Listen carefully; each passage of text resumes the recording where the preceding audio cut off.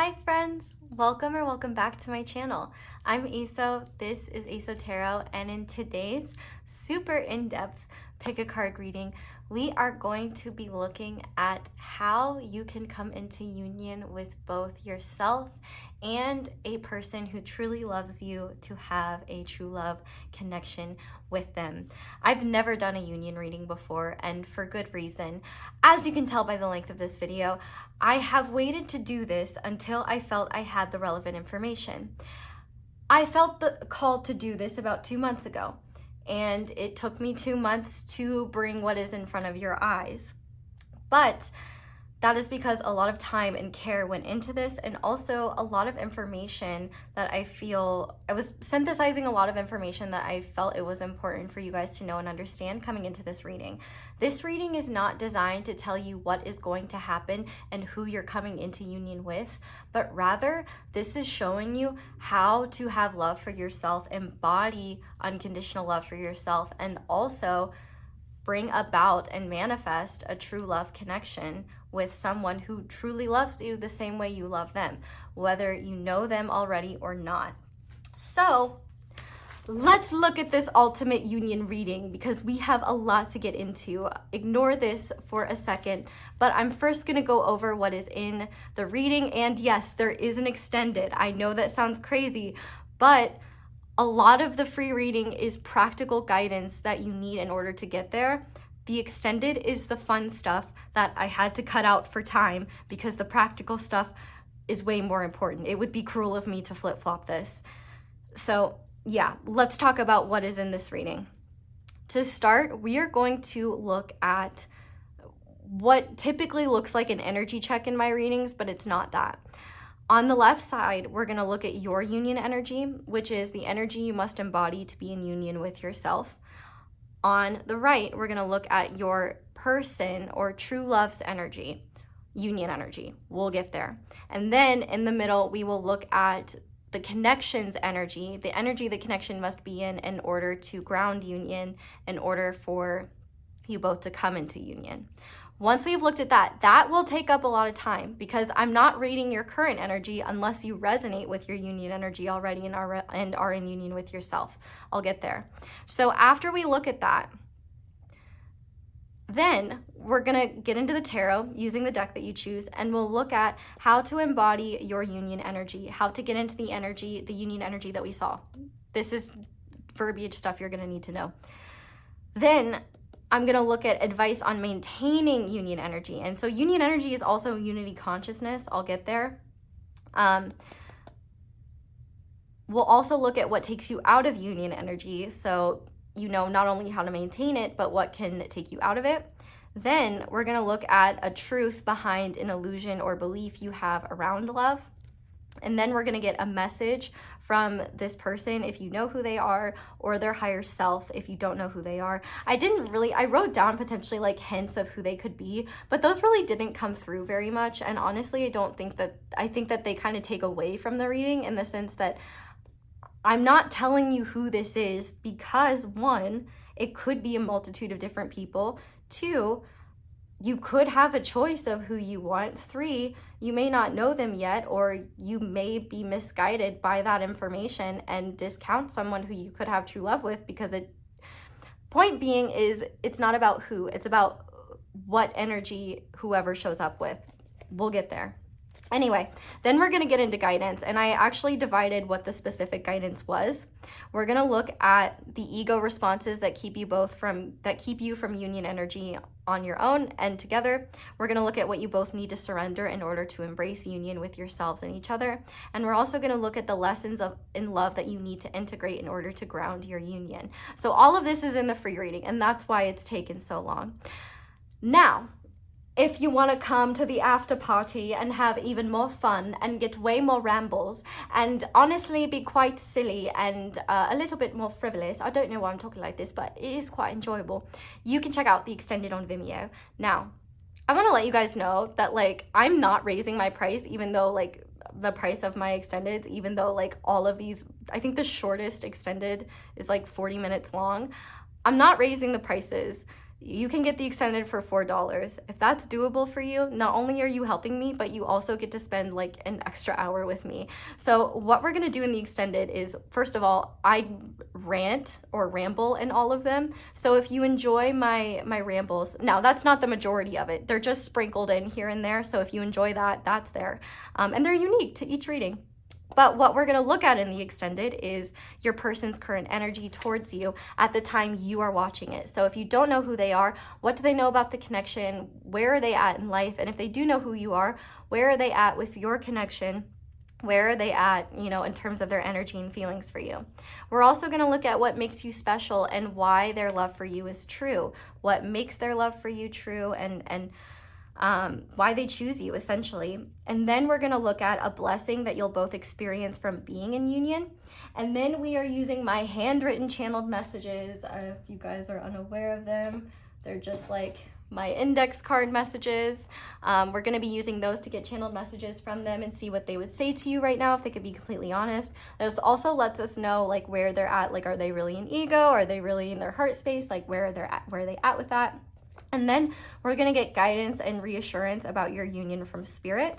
And then we're going to finish off using charms, and we're going to use the charms to look at signs that union is coming, any final guidance, and also just like using the charms as confirmation of signs or who or when or where, or just anything that hints that gives you confirmation about this union or signs that union is coming.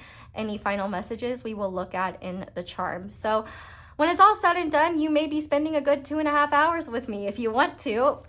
I hope, or I guess if you watch even more than that, which is crazy if you do, but like also, you know, I sat through and made all these, so it's really not that crazy.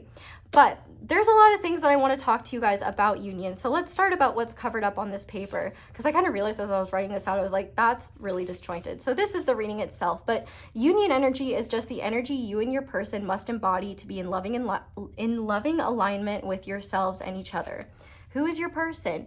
Anyone who is capable of embodying the union energy being described and is capable of loving you as truly as you love them. So here's the thing, someone can truly love you, but if you don't love them, then that's not a true love union. And that's not like, the universe is never going to force you to be in union with someone that you don't want to be in union with. Like, and so that's another reason why I'm not doing who. Because I could describe someone that you're completely turned off by in the moment, and then you might think, oh, well, true love isn't real. Like, I can't believe the universe thinks I would want someone like that. And it's like, no, if you don't resonate with it, it's not yours. And in this case, the beautiful thing about not doing who is it could be anyone. It's about what energy they show up in. So whether you know them or not is irrelevant. Both people, yeah, okay. You may know them, you may not. Whether you know them is irrelevant. Both people you know already and haven't met can apply. So, you know, there could be multiple possibilities of who you share true love with, and that could come down to who is in your heart, or, you know, what your heart is telling you. Keep your mind and heart open. There's no need to force an answer. So if you don't know who this is, that's okay. Get familiar with the energy that they're meant to show up in. Although I will say, based on the readings that I've done so far, the only thing I haven't filmed yet is Pile Force Extended. I filmed everything else. So there is a lot of like powerful energy there that should be able to help give you an idea of who this person is if you've met them already, or what their energy will feel like when you meet them. If these energies resonate with your heart and bring you peace and clarity, then the reading is for you. If your heart is saying no and not liking what I'm describing, then the reading isn't for you. So when I'm describing the union energies, and if your union energy doesn't sound like something you need to come into union with yourself, or to come into like more wholeness with yourself, then it's not yours. But now, that's not everything. Oops. Oh my gosh. Okay, Empyrean Tarot going all over the place. The Empyrean Tarot is excited. When I say I've been working on this for 2 months, I've been working on this for 2 months. I workshopped this for a hot minute because I really wanted this to be as good as it could possibly be. So there's a lot of important information here. You can ignore this. This was just like, I channeled this before I wrote all of this down, and now it's on there, but it's true. We can't have positive progress without forgiveness and compassion. And I also just want you guys to know, if you're sitting through this entire intro, I love you and you're the best for that.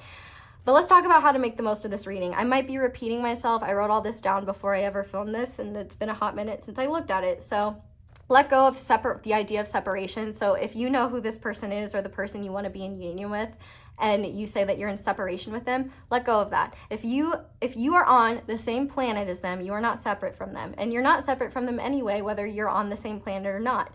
But to have like a physical 3D union, you need to be on the same planet, right? So let go of the idea that you're separate from them, and start becoming more aware of how separation consciousness is manifesting within and influencing your belief systems. Separation consciousness is anything that takes you out of the loving truth that you are connected to all things and that you are love. Separation consciousness can be expressed in terms of ego. It can be expressed in terms of just believing that you're separate from others, believing that you are cut off from others. It can be a lot of different things, and I encourage you to explore that.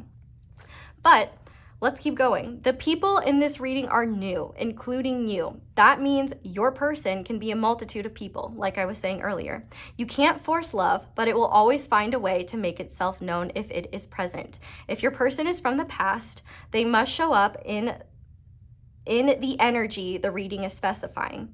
They will be new and you will be too, depending on the degree you must shift to embody your own union energy. So what's important to understand about this is that if you have someone in your heart that you've already met in this lifetime, they cannot show up as they have in the past and be in union with you. They have to evolve the same way you do. You can't just wait for things to change and not grow at all. And this is why it's so important that union be contextualized in terms of what you can do and how you can get there, because I think a lot of union readings center and focus on what's going to happen, and that kind of disempowers you sometimes. Not that there's anything wrong with other union readings. Other union readings are wonderful. I just want to come from the perspective not of what's going to happen, but how you can get there and how you can make your destiny happen.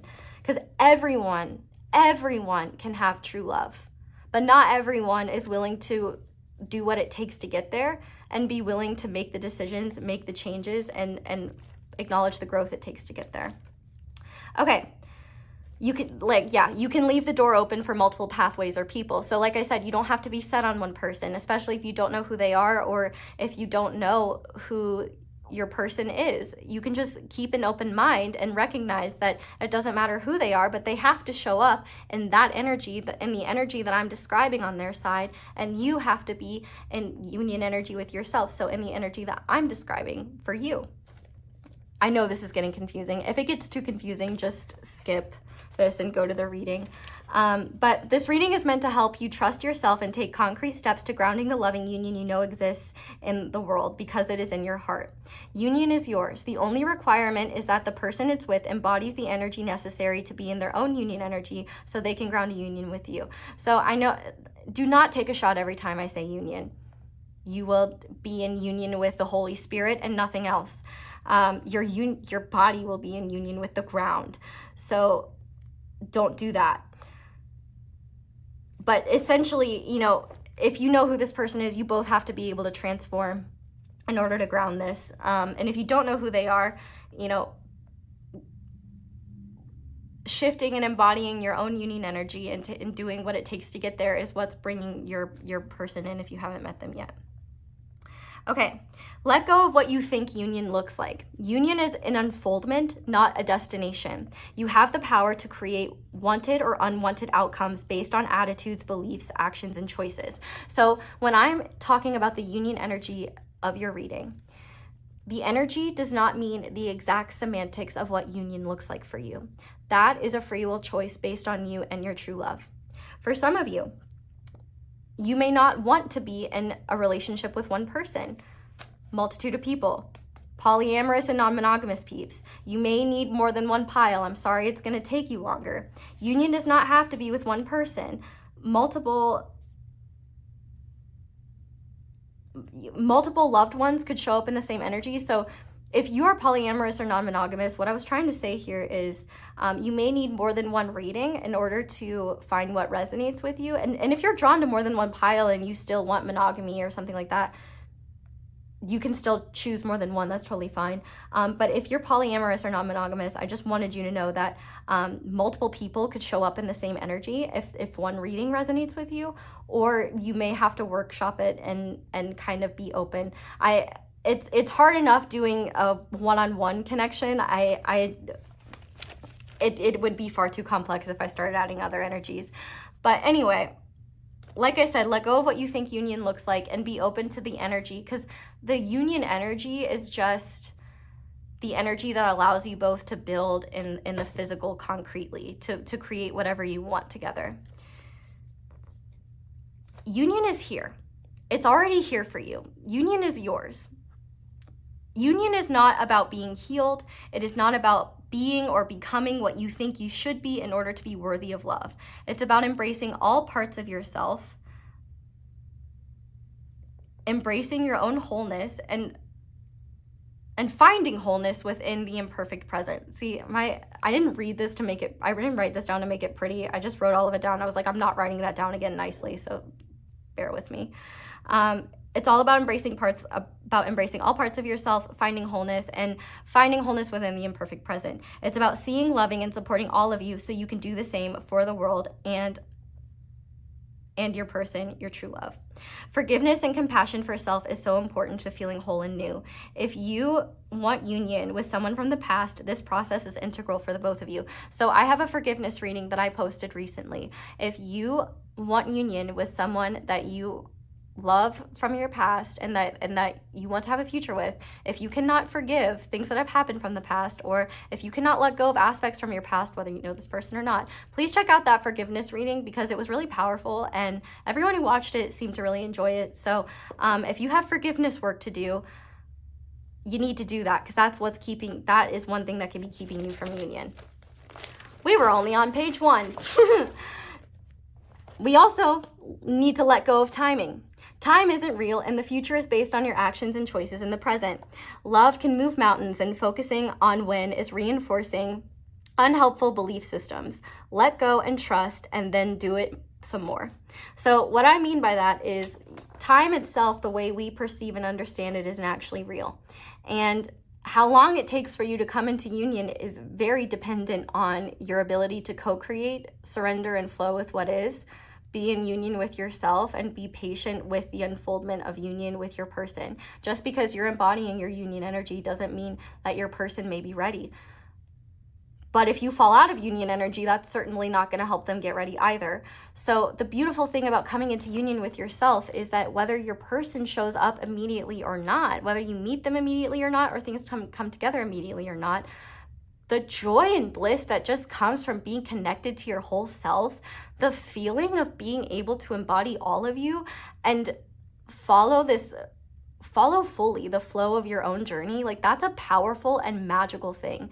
And time will fly a lot faster when you're enjoying and embracing your present, rather than being focused on some unknown point in the future that you just want to be here already. Love heals. Love heals. And love does not equal romance. Love can exist with or without it. So just know that romance doesn't have to be love. And that, the way that your union unfolds may not be the most romantic thing in the world. Or I felt I just needed to add this, because I think we have this idea that romance heals, or it's almost this like underlying thing of like, oh, well, once you meet the one, they'll sweep you off your feet and then you'll live happily ever after. And it's like, well, like romance is a cool thing, but like love is deeper than romance. Romance is something that you can have with or without love. You can be romantic and not be in love with someone, Love can include romance, but it doesn't have to. And I just felt the need to include that, because I think sometimes we look at union from a very romantic lens, and I think sometimes the things that are actually most romantic are not things that are inherently romantic, but like things that are very like normal and human, but that are intimate and vulnerable and shared. Like, I don't know, I think don't think that romance is what's going to heal you. Love is going to heal you, and love can happen in so many forms. Romantic love is one of them, but not all of them. And I guess in the case of this, I just wanted you to know that you don't have to have romance to have love. The point of focusing on cultivating unconditional love and union for/with yourself is so you can actually have it with someone else. How can you recognize it, receive it, and share it with others if you don't know what it looks or feels like. And looks is a broad term meant to encompass action, speech, behavior rooted in love versus rooted in ego. Because a lot of people can because people express their love differently. You know what I mean? Like, people have different ways of showing their love, speaking their love, and so I feel like that's another reason why I'm not giving semantics of what your union looks like, because what works for you and your love may not work for someone else watching this, even though the energies you experience are the same.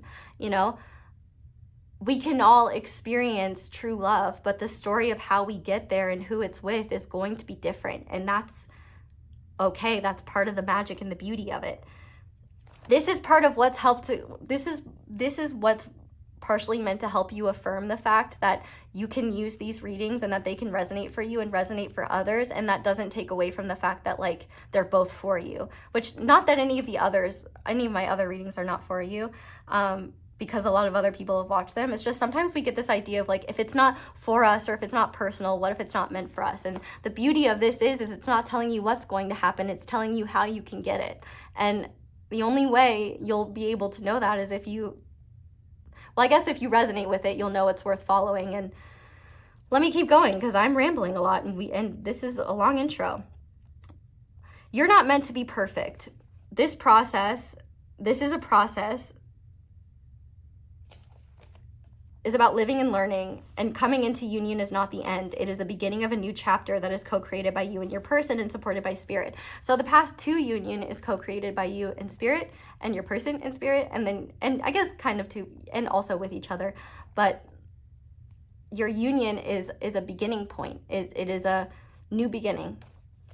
This reading is not for anyone underage, period. And especially not for anyone underage asking about someone who is an adult. Period.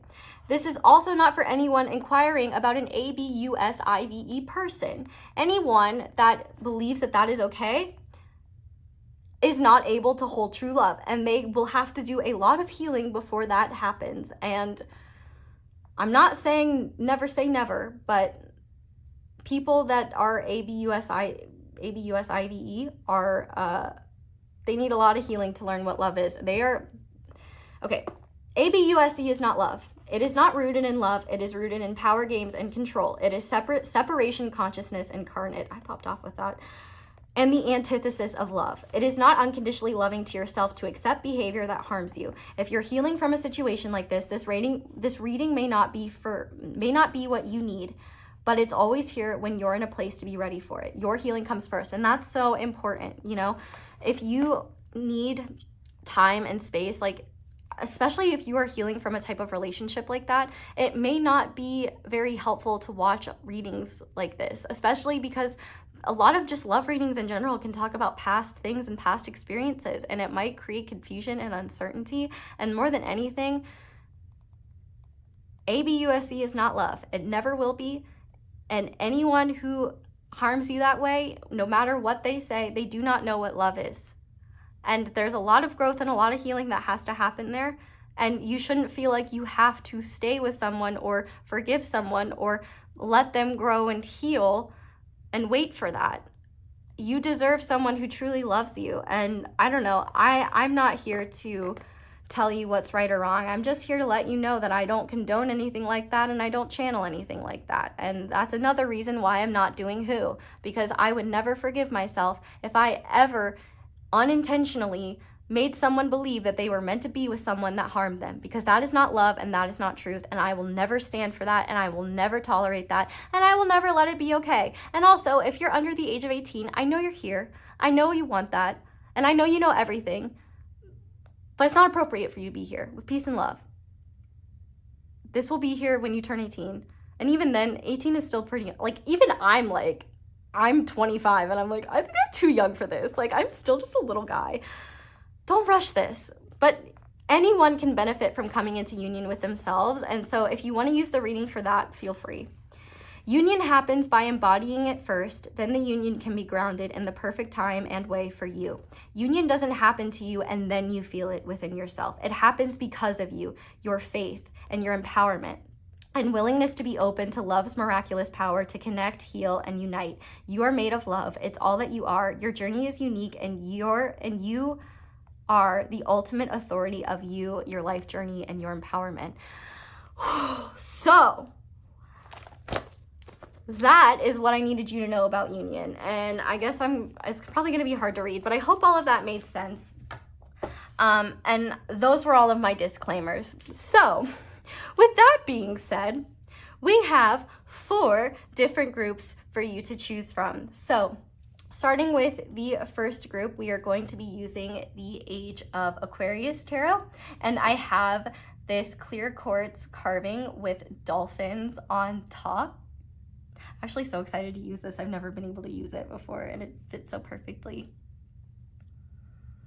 And then for pile 2, we are going to be using the Empyrean tarot, and I have this fire and ice quartz on top.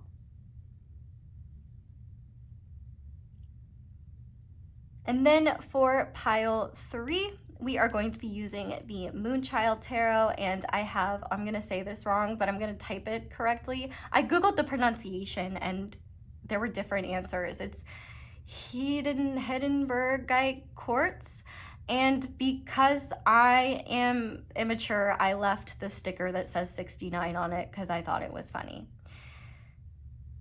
Anyway, finally, for pile 4, we are going to be using the Weaver Tarot Rose Edition, and I have this piece of clear quartz with pyrite on the inside of it.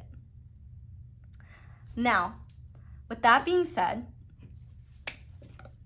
we have to make a wish. And we need to wish upon a star, because that is my newest candle. And I just wanted to let you guys know also that there is a bundle right now if you want to get the High Priestess, the Magician, and the Star all together for a discount. That is on Angelic Magic 888's website.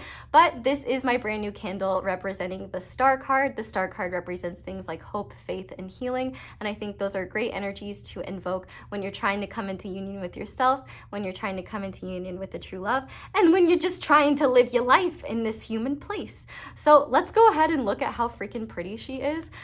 One cool thing I want to mention is that inside there is a unique star crystal and a unique tarot card. So whatever the tarot card is, I'm going to interpret as a message for us, and then we will make a wish on this star. So, okay. So we have the Knight of Wands for your mini message. And for your star, it looks like it's amethyst, I think. Yeah, this is an amethyst star. It's either, is that rose quartz? It's either amethyst or rose quartz. I can't quite tell in this lighting, but each star candle comes with its own unique crystal star and a tarot card, as well as the other tarot card candles. They come with their own tarot card, but the star candle, she comes with her own special star crystal as well. So those will be linked down below if you are interested. Be sure to use code ASO10 for 10% off. This is my favorite scent, actually. It's Egyptian amber, and it smells so good. I love this candle. And can we just talk about the fact I've been using this candle for all of the readings. I also used it for the setup for these readings. So just know the burn time on this bad boy is worth your money. So with that being said, let's make a wish together, and then I will interpret our little mini message. So feel free to take a second and just set the intentions of whatever you want to wish for. I am going to say a prayer right now for the hope, faith, and healing for everyone watching this, for everyone that comes across this video, even the stinkers that, want to be mad about whatever. Honestly, I think that this video is great, the greatest evidence of you can't please everyone, but I really hope that this is a really helpful reading. Anyway, I hope and pray and wish that this reading is useful to you, and if you just want to focus your intention on whatever you're wishing for, I also pray for the hope, faith, and healing of you, of your true love, of anyone who's capable of holding true love with you, and of all the beings on this planet, and that hope, faith, and healing reaches everyone and helps create more positive healing change in the world. So be it. There's your wish. And I am actually going to be keeping this candle with me and continuing to feed loving intentions to it. And I'm going to use it in my own work. So I can continue to feed loving energy, and we will use her until she runs out. But the mini message of the Knight of Wands, this is an encouragement to take action and have fun. The Knight of Wands is also, for some of you, maybe a warning about people coming into your life with the intention of just being there for a good time and not a long time. Maybe for some of you, this union reading will help you recognize those influences in your life. But the biggest vibe that I got with the Knight of Wands was to follow what excites you and to continue taking action towards what you're passionate about. I also feel like you'll be getting a burst and surge of inspiration, maybe from this reading. I hope so. And you're just being encouraged to take action towards what excites you. If you've been considering traveling, I would take this as a positive sign to do that. We even have the pyramids in the background. If you have been wanting to take action towards someone or take some bold sort of risk, I see this as a positive sign to go for it. This isn't promising what the outcome is, but it is promising that you're able to handle whatever you face. And I also think whatever this risk is, the learning that will come from it, whether you get the outcome you want or not, will be worth taking the risk in the first place. But I also think you're just being encouraged to honor your passions, honor your impulsivity, and give yourself the freedom to do things that make you feel excited, that allow you to explore the world, and that allow you to just feel more energetic and feel more alive. More than anything, you deserve that joy, and you deserve to explore and feel that adventure and just see all the beautiful things the world has to offer you. So that's the vibe that I'm getting for this Knight of Wands. I hope that that resonates for you.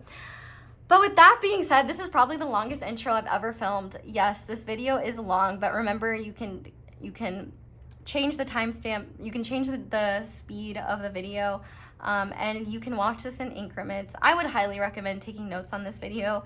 If I make another union reading, it's definitely not going to be as in-depth and thought out as this. I kind of made this to be it's kind of experimental. I need to see how much it works for you guys.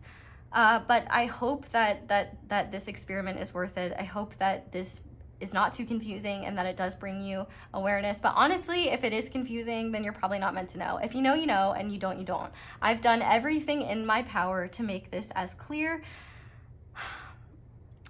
somewhat concise, and understandable as possible, and I'm doing everything that I can to give you the most empowerment possible in this process of coming into union. So with that being said, we're gonna go ahead and get into the readings now. So go ahead and pause the video if you need to decide which pile you feel most drawn to. It is absolutely okay to be drawn to more than one, but I would really go with one this time, especially if you are looking for something monogamous, just because there's less of an energy check in this one and more of a, you have to find what union energy you do feel like you are going towards. And you're gonna have to listen and trust your heart in this.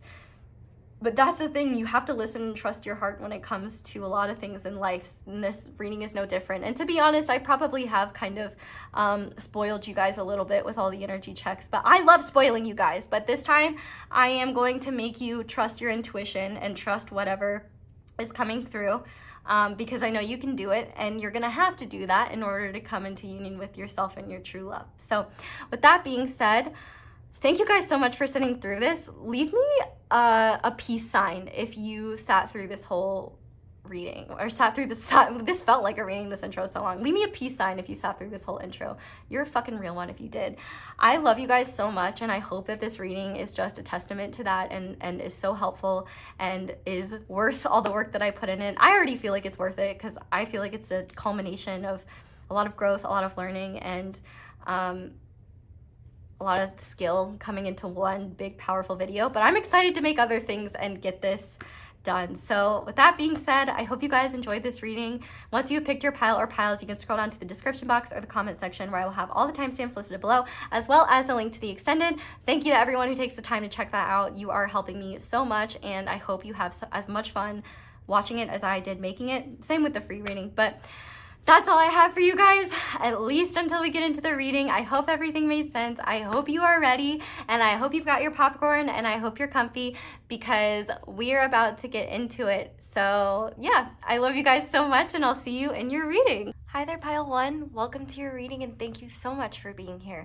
If you guys chose the Age of Aquarius Tarot and this clear quartz dolphin carving, then this is going to be your reading on union with your true love. So definitely check out the full breakdown of the reading, and if you're interested, everything that I wanted to talk about, unity consciousness, unconditional love, things like that.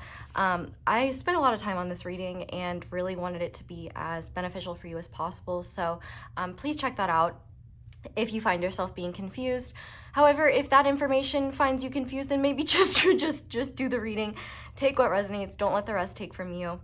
But essentially, we're going to start by looking at your union energy, your true love's union energy, and the union energy of your connection. So the union energy of your connection is just the energy between the two of you that needs to be there in order for union to happen. And it's important to remember that the term union is not saying what the semantics of union will look like. They're just saying, because that could be different for everyone. You know, everybody's idea of union is different, and what works for everyone is different. So the energy is what's important, the semantics less so. But with that being said, we need to look first at your union energy, which is essentially the energy you need to embody in order to be in union with yourself, and thus in the right energy to be receptive to union with your true love. So to start with you, we have unity. And that's immediately making me think of Unity from Rick and Morty, when Rick fornicates with a planet. Anyway, we have compassion. You must be a very, very incredible person. That's all I can say. Or planet. Well, I guess we all are in our own ways, like our own universes. Like, we have all of this life on us and inside of us. Yeah, we kind of are our own many planets and universes. But anyway, I wish we'd reconnect.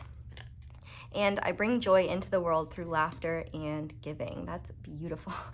Gen Z has ruined has ruined the term giving. Like, I can't even help it. I'm like, oof. It's giving. I can't talk. My goodness. You guys have me very flustered. I'm not gonna lie. It's taken me a lot to sit down and like do your reading. Well, do this reading in general, because it's made me really excited and it's a work in progress. But I noticed as I was like getting ready to do your reading, like my overthinking went up like max capacity, if I'm being honest.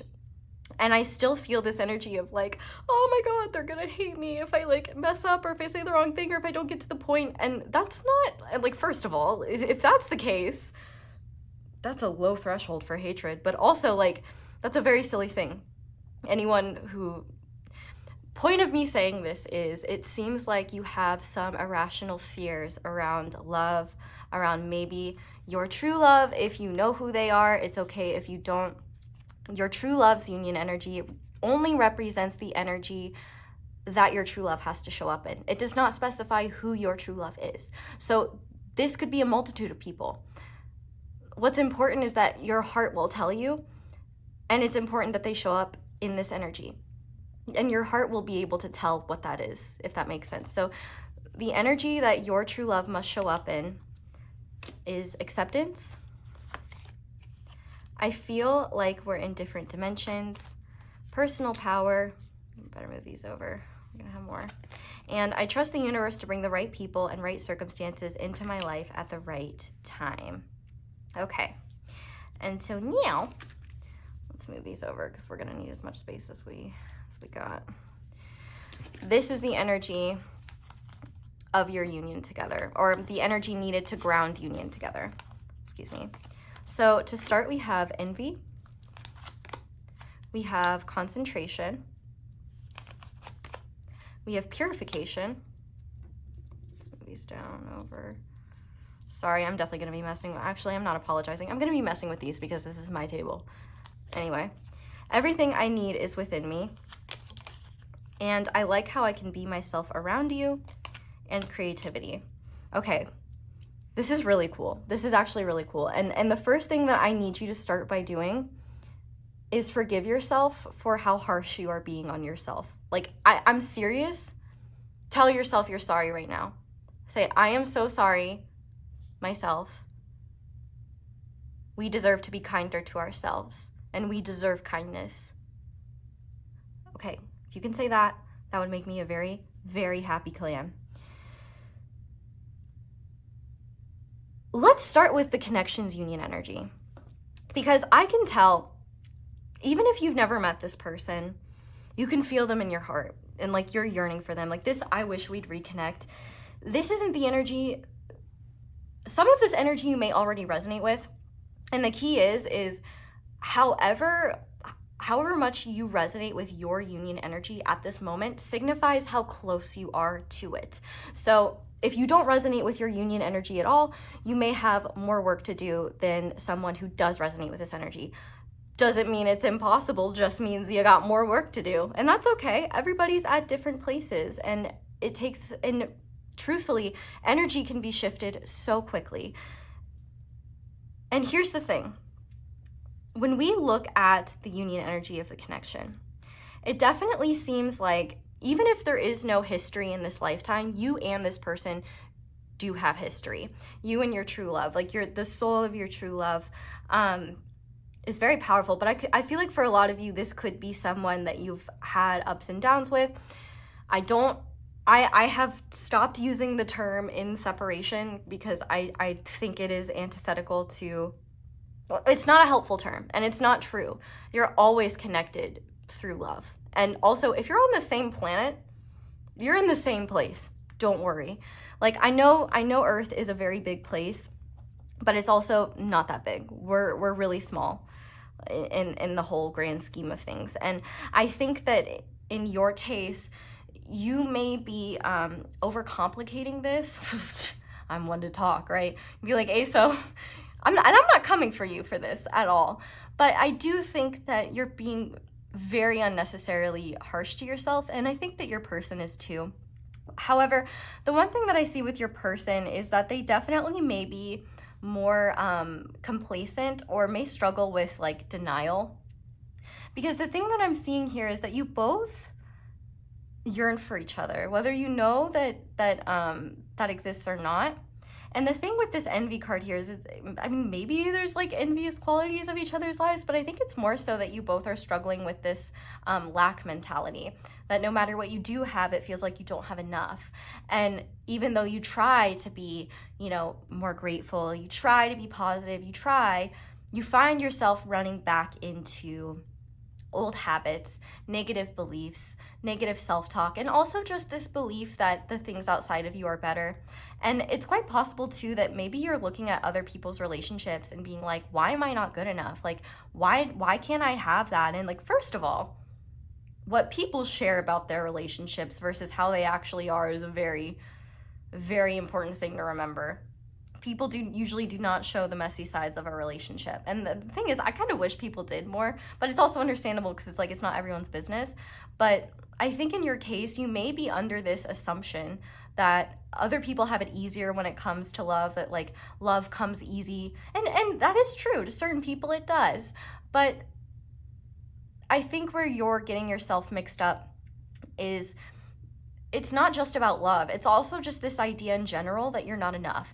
And what I want you to know is that everything that I'm saying to you that you're resonating with, your person is too. They have those same feelings. And I think that both of you have this kind of quality of like, both of you seem to be a little bit more passive, I'm not gonna lie. And it's kind of like, well, if it's meant to be, it will be. But both of you kind of forget how you play a role in that. I think that you're definitely far more aware of this than your person. And your person doesn't even need to be aware of this when they're coming into union energy. Because here's the thing. You don't even need to worry about, the reason why I have your person's energy here is, one, it may be useful to you and you may resonate with it. Two, it's important for you to know what this energy looks like and feels like. Well, more importantly, what it feels like, so that when they show up, you know what that's like. Because even if this person is someone from your past, they are showing up in a new form, and so will you. And the version of yourself that is meant to show up in union is one that is balanced and whole in all parts of you. The union energy for you is quite literally coming into union with yourself and acknowledging that all parts of you, not just the good, not just the bad, or what you deemed as those qualities, recognizing that all parts of you serve a purpose. You can always grow and change. We're a constant work in progress. And I think one thing that is really important for you to understand when you're embodying your union energy is that there is no part of you out of place. And I think the biggest thing that probably takes you out of it is this belief that somehow you don't deserve to be happy, or you don't deserve to feel good about where you're at because you still haven't done this, or you could still fix that, or this still needs improvement, or, you still haven't mastered this thing yet. And that's silly. But so many of us do it. And here's the thing. The biggest thing that the universe is trying to get you to see is the fact that you're not separate from it, and you're not cut off from it. And in fact, you're not being denied joy, and you're not being denied love. You may, however, be denying yourself the opportunity to receive those things because, whether consciously or unconsciously, you are continuing to believe that you're either unworthy of it or that you somehow need to earn it. I do feel like as well, you could be dealing with the challenges of, I think both of you are doing this. Both of you may be holding on to egoic beliefs around love, whether you know each other or not, whether this is based on like whatever has happened in the past between the two of you or whatever has happened in the past between romantic partners. They have led you both to believe in certain ways that you're either not good enough, that something can't work out, or that even though you know in your heart you're worthy, or you know that it is possible for you to have love, it still feels out of grasp and out of reach. It's like a carrot that keeps being dangled further and further. And I think the thing is that you both might be chasing the carrot or waiting for the carrot to come to you, when in reality, it's like telekinesis. It's like you embody the energy and the carrot comes to you naturally. So unity, this card here, this is third eye energy, at least in this deck. I know it's blue and it looks like it should be the throat chakra, but it is the third eye. And the third eye sees truth. The third eye sees what our two eyes can't. The third eye knows truths that cannot be dissuaded any other way. And I think a lot of the truths that you are trying to embody just come down to being instead of thinking. And also taking a step back and looking at where you're being too harsh on yourself, where you're being too harsh on the universe or this person, with compassion. If there's misunderstandings between you and this person, if you're judging them, if you're telling yourself, well, I'm not going to talk to them until they show up for me, or blah, blah, blah, blah, blah, whatever it may be, you are keeping yourself stuck. Because sometimes, if we want to get things moving, or if we want things to change, we have to be the change we want to see. And I think in your case, a lot of the change that you want to see, I think you might be projecting onto a romantic relationship. Now, that's not to say that this romantic relationship isn't here, because it is. But the thing is I think the universe has been withholding it from you because they don't want you to buy into the lie that once you have this relationship, you'll be happy. Because that's not true. Whoever you are before union, or whoever you are coming into union, is who you're going to be moving forward. This idea that we come into union and then we feel in union with ourselves is not accurate. It's more so we come into union with ourselves, and then the loving union that we are desiring manifests naturally because we're in our truth. Sorry. I'm probably going to apologize a lot in this reading. As I said in the intro, I've never done a union reading before, and that's because I really wanted to make sure that I was very specific about what I talked about, and that I left things open-ended enough so that you didn't think that there was some predestined or predetermined outcome. because there isn't a predestined or predetermined outcome. The outcome is very much based on both of your attitudes and belief systems. And for you, I think there is a part of you that's very resistant to your feelings for your person, or to your desire to have a truly loving relationship with someone else. And so whether this "I wish we'd reconnect" is about someone already in your heart or someone in your heart that you haven't met yet, one place where you may be stopping yourself from being in union with yourself is judging yourself for even having the desire for companionship, the desire to be one with someone else, and the desire to not be alone. And that's not a bad thing. It is very common in our culture to feel embarrassed or ashamed, like, hey, I can't, if I had $1 for every time I had someone complain to me about me doing love readings, I would never have to do love readings again. But I love doing them and I'll never stop. And the thing is that a lot of people have wounds around love, which is understandable because, I mean, love is like the very fabric of what unites us. And true love is something that cannot be imitated, faked. It's felt. And even in mediumship, as a medium, that's how you know you're communing with the divine. You feel the unconditional love that they have for you. And no other spiritual being can replicate that. The same way, no true love can be faked. You can pretend like it's not real, but ultimately, energy doesn't lie. And in your case, I feel like both of your minds have been really, really, creating unnecessary complications and also creating, a lot of unnecessary misery. And here's the thing.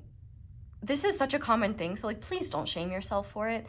But I think you both may be putting each other on pedestals and believing that you need to be more than you already are. And the truth is that both of you already have what you need to be in union with yourselves and in union with each other. This purification card is talking about the fact that both of you, in order to be in union, are needing to go through a rebirth where you release past pain. If you have not checked out my forgiveness video and you have, and you know of a person that you need to forgive, especially if it's this one in your heart, please go check that out, because you can't have positive change without forgiveness and compassion. And maybe you've already forgiven, but maybe you still don't have compassion. And I'm not saying for them, maybe it's yourself. Maybe you have a hard time having compassion for the times where you, didn't honor your boundaries, or the times where you said you were going to do something and you did something else. Whatever it may be, I feel like you are very harsh on yourself, and you also don't allow yourself to have as much joy as you could. I feel like part of the reason you have this lack mentality is because you refuse to allow yourself to enjoy things. And the thing is that what you've been doing is keeping yourself stuck in this cycle of dissatisfaction, because you're so focused on what you don't have and you're projecting it into your future as something that you're working towards, when in reality, it's something that you can have by recognizing and acknowledging that your worth is not something you earn, that your lovability is not something you prove, it's something that is. And the one who truly loves you will see that. And here's the thing, as I've already said, this doesn't have to be one person. You can have true love with more than one person. But you can also know that there's one person in your heart, and know that is what you want. And I think for the both of you, you are in one another's hearts, whether you've met this time around or not. And if you haven't met yet, you are definitely feeling the desire to be closer to yourself, to be embodying all parts of yourself, to be loving and accepting of all parts of yourself. But I think that desire is much, much stronger for you to have those from a partner. And that's not a bad thing at all. In fact, everything that you're desiring from a partner, ask yourself, how can I meet those needs now? Not saying that you need to meet every single need. There are some needs that we can't meet ourselves, and it's unrealistic to expect that. But this is more so concepts. So like if you're wanting validation from a true love, if you're wanting acceptance, compassion, unconditional love, practicing those things towards yourself not only reminds you of the behavior that you deserve to have directed at towards you, it shows you what those things feel like, and it also helps you embody those energies so that it's easier for you to give them to others and receive them from others. We don't realize how often, the energy that we put out is what we get back. And I think for you, you've really been stuck believing that everybody else has an answer that has been within you all along. And I think even though you know that you are a being of love, you know that you deserve love, you know that you deserve these things, you have a hard time not beating yourself up for not being there yet. And the thing is that you are there. It's a matter of allowing things to unfold. You don't need to be healed. You don't need to be anything other than who you are right now. And acknowledge that there is a beating heart inside of you that is so full of love, that has so much love to give, and has so much love for the world. You are the universe. Your life is a fucking miracle. Like, the fact that you are here and you exist, oh my God. Like, human beings are so incredible, and I hate how we act like, obviously humans have a lot of shadows, but I hate how we almost forget how powerful we are. And I think one thing you've forgotten about your power is the fact that you don't need other people's permission to have fun. You don't need other people's permission to enjoy your life. And you don't need to chain yourself to other people's misery under the belief that that is what you have to do and that's what you're supposed to do. I do feel like there is a part of you that may be unintentionally unintentionally holding yourself back by taking on the suffering of others and believing that it's your responsibility to solve, especially if it's this person's, because it's not. The thing is it's not your job to be responsible for other people's problems, but the most loving thing you can do is hold compassionate awareness and acceptance for that, and have compassion for yourself and recognize it's not your job to take on everything. In fact, your union energy, all you need to do to embody your union energy is to lovingly accept and have compassion for whatever is within you and whatever is coming through you. To accept the fact that you don't have all the answers. You are imperfect. You are in a finite moment, but you are in this moment. When you can be present with the present moment and recognize this is where my power lies, this is where I can take action, and what I want wants me. Union is here. Union is yours. So long as you choose it and continue to be in loving union with yourself, you are already bringing this about. I think the biggest thing that you could do to help yourself is put more love out there. Put more compassion out there.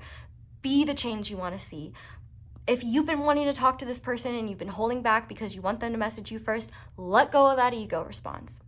Now, maybe don't do that though until you've reached that point of compassion and acceptance of whatever has happened. Because your person, let's talk about your person for a second. Their union energy is a lot about accepting the fact that they love you and that this connection is something that they want. And if they haven't met you yet, if you two haven't met, then this is acceptance of the fact that they want a true love in their life, that they want a truly loving union with someone, and that they want to be with the person that they know is in their heart.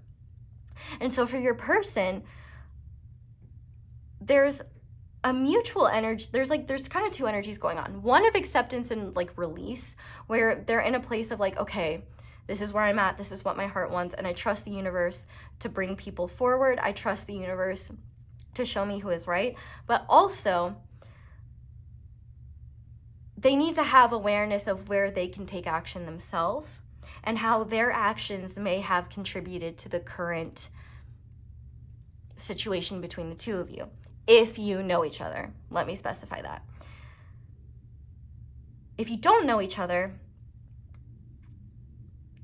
your person's union energy is one of recognizing and acknowledging that they want true love, So when you meet this person, so when you come together with this person, however that happens, it will happen in the perfect time and in the perfect way. If you are meant to take action, which I actually think you might be the one to do that, you will know when to do that. But this person will be open and honest about the fact that they want that they want something deeper. And it may not be immediately, but at the very least, I think you guys are already in the process of making this happen. And depending on how much you resonate with this energy, that will be confirming that. But you might have noticed that you've been struggling with negative energy more, whether within or around you, possibly both. And you've really been struggling to be optimistic. If that's the case, that's definitely a sign that you're closer than you think. What the universe is trying to get you to do is recognize that union is here for you. All that's happening now is the unfoldment that needs to happen to get you both in the right energy to ground it. Because let me take this reading for example. I've been working on this for like 2 months. Like, it's been a bit, but that's only because I knew this was going to be a bigger reading. I knew I was going to have more to talk about, and it's a labor of love. So it took more time for things to unfold. There were blockages, and a lot of times spirit will block something if it's not ready to come out yet, if it needs to be tweaked. Instead of questioning it and doing something wrong, I just trust that it's going to come out in the perfect time and the perfect way. And I think a lot of what you both are needing is trust in yourselves and trust in this process. I honestly am not getting a lot of your person's energy, and I think it's because it's less relevant to your union. Both of you, and actually that's interesting because if you've never heard of K Moon, she's a wonderful astrologer, and she talked about the fact that for the upcoming, like if you're watching this in the next couple years that I upload this, the next union cycle is in the sign of Aries, and so union comes through the path of the self. And so for you, a lot of this is just about accepting yourself, about accepting that you're already enough, and also accepting the feelings that you wish weren't yours. Because the thing is those feelings are communicating something to you, and they're not a reflection of your value as a person. Feelings come and go, but love is eternal. And I think what you may not be recognizing, oftentimes the people that you're seeing as having something that you don't have, you're not even seeing that accurately anyway. Your union energy is about purifying the past in a way where you're not repeating old stories, in a way where even if you are repeating old stories, you're consciously acknowledging that that's not your truth, compassionately releasing it, and reaffirming to yourself what your truth is. Everything I need is already within me. I like how I can be myself around you, and creativity. These are your union energies with your person. They love who you truly are, and you love who they truly are. And even if you haven't met one another yet in this lifetime, I will be proven correct when the time comes. The thing that is blocking you from union more than anything is where your head is at, which makes a lot of sense because where my head is at is what has been blocking me from doing this reading. I guess fun fact, if you're unaware, my even just like how I deliver messages changes based on energies. So like, for example, if I'm apologizing a lot, might be that the person I'm channeling has an issue with that. Like, so if you get mad at me for behaving a certain way, you got nobody to look at but yourself, with peace and love. We're all imperfect. But the thing is that you have union is yours. True love is yours. And I think that's the thing too, is like, we live under this delusion that we need to change our bodies or change who we are in order to be worthy of love. And that's just not true. You're contorting yourself into something that isn't love. It's not loving towards yourself to punish yourself and believe that you need to be a certain clothing size or have a certain job or live a certain lifestyle in order to be worthy of love. Love is not exclusive to a socioeconomic class. In fact, depending on socioeconomic class, it can actually make people lose sight of what love is and what's truly important. Love is not based on... Love is an energy, plain and simple. And for you, I think the more that you can concentrate on recognizing that you are love, that you are new. Because here's the thing too, is we can get stuck in the past reaffirming old stories for ourselves. And I think what I see here is a classic case of the mind running away from itself.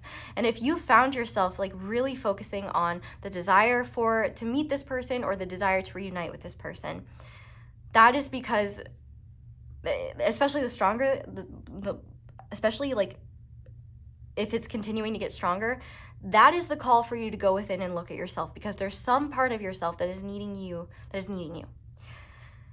And really where you want to look at in your life, like to embody unity energy, is to not judge yourself, not shame yourself, but be more aware of yourself as you're going about your life. With this concentration card, this is a lot about not letting your mind run away from you. And it's a lot about not letting you get stuck in the illusions of your mind. If you can control your mind, oh my God, you are so powerful. And not only that, but a lot of what's draining your energy, a lot of what's keeping you stuck in a life you don't feel in alignment with, is mainly comes down to your belief systems and your perspective. I think that there is a part of you that subconsciously believes that you're not enough, that subconsciously believes that the universe is withholding something from you, when in reality, what the universe is wanting you to see, that you're a part of the universe. You're not separate from it. You are loved more than you could ever imagine. And the universe wants you to feel that love. And so, yeah, it certainly won't let you stick around with people that are not going to embody that. But you can't fake true love. You genuinely can't. Energy doesn't lie. Words lie, people lie, but energy does not lie. And the energy that you want to be in is not one where you're perfect, but rather is one where you're consciously aware of how you are not embodying unity consciousness by looking at things separately, by, assuming that other people, have it better than you do, by believing that people are separate from you, by believing that you are not connected to everything that is, by believing that you are somehow too different, too unlovable, anything like that you don't have enough, that you're not enough. All that needs to go. Pack it up, throw it in the trash, recycle it. Well, you could recycle it into something more positive. I do like that idea. But really what it comes down to is mastering your ability to concentrate on truth. And truth is rooted in love. Love is truth and truth is love. And the truth is often a lot more simple than we think. And the truth is that you have everything that you need within you to be in union. And with this creativity card here, this is a lot about you not getting stuck in, well, it's either going to be this or it's going to be that. There's always a third pathway. And with this creativity as well, it's important to remember that there are infinite and unlimited possibilities of how you and your person could come into union. Because first of all, it's partially a free will thing. You embodying union energy and choosing that is what tells the universe you're ready. And then the universe can start to get things in line. So don't get upset or start to think you're doing something wrong if things don't unfold in the time that you are expecting them. I talk about this in the intro, but I haven't technically filmed the intro yet because because if anything comes through that I feel like could be important, but I already wrote that down as something that will be in the intro. You are here to embody more joy, more life, more of you. It's time to stop being so small. It's time to stop putting yourself in boxes you don't belong in. You're an individual, a multidimensional individual, and like the words of Shrek, a beautiful onion with many layers, okay? There is so much more to you than even you know. And the only way you're going to discover that is if you embody the unfoldment of who you are without shame or judgment of yourself. It's very easy to keep ourselves small and keep ourselves hidden when we judge ourselves. And you might think, I don't judge myself. Well, if you judge other people, you judge yourself, trust me. And compassion is one of like the best things that you can do for yourself, because compassion doesn't require you to have empathy. Compassion is detached enough where you don't have to walk in someone else's shoes in order to show care and concern, but rather you can recognize that someone is going through hardship and show care and concern without having to put yourself in their energy. Does that make sense? I think in your case, your union energy is about acknowledging your desires, acknowledging the fact that maybe you haven't been fair to yourself and that maybe you've been allowing unfair treatment from others too. It's about acknowledging the fact that you're not going to be perfect and your mistakes have taught you a lot, and that the divine doesn't judge you for your mistakes. Mistakes are how we learn. And the divine never wants to withhold true love from you, but it will if you can't hold it yet. They're not like, it's the same thing as like, you know, would you give a newborn baby to a 1-year-old to hold? Probably not. I don't know. I don't know much about kids, but what I do know is that I probably wouldn't give a newborn child to a child that wasn't ready to hold it yet. So think about it this way. If something's not here yet, it's not because you're not meant to have it. It's just because you're not in the right energy to receive it yet. And the thing is too, is that even if you're in the right energy to receive it, it may take time for things to unfold in the physical the way that they're meant to. So, you know, even though you may be embodying this energy for a little while before your person comes into this awareness. But, you know, for example, like, think about it this way. This is not just the divine. You have a role in this too. You are the universe. You are divine. You are inherently here to create, to live, to be human. All right? Love is not something that is withheld from any human, but it can be very challenging to sustain that vibration with the way the world is and the way the world has been for a lot of recorded history. But things have never been changing more quickly. And the thing is, too, is you wouldn't have this yearning for true love in your heart if it wasn't meant to be. And I think it's one of the most human things in the world. Anyone can have true love, including you. And the belief that you can't is what's holding you back. And the belief that you can't enjoy your life, that you can't have fun, that you can't give more of yourself because you haven't found that person yet, that is an illusion that you've got to let go of. In fact, I think it's exactly you embodying this energy of just sharing more of yourself with the world, giving of yourself, just giving more and sharing more of your light. That is going to be what helps attract union. And I think in your case, I think union in your case is reaching out to this person, if I'm being honest. And let me tell you why. Either reaching out to them or somehow meeting them. Like you meet them or you go to them. And let me tell you why. Your person does not seem to be as far along as you are when it comes to just like soul and spiritual development. It seems like you were put on an advanced path at a young age, and now you are reaching the point where you're ready for a lot of blessings that you aren't even consciously aware are going to manifest in your life, and blessings that you know in your heart you're meant to have, but maybe deep down you fear and doubt that they'll ever happen. One of those blessings is love. But the thing is I feel like you've been waiting for the universe to bring you those things, and then you'll feel at one with yourself, and then you'll feel joyful, and then you'll be able to give, and then you'll be able to laugh. But what Spirit is saying is no, you got to be it, and then you'll receive it. Put it out, and you'll get it back. The more you embody this union energy, the more you'll see where you've been keeping yourself separate, where you've been judging yourself, shaming yourself, holding yourself back. And the more you can just compassionately observe yourself and recognize that you are not your thoughts, you are not your emotions, you are not even your body. You are so much more than that. You are the fucking universe, dude. Like, and that's what this unity card is about. The unity card is about compassionate acceptance of the fact that there are different parts of you, diverging parts of you, you know? But all of those can coexist, and you can make decisions with wisdom. I feel like you've really been holding back on living life with more joy because there's a part of you that maybe has believed you don't deserve to, or a part of you that's just so stuck in negativity that it's hard to move forward. And I feel like what Spirit is saying is that you don't need anyone to save you but you. Oh, but I got distracted. I'm so sorry.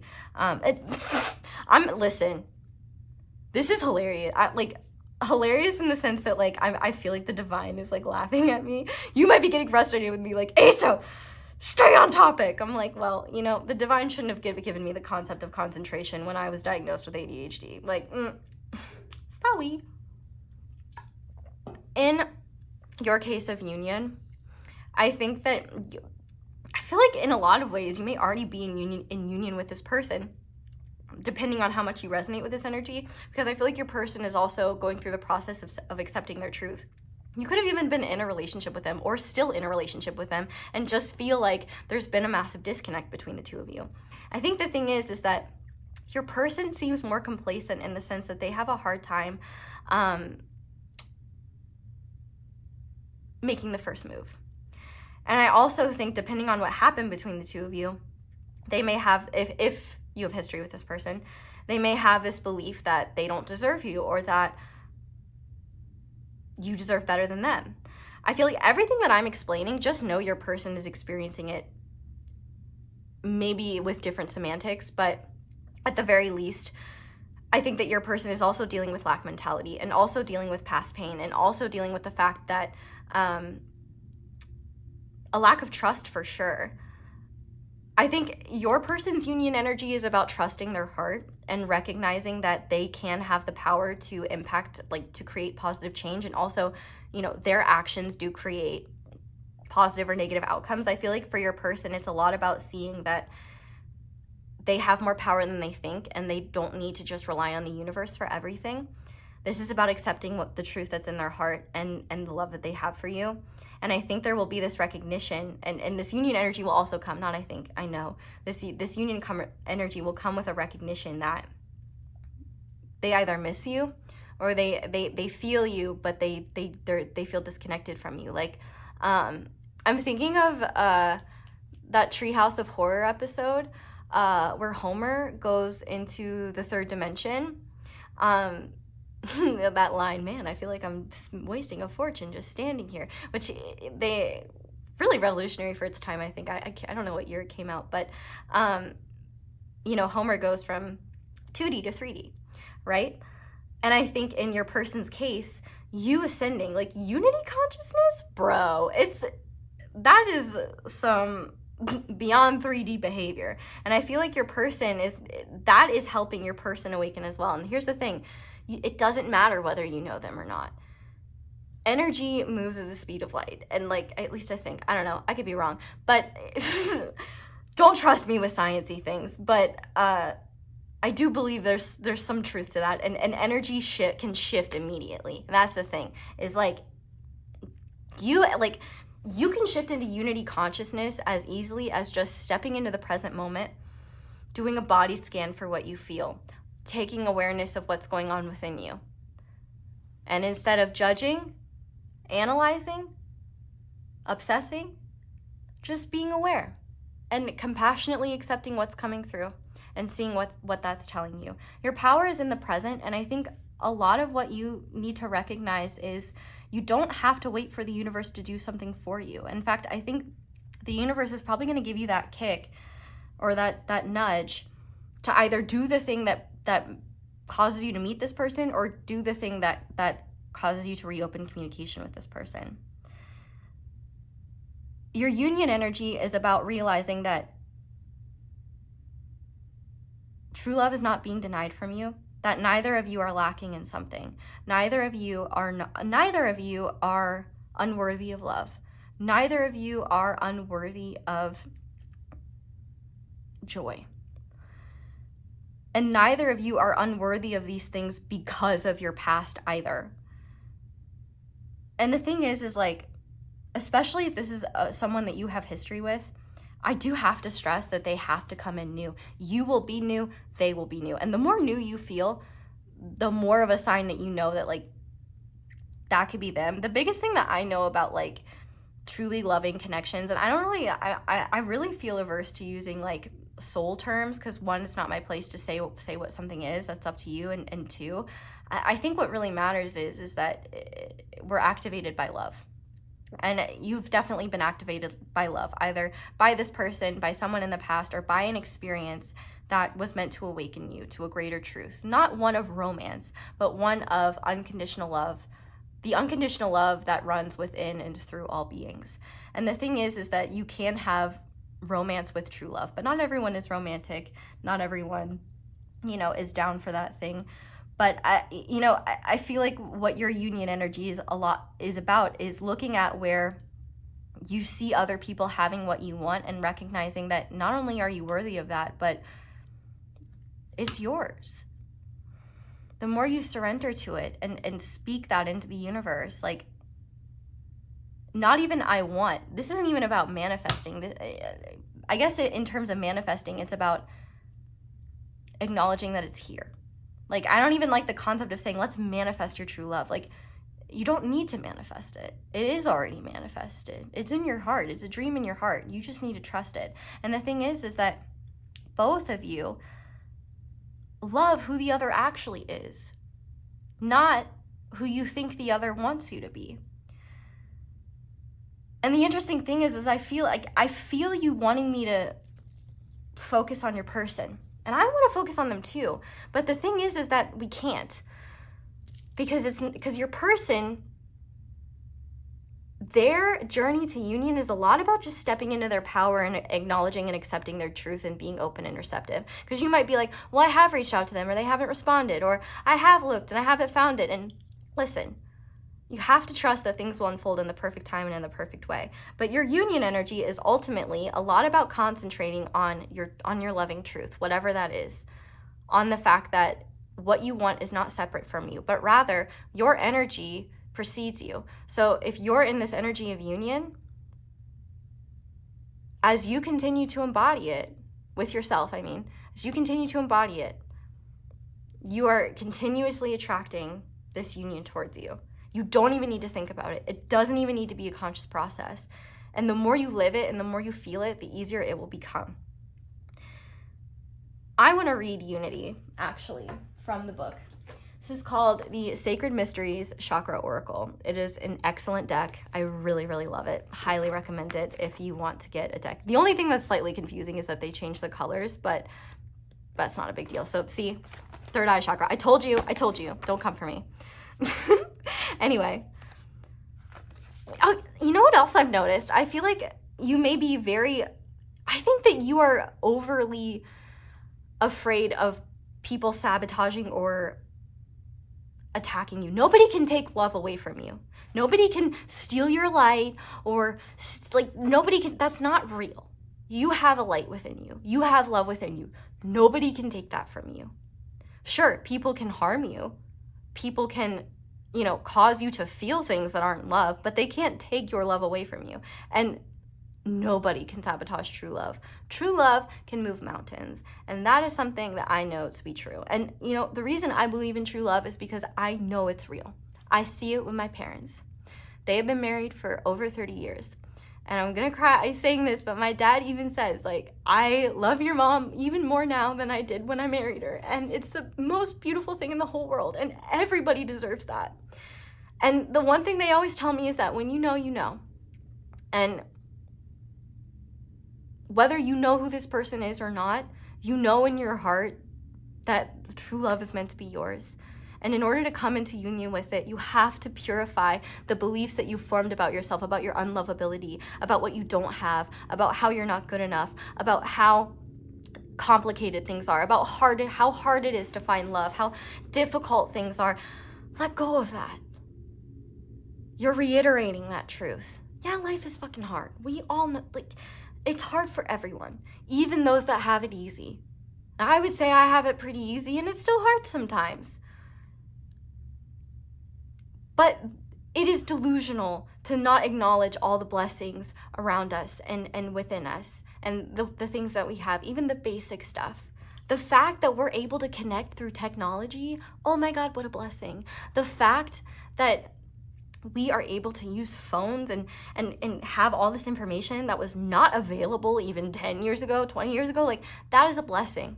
And you just being here right now, putting up with the discombobulated way I am channeling this and being kind and patient with me and compassionate for my shortcomings, that is a blessing, and I thank you so much for that. It's important on what you concentrate on, because union comes down to, for you, recognizing that it's already within you. The more you can be yourself and realize that you are enough. You don't need to be anything else. You don't need to be anyone else. You just need to be you. And you just need to know and reaffirm that that is enough. You are enough. You have a living, breathing heart. You're a human being, and you are worthy of love. And you are worthy of someone who can hold that love. And that's what your person needs to understand too, because I do feel like your person puts you on a pedestal, whether they know who you are or not. Because if they don't know you, they're conceptualizing who they think you are and the type of partner they want to have. And so if they're looking at that through the lens of, well, I'm not worthy enough for that yet, or, you know, I want a 10 and I'm a 5, like if they're rating themselves, that's not good. Accepting, even if they do believe they are a 5, they're a 5 worthy of love. And, you know, the sooner they can accept that numerical ratings based on appearance are very, you know, dumb and not an accurate reflection of your worth or who you are, you know, the better they will be. But I think the reason why I trust the universe to bring the right people, right circumstances into my life at the right time and showing up in your person's union energy is because you are either going to come into their life at the perfect time and in the perfect way, and you are going to come into their life through being in this energy of compassion and joy, where you're just living life. You're just doing your thing. You may not even be consciously thinking about love anymore because you're just so in love with what's with you and what's going on in your life. And that is exactly what is bringing it towards you. And the more you concentrate and focus on where love is already present, how you are already in union with yourself, the more you can see the disjointed parts of yourself that are ready to be brought back home to yourself. The fact that we have "I'd wish we'd reconnect" here, the more you come into union with yourself, if you know who this person is, the stronger your desire is. Well, not the stronger. I think the stronger the desire is for you to, you know, just interact with this person. If it feels more like chasing anxious energy, that's definitely energy that's trying to get you to go within. But if you're just feeling this peaceful calm in your heart space, but at the same time a desire to interact and almost like a burst in inspiration and motivation to interact with them, or a burst motivation or inspiration to do something that could cause you to meet them, run into them, or reach out to them, those are the things you have to trust. The universe is so intelligent when it comes to determining, you know, what we need, how something needs to unfold, and they're constantly up there playing like 9D chess. Like, your actions and decisions change the future. Your future is based on like the present, your actions or lack thereof, your beliefs, your words, your thoughts, whatever you're creating. Even though we may not see our words, we create with our words. And so when you say things like, oh, that's why I don't use the term, like, I don't like the term "I'm in separation," because you're not. You're just reaffirming that they're separate from you, that they can't be with you, you know? And truthfully too, I think that the term separation is much better used as like a, you know, a term for people who, you know, like maybe in a marriage and are separate or something like that, you know? But that's also an opinion, and opinions are like assholes. Everyone has one, and I don't have to be right. In this case though, you do need to let go of your need to be right, especially if if you know who your person is and things haven't unfolded the way you've wanted them to. The universe is not going to let you come into union with someone that doesn't embody this energy and isn't able to hold and sustain that truly loving energy with you. Both of you will be in a position that is more open-minded, that is lighter, that is calmer, and that is centered in truth and awareness, and also that has more self-esteem. Those are the energies that are going to bring you together. And whether that is through you taking action, which if you are meant to take action, you will feel it and you will know it. It is the same thing as like a surfer on a wave. You don't need to paddle to shore. You just need to wait for the right wave to carry you there. And in the meantime, you can hang out and relax in the water. And that's the thing about this unity consciousness is there will need to be, I'm going to read that, I promise. There will be,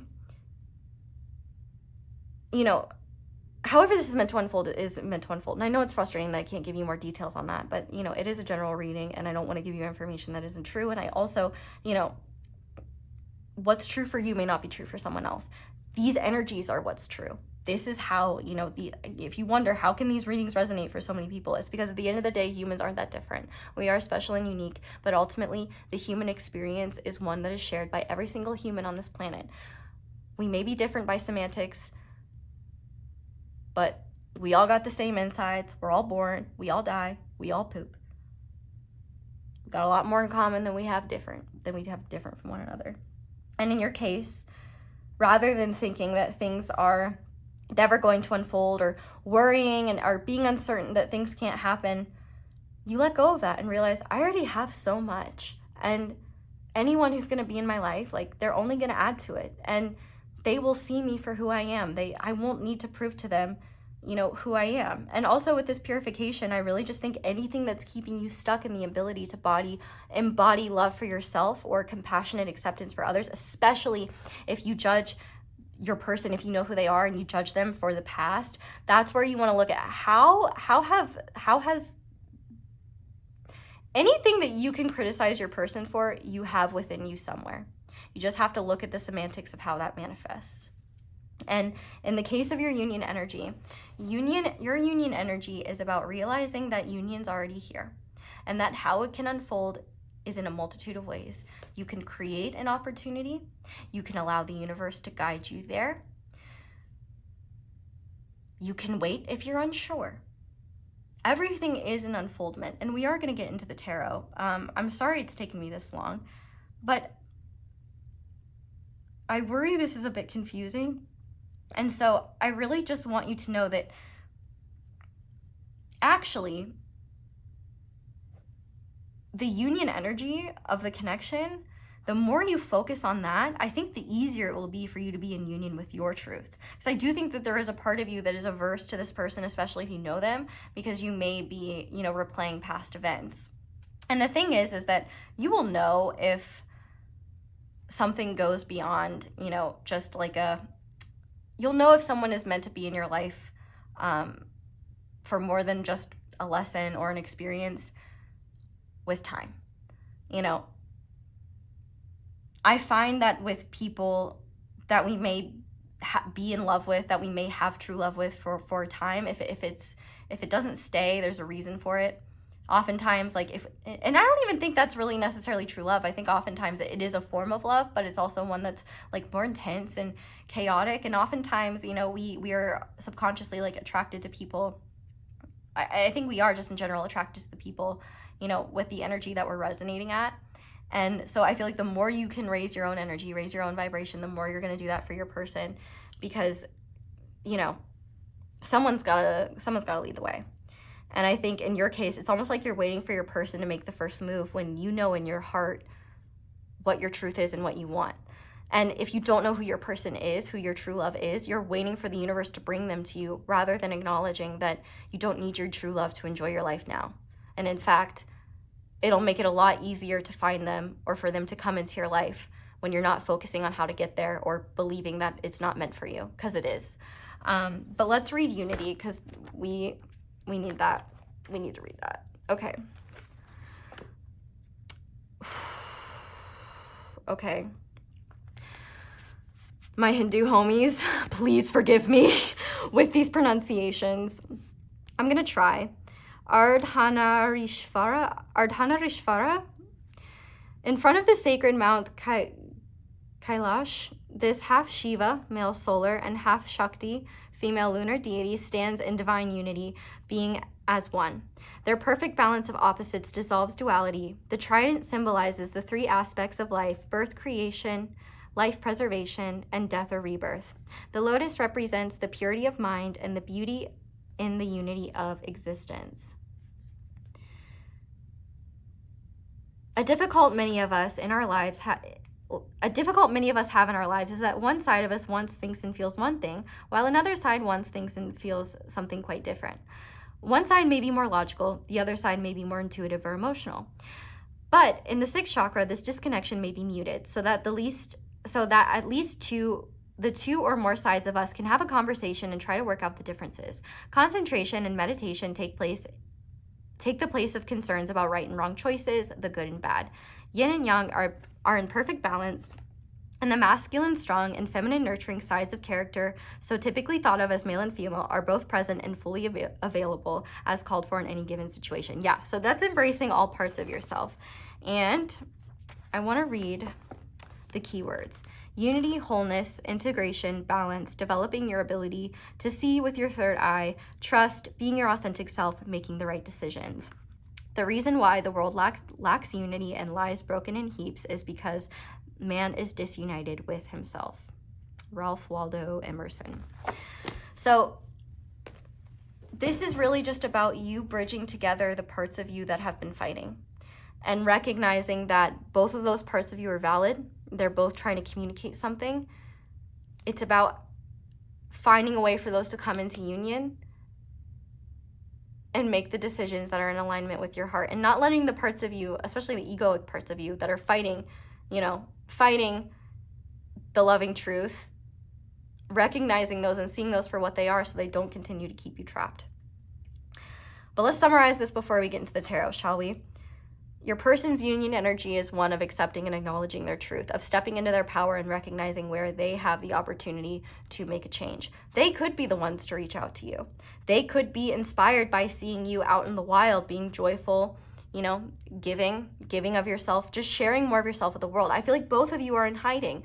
Both of you are not really showing up with one another, and both of you are really having a hard time being engaged in your lives because there is this part of you in the back of your mind that will not let you let go of this. And it's because you're meant to have it, and you're not meant to suffer. And you're not, suffer in that way, let's just say, human life, what is it other than suffering? And it was also really beautiful and full of wonderful blessings, but suffering is also a part of life. But ultimately, this union energy is about liking who you truly are and recognizing that that version of yourself is good enough the way it is right now. And recognizing that there is no shortage of ways the universe can allow this to unfold. So the more you can focus on what is stopping you from being in union with yourself, what is stopping you from accepting all parts of yourself, what is stopping you from feeling whole as you are, from feeling satisfied and content with your present, in the sense that, sure, there may be things you want to change, sure, there may be ways you want to grow, but I accept who I am right now and I know that I'm enough. Like, that is so powerful and can lead to a lot. You embody that union energy, that's going to help purify what needs to go in order for you and your person to come together. And it's going to help the union unfold. Like I said, the union can unfold in a multitude of different ways. The universe could bring the two of you together. You could feel called to reach out to them, especially if you already know them. There's so many different ways. What matters is that you don't need to know, because you'll be in touch with your third eye. You will know when that wave comes. And the beautiful thing is you may not even need to do anything. The universe may just carry you right to them. Just trust. Guys, I barely leave my house, and still I manage to make insane connections with people when I do. Even if you barely leave your house, the universe will find a way, I promise. You just gotta trust. And trust that you don't need to know how. You don't need a step-by-step map. You just need to follow the flow of your heart, because your heart has it. Okay? Union is yours. So if you have trouble embodying this energy, then you need to look at the connecting energy of the union, and look at where your idea of love may be tainted by experiences with this person or a past person, where you are focused on things that aren't helping, and where your mind gets in the way of your ability to maintain this unity consciousness. If you're concentrated on the negative, if you're concentrated on how people are different, if you're focused on how you're separate, if you're whatever, energy flows where intention goes. So Spirit is saying, stop using your powerful mind and your powerful energy to focus on what you don't have, because you're reaffirming your own dissatisfaction, frustration, and uncertainty. Be certain that love is yours. The more you trust in that, and the more you trust in the universe's ability to guide you there, the less you'll have to worry, and the more time you'll spend having fun. Oh my God, it's been an hour. Woo! We didn't even get into the tarot. Okay. I'm like high-key questioning right now. I'm like, no, we're gonna keep going. We're gonna keep going. This is the ultimate union reading. We're gonna keep going.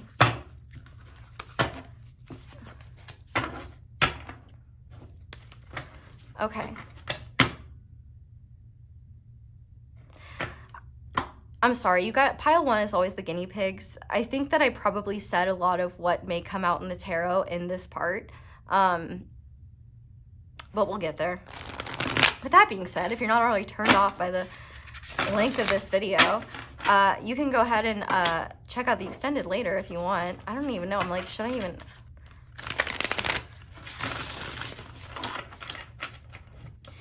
We're going to have an extended because, duh. There's so much more. So in the extended, we're going to be looking at your person's like current energy. Do they know? Where are they at? We're also going to be looking at like what makes you special, like why their love for you is true. We're going to look at a blessing you'll both experience from being in union. We're going to get channeled messages. We're going to get charms. It's going to be fun. But going into the tarot now, what I'm going to do is look at how to embody this union energy, how to embody unity consciousness. So, Spirit, how can pile 1 embody unity consciousness and their union energy? We have the Page of Wands, inspiration, potential, free spirit. And we have this card, which is unique to the deck, and I need to grab the book for it. So let me explain the Page of Wands while we start. So this Page of Wands is all about not letting yourself get bitter and jaded. Like, the Page of Wands is very much Bart Simpson energy. It's exciting, it has fun, and if you see inspiration, potential, free spirit, this is about acknowledging that there is an unlimited amount of ways in which you could come into union with your true love, and also an unlimited amount of ways in which you can be in more union with yourself. This card is special, and I know it for a fact, but I gotta figure out where it is. Is it in the back? Is it in the front? Okay. Where is she? Here she is. Okay. Okay. Bitch. Okay. Listen to this. The golden eye of fate, power and destiny. Upright. The power to change your... If you had the chance to change your fate, would ya? The power to change your fate, destiny. When we talk about destiny, some see it as a rigid system in which all pathways lead to one set point. This is absolutely not true. The truth is you have many destination points where you can achieve divine fulfillment. Let's say that your purpose is to help people. What does that look like? Well, you could do this by becoming a teacher, firefighter, or even a psychic medium. It's me. The point is that you are still fulfilling your divine purpose, helping people. It just so happens that you took a route that led you down a pathway to the one that felt most fulfilling regarding your life decisions and circumstances. Through the deep desires of the subconscious, though the deep desires of the subconscious may lead you down a physical journey, ultimately you are always in control. This is the truth in all aspects of your life. Nothing is set in stone. Everything can transform and evolve at your will. When this card reveals itself in a spread, it can be placed anywhere and can change the outcome or circumstance. Use your discernment wisely. You can now turn any card to face upright. Oh, okay. Now is the time to dig deep and search the soul for the truth. It is your choice. So this is incredible because this is talking all about the fact that you quite literally have the ability to manifest union with who you desire, with your true love. You know, if you believe that you can't have it, you're manifesting that. You are holding yourself back. So this is all about recognizing of the fact that you are fully capable of whatever you are desiring, and that your creativity, that your heart is just the start. Like this golden eye of fate, when it says choosing the self over others to better one's life, searching the depths of one's soul for their truth and divine purpose, unbinding oneself from anything that keeps them from reaching their divine potential. Timing, when you are ready. And so that's the thing, is you're like, well, when's the universe going to bring this to me? And they're like, well, when you're ready, babe. And the thing is that you've been believing because they're not giving it to you that you're not ready. And that's not true.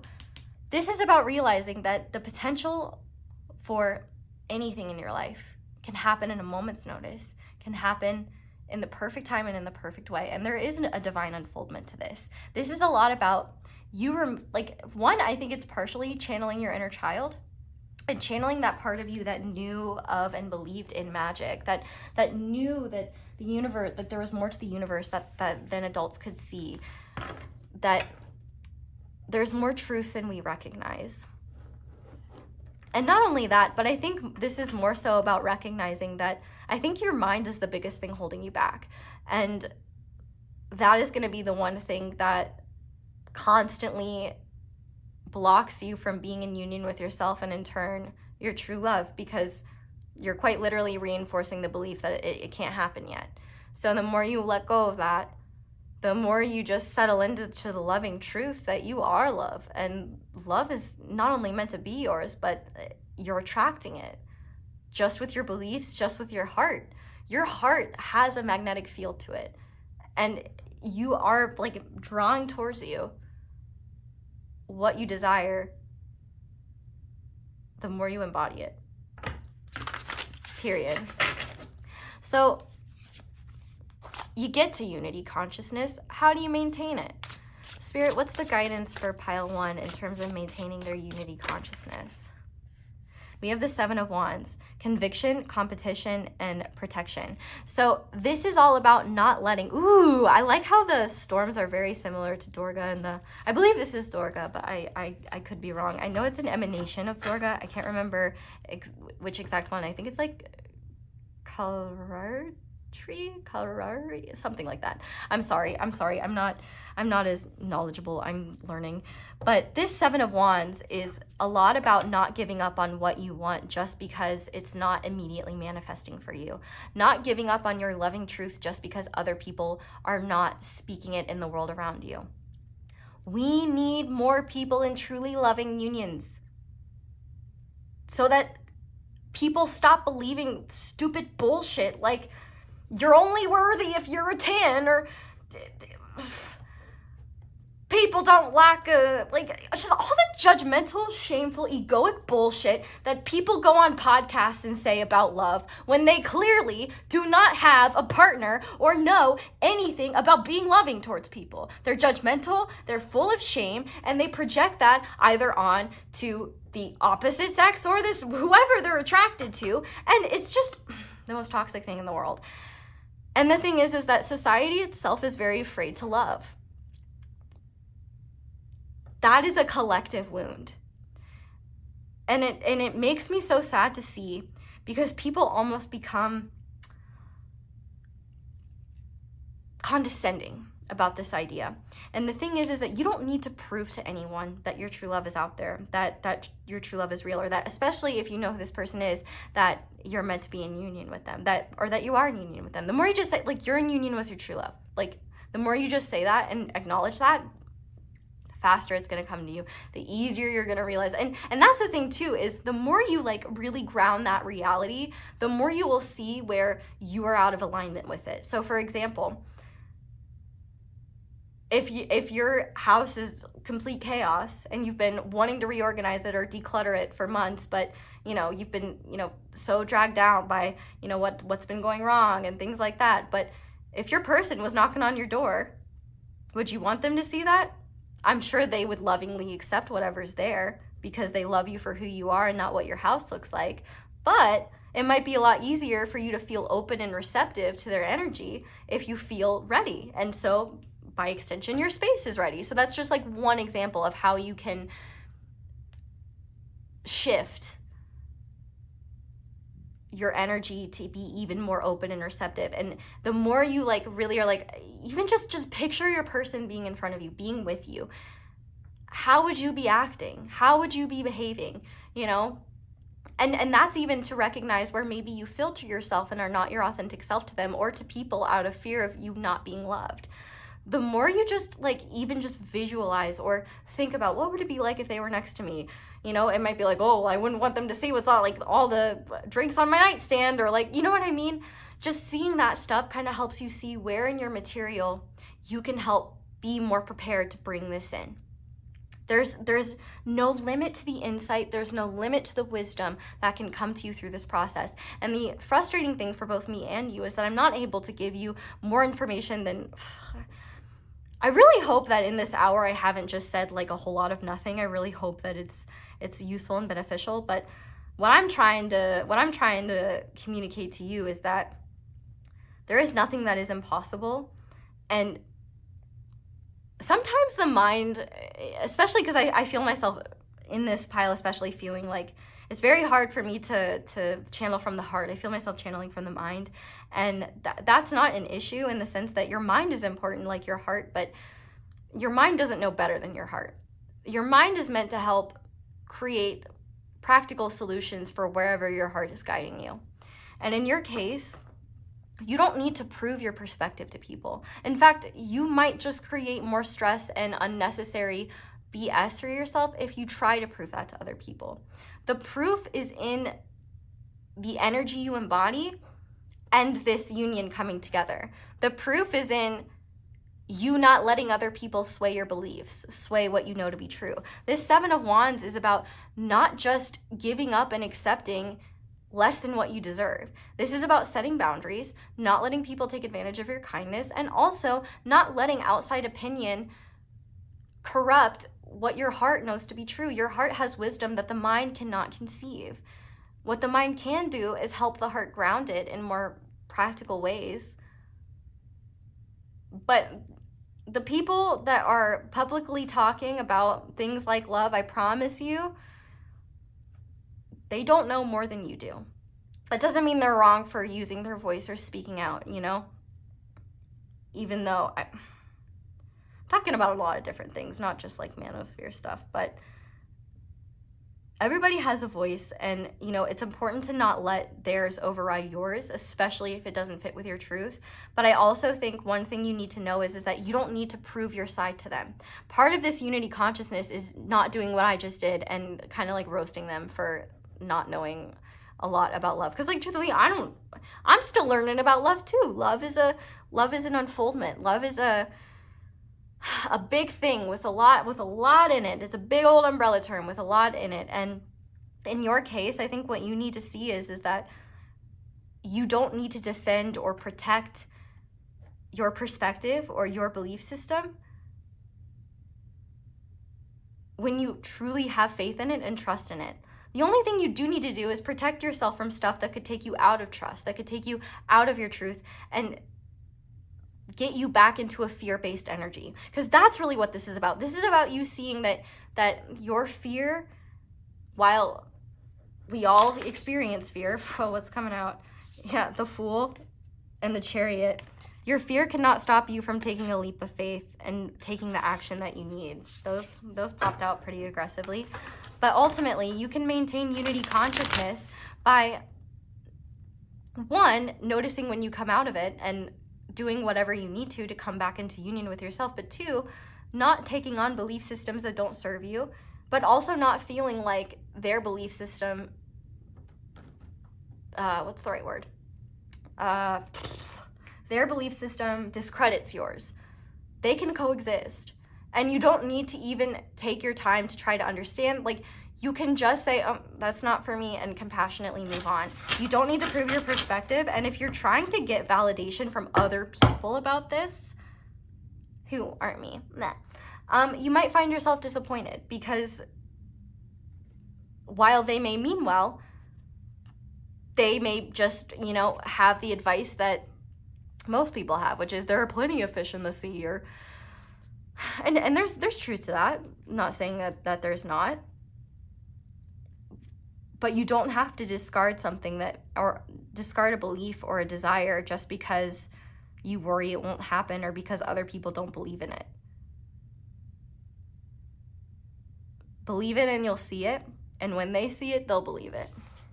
And they will realize they were wrong. And that's all that matters. So, Spirit, what takes pile 1 out of unity consciousness? That's pretty straight damn forward. Judgment, the truth, objectivity, authenticity. So let's look at the opposite. Doubt, prejudice, inequity. So this is all about not succumbing Ooh, I love how similar these two cards look. With concentration and judgment here. This is all about acknowledging that just because other people aren't echoing the truth you've come to embody doesn't mean it's wrong. This is about not letting yourself fall back into illusions that you know aren't true out of fear that you'll be proven wrong, or out of fear that, you know, other people will think you're weird. You don't owe anyone an explanation, and you don't need to tell people about stuff. Honestly, I think when you're trying to bring about something really special in the universe, it's really better not to talk about it, at least not in what you hope for or what your plans are, because even people that are well-intentioned can like unintentionally like project negative like things onto it. And while that can't stop anything, it can create doubt within you and prolong the process. So really what takes you out of union energy is falling back into old energies of you versus them, like black and white thinking, you know, right or wrong thinking, like linear, rigid thinking that doesn't allow for multidimensionality, rigid, linear beliefs that don't allow for your truth. Anything that takes you out of this loving acceptance of who you are and what you've come to know about yourself and what you've come to desire, anything that takes you away from that takes you away from your truth, you'll know you're out of unity consciousness. If you're not feeling like because the thing is that people are going to be assholes whether you're in unity consciousness or not. Like some people are just that way, and it has nothing to do with you and everything to do with where they're at, you know. And even I would say, I wouldn't even call them an asshole. I'd say they probably, you know, behave in ways that tend to be kind of asshole-ish. And, you know, someone else will just say they're an asshole. But as you can see, I take a little bit to get things out. And in your case, I think what you'll see is that when you're not in union with yourself, it's going to be a lot easier to take on judgments, criticisms, belief systems that are fear-based, that are based in, you know, three-dimensional distorted energy that, you know, believes in, you know, survival of the fittest, and that, you know, it's a dog eat dog world, and that, you know, if you want something you got to go out there and get it, or that, you know, whatever it may be, anything that takes you out of what you believe to be true, of what, not what you believe to, of what you know to be true. Judgment is transformational.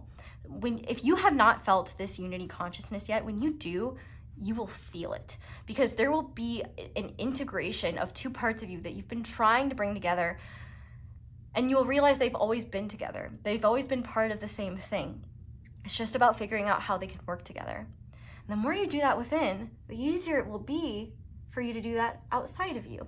It'll be easier for you to let go of belief systems and of, you know, people's opinions that don't serve you, because you won't be questioning whether they're right or not, because it won't matter. You know your truth. They can have their truth and they can have their belief systems, but ultimately, what takes you out of unity consciousness is anything that takes you out of what feels true for you. And that can shift and evolve, but ultimately, if you're not being authentic to yourself, if you are embodying something that isn't your truth, if you are acting in a certain way that isn't real to you, if you are hiding yourself, dimming your light, anything that takes you away from you, that is how you're out of unity consciousness.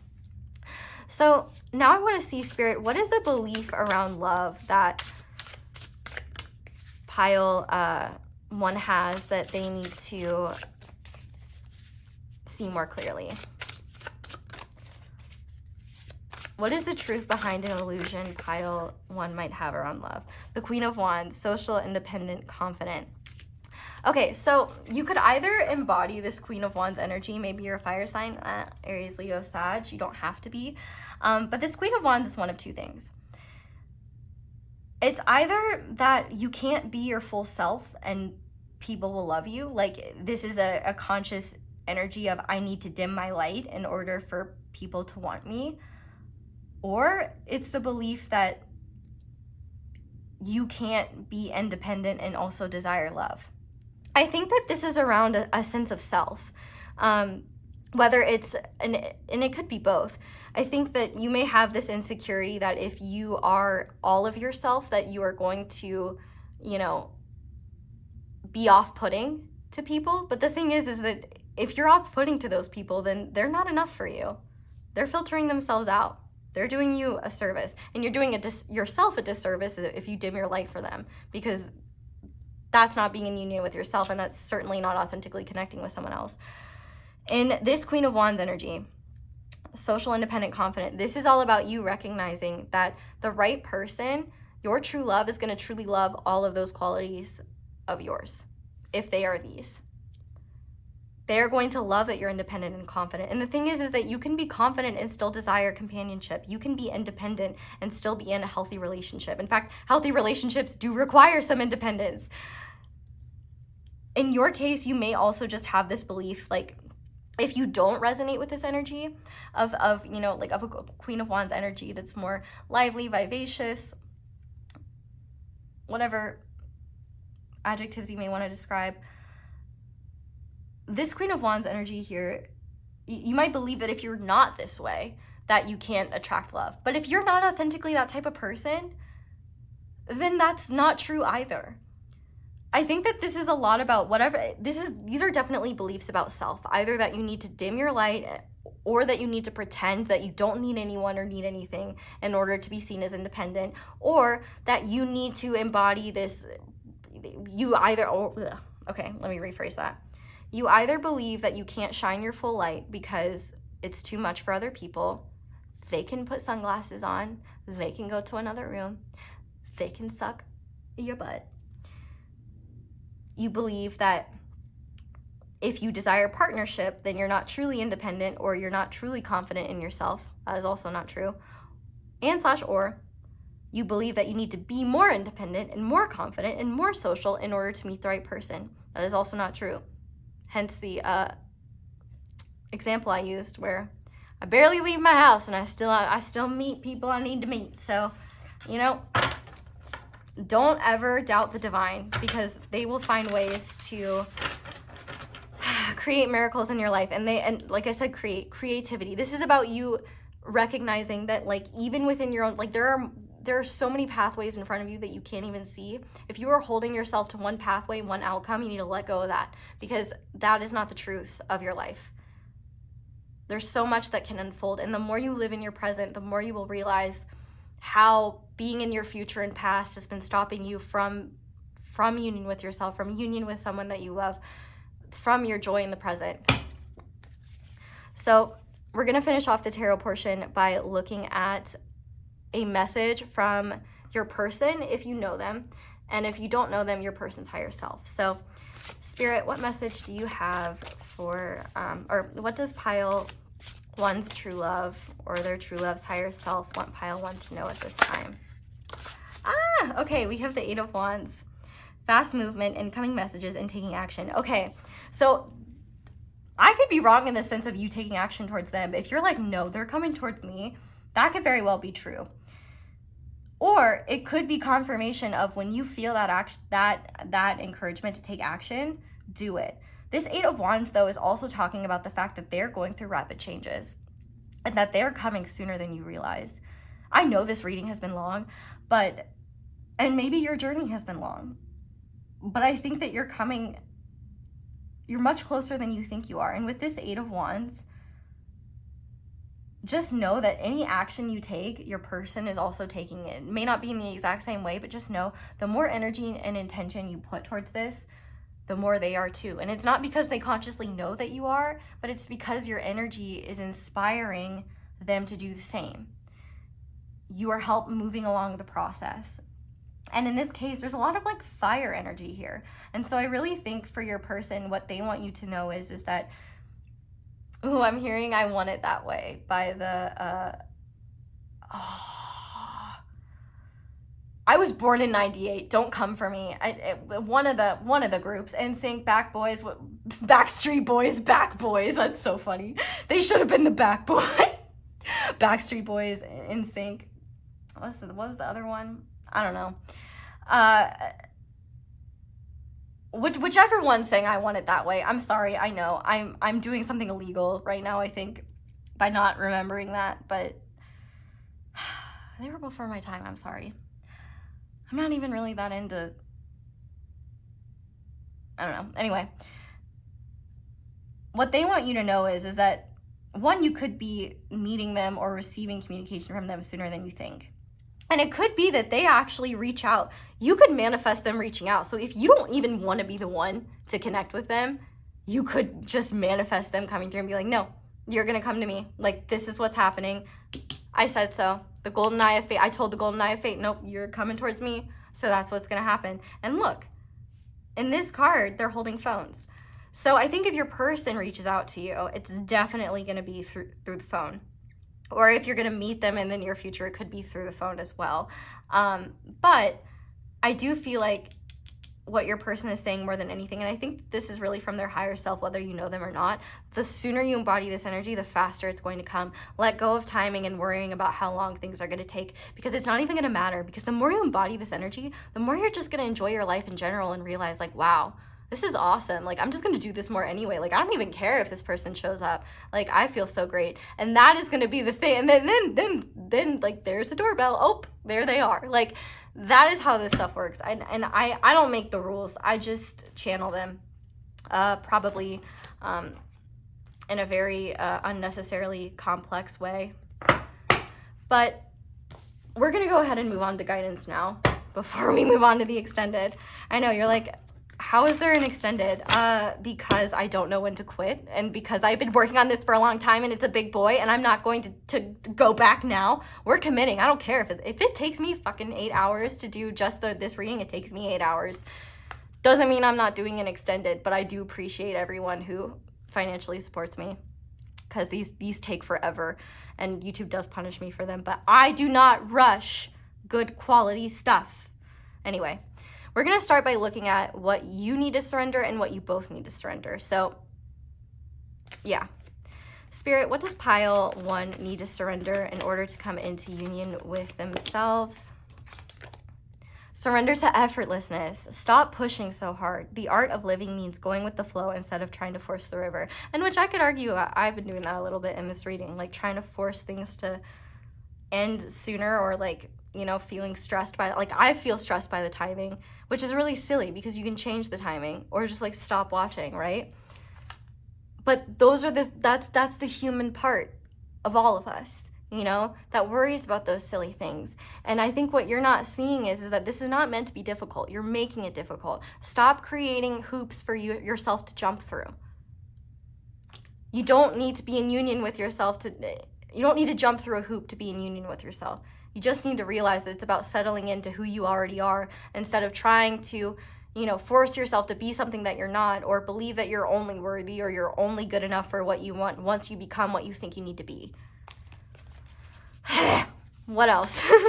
Spirit, what does both pile 1 and their person need to surrender? What did I say? Sometimes divine timing may differ from your ego's timing. If a goal isn't manifesting fast enough according to your ego, be patient and trust the universal flow. Because that's the thing. You may very well be in the energy to receive this person, but they may not be ready yet. Or the circumstances in order for you to come, they may be ready too, but the circumstances to come together may not be, for example. You know, like, there's so many things that are, you know, up to divine timing. And like I said, divine timing is created by our actions, by what we do in the present. It is not limited to, you know, one thing or another thing. But yeah, wow, I'm really feeling it. Like, after, I'm feeling it, Mr. Krabs.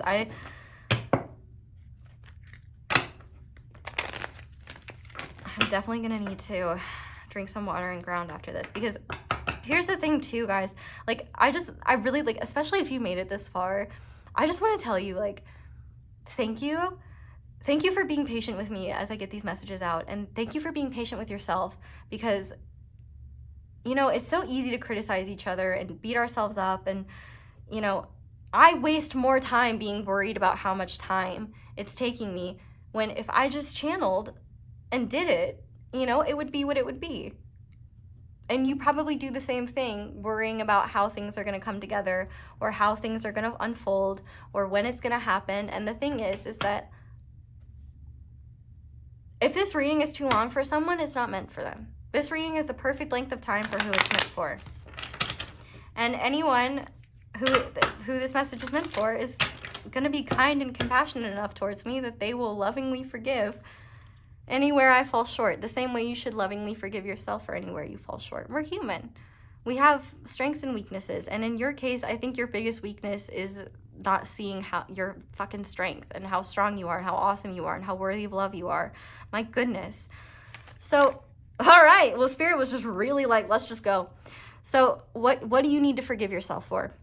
I forgive myself for avoiding people and situations that may make me uncomfortable. I choose to believe that each time I give myself permission to change my mind and commit to a new way of showing up in the world, I allow myself to be moved to where the possibility of deeper comfort exists. So this is an ego response about avoiding, what makes you feel uncomfortable. So whether that's going within, whether that's communicating with this person, whatever it may be, whatever you are avoiding in your life, whether it's within you or outside of you, those are the things keeping you from being in union with yourself. Because let's just say, for example, you're avoiding something like,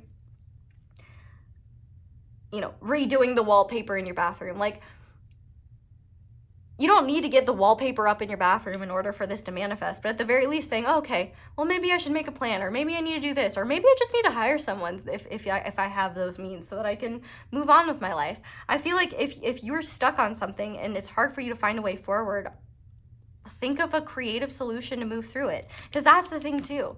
Both of you are kind of avoiding each other and avoiding yourselves and avoiding this truth. Whether you know each other or not, you are more in sync than you realize. And with this creativity card, this is about realizing that solutions are within you. Solutions are at your feet, and solutions are all around you.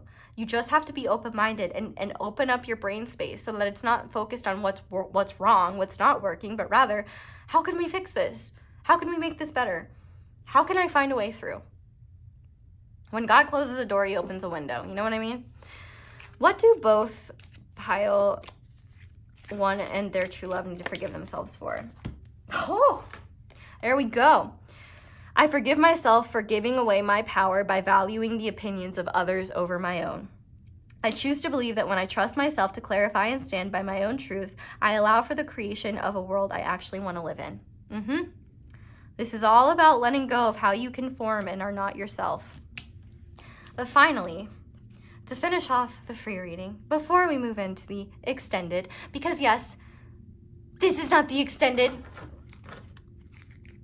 The extended will have even more wonderful things like charms, channeled messages, my handmade channeled messages. We're going to look at messages from your person's ego, heart, soul. It's going to be real good. It's going to be really enjoyable. We're going to do more of the spicy fun things. We're going to do the fun things. But I am so compassionate and I love you so much that I give you the things you need to know for free. You're welcome. It would be actually very cruel of me if I just gave you the such person thinks of you and then gave you no information on how to ground this or bring it in your life. So you're welcome. Anyway, can you tell that I get a lot of just energy directed at me? Not that that's a bad thing, but just if you want to stop people pleasing, have a public career. That'll do it. It'll feel like you're constantly set on fire, but it will force you to let go of it. Anyway, let's see now what lesson in love you need to learn in order to come into union with yourself. So the Spirit said, and I'm not wasting a damn minute. Joy. You delight in the love of life and bring a spirit of fun to all that you do. Yep, you need to have more fun. You need to bring more joy. If you're not enjoying your life, what is the point? All right? You don't need to have some Sigma male grind set belief that you got to wake up at 5. Who gives a shit what time you wake up if you get your shit done? This is all about just making life more enjoyable. You shouldn't have to suffer in order to bring about what you want. Especially if the only reason you're suffering, or if a big reason you're suffering, is the belief that you can't have what you want, when in reality, it's within you and it's meant for you. The universe is just waiting for you to let go of your grasp of fear so that you could open up and receive what love is trying to bring you. And just have more fun. The universe just wants you to have more fun. How can you come into union with your person if you can't even if you can't even allow yourself to have fun? You're gonna torture yourself even then too. So anyway, Spirit, what do both pile 1 and their person need to learn in terms of, what lesson in love do both pile 1 and their person, their true love, need to understand or integrate or learn in order to come into union with themselves and each other? Virtue. You acknowledge your loving spiritual attributes that encourage others to grow. Yeah, and so I think that this is a lot about, oh, look what's on the back of the deck, freedom. You are releasing any self-imposed restrictions or perceived limitations through the loving energy of openness. Yes, in the words of the great Janis Joplin, freedom is another word for nothing left to lose. And I think in this case, this is about acknowledging that, like, you have this. You can't mess it up. So if you just go with the flow of what is and what you feel, it is going to unfold more naturally than you realize. And you're going to get more signs. That's one thing we're going to look at in the extended. And you will know in your heart that this person is meant to manifest, is coming. You will know it and you will feel it. And also, at the same time, you won't be as attached to it. I know there's a lot of paradoxical information here, but this is a lot about recognizing the fact that there's so much, like, both you and your person are not perfect, but when you coming together in union is not about everything being perfect and they live happily ever after. It's about being grounded enough in your truths so that you can sustain a loving vibration with each other and have this connection with each other and allow it to unfold, and you can learn and grow together. There is no set in stone thing around what is meant to happen between the two of you. Both of you will create that. This is all about you two just coming together in the first place. So whether you have yet to meet this person and you know they're in your heart, or you have someone in your heart that you feel you are meant to be in union with, or you just don't even know, it could be someone new, it could not be someone new. You're just open to whoever the universe brings you, as long as they come through in this energy of acceptance of who you are. They stand in their personal power. They don't disempower themselves. They recognize where they can take action. Oh my God, I can't believe I forgot this. They're also going to be very impressed by your perspective. They're going to see, like, whether it's when they meet you or whether when they reconnect with you, they're going to be so inspired by your awareness and by your wisdom. And the thing is that they're going to be so chill about the things you're insecure about, and you're going to be so chill about the things they're insecure about. And the thing is that you both are coming into this place where you're going to be able to lovingly accept yourselves so that you can accept each other and not shame each other, not unconsciously project wounds on each other. And this is the thing, you're not meant to be fully healed. It's just that there just has to, you both have to be strong enough to hold and sustain this energy of true love within yourselves and with each other. And while that's not something that you, like, quite literally consciously have to maintain every minute, every second, the more you embody it, the easier it is to just naturally stay there. And when you're taken out of it, the more you learn about yourself in terms of what needs to shift and what takes you out of it so that you can stay in it more easily. Union is yours. And I cannot wait for it to unfold in the perfect time and in the perfect way for you. And I cannot wait for you to come into more union with yourself and see how this truly loving connection unfolds. So pile, holy shit, I think that this is a record. Hour 42, I think that this is a record. If you guys stuck around with me, thank you so much for watching and for letting me read for you. Thank you so much for checking out the extended, or at the very least, leaving me a like, leaving me a tip, leaving me a little support. Thank you to everybody who does that. If you would like to support me in simple ways, liking the video is super helpful. Thank you to everyone who does that. Commenting down below, letting me know how it resonates. Subscribing if you haven't already, and being sure to click that little notification bell to be notified whenever I upload a new reading. That is super helpful. You can check out my candles. Be sure to check out my candles. Use code ESO10 for 10% off. You can check out my merch. You can check out my Instagram. Although I don't even know if I'm gonna stay on Instagram anymore, to be honest. It's just. But whew, I am gonna eat a snack and ground myself, maybe take a little nap. This was amazing and super beautiful. Thank you so much for sitting with me through all of this. I really hope that it helped. I really hope that this reading, brought you the clarity you needed, and I wish you nothing but the best. And yeah, I love you guys so much. I hope you all have a wonderful day or night whenever it is that you're watching this video, and I hope you'll come back and see me again soon. Bye! Hi there, Pile 2. Welcome to your reading and thank you so much for being here. If you guys chose the Fire and Ice Quartz and the Empyrean Tarot, this is going to be your reading on coming into union with yourself and your true love. So I put a lot in the intro explaining this reading and how to get the most out of it. So if you are confused, please go check that out. But if not, welcome to your reading. We are going to go ahead and start by looking at your union energy, which is the energy that you must embody in order to be in union with yourself and in union and bring about union with your true love. We'll also look at the energy. Let's just start with your energy and we'll go from there. How's that? So to start with your union energy, we have grounding. This is the root chakra. We also have eschewal energy. I'm going to try to be YouTube safe with that, but you know, spicy physical energy. We have, I cultivate community and connectedness. And I don't know if you like me, ? And then your true love's union energy. So this is not specifying who this is. This is specifying what energy anyone must show up in order to be your true love. So this could be someone from your past, someone that you haven't met yet. It could literally be either or.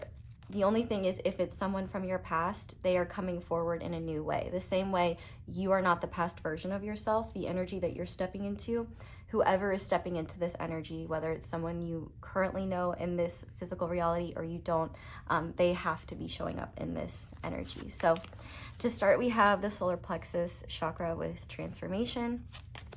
We have Limitless, which is a unique card. These cards have the different chakras, but this is infinite, which the infinity sign is a significant union sign.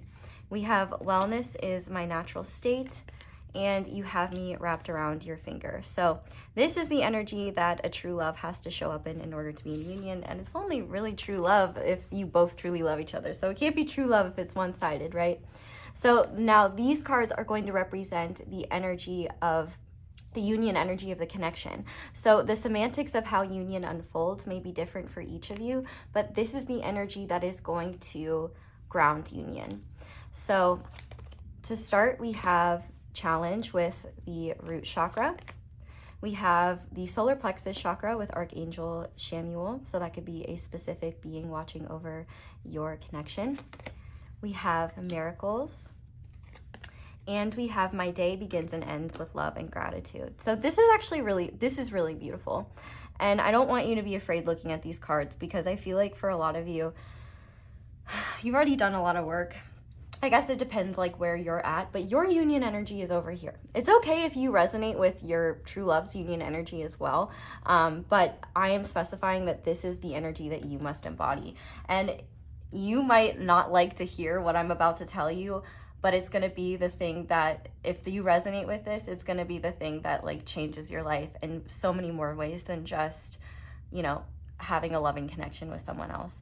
If you resonate with being a space cadet in the sense that you may be up in your head or have a hard time grounding, just coming down to earth in a sense, if you have a very, broad imagination, if you're a very sensitive soul, I would not be shocked if you picked this group. The fact that we have this grounding card here really goes to show me that your biggest challenge is bringing all of the wonderful things that you are down to this earthly dimension.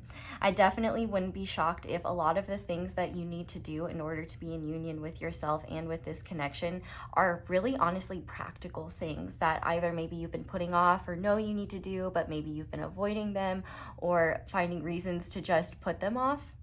Like a lot of the things here, and it's less so about getting them done per se, and more about you being in the energy to face them, you being in the energy to not run away. Because one vibe that I'm getting from you is that even though you have this beautiful capacity for love and for acceptance, you really have a hard time extending it towards yourself, and also putting yourself in situations to allow yourself to receive it from others. One big thing that I'm seeing here is, in order to be in union with yourself, you need to come into yourself in a way where you're strengthening your ego. And I know that sounds weird, but ego is not inherently a bad thing. It's just our egos are designed to try and protect us and keep us safe, and keep the body safe, the self safe. And when you don't have like a healthy ego in the sense of, well, you can have an unhealthy ego either way. You can either have too much ego or not enough. And in your case, I think that there is a bit of not enough here, in the sense where, and now that doesn't mean you need to be like cocky or arrogant or something like that, but it just means that you need to know that you deserve to take up space. You deserve to be in environments where you're welcomed. And also you deserve to be with and interact with people that don't make you feel like you need to dim yourself or be a shell of yourself in order to be safe. Another thing that I'm seeing here with sexual energy is, well, first of all, if you're under 18, this is not the reading that you should be watching. So please come back later, grow a little bit. But for all my adults who are here, this is also about reclaiming, embracing, or accepting whatever your sexual nature is, whether, you know, and that even includes being asexual. So, you know, if you are someone who identifies as asexual, you know, one thing that you may have to come to terms with is that, like, you know, there may be a lot of relationships that you may not be able to explore because you don't want to sacrifice your own boundaries and your own needs for the sake of someone else's, for example. That's one example. But like on the other side of the spectrum, let's say, you know, you're a very sexual person, or you're coming into your sexuality, but you have a hard time not shaming yourself for it. You have a hard time like just feeling good about feeling good about, you know, exploring pleasure. I feel like this is going to be more specific to who you are and what your journey has been. You know, if you've dealt with any ABUSE around sexuality, there may be some healing there that needs to be done where, and I don't know what that would be for you, but like, I think a big thing here is about boundaries and about recognizing that, you know, your sexual energy and sexual experiences are not something to be ashamed of, or not something that like you have to like deny or ignore in order to be loved. Like the right person will love all of you, and that's why this true love energy is coming up. And we're going to talk about your true love. Well, I heard this song in the last group, but All of Me by John Legend is coming through here. And I think that, you know, there's so much magic to just who you are.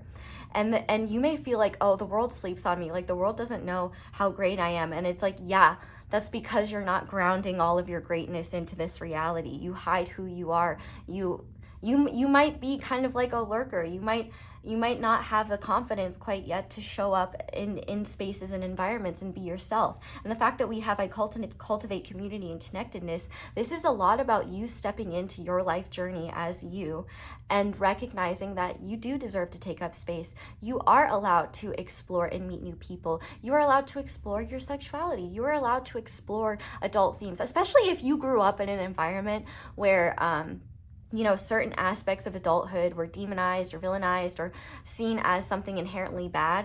You know, too much of anything cannot be a good thing, and not enough of anything can be a bad thing. This is not about you.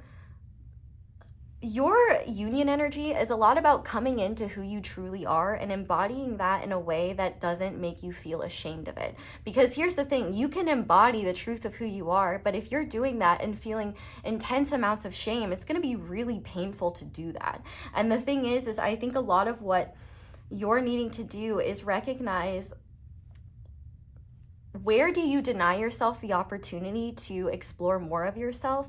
Where are you keeping yourself small? And what environments are you engaging with? Because it also really matters, like, are you in an environment where you feel safe? Are you in an environment where you feel comfortable to be yourself and you feel like, you know, you're with people that you actually enjoy being around? Because I think that there are people that you spend time with that you've never even stopped to ask if you like them. Like, if you're the type of person who resonates with seeking approval from other people and being a people pleaser, part of your union energy is coming into the recognition that it doesn't matter whether people like you or not. The people that are meant to be in your life, when you're being yourself, like, they will like you naturally, and your true love will too.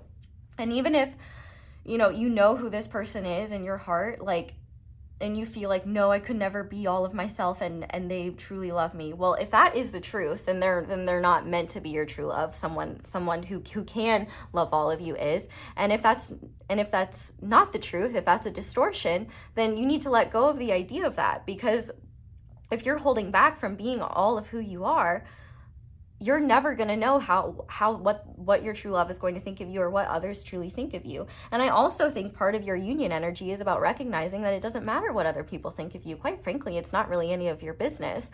The right ones are going to like you. The ones that are meant for you are going to enjoy who you are. And I think that for you, a lot of your union energy is just about coming into your human life more and finding joy in it, and finding ways to feel connected to your body, to your environment, and to your surroundings. You know, if you are someone who has coped with like a lot of your challenges through things like maladaptive daydreaming, through escapism of some form, what you're gonna find is you don't get a lot. You will feel like you are running in circles so long as you avoid the grounding that needs to happen for you to really get going on your life journey. You know, the love that you, like, you know that you love yourself, but your actions don't always show that. And that's the thing, is actions speak a lot louder than words. And even though we can consciously think like, I know I'm worthy of love, I know I deserve love, we can do things that are the antithesis of that and not even realize it. I think a lot of what you may not see is that a lot of your actions in the physical realm are showing you where subconsciously you still haven't integrated certain lessons around your worth. You haven't found certain solutions yet for what works for you. I feel like that there's a lot here about accommodating other people's needs to the detriment of your own.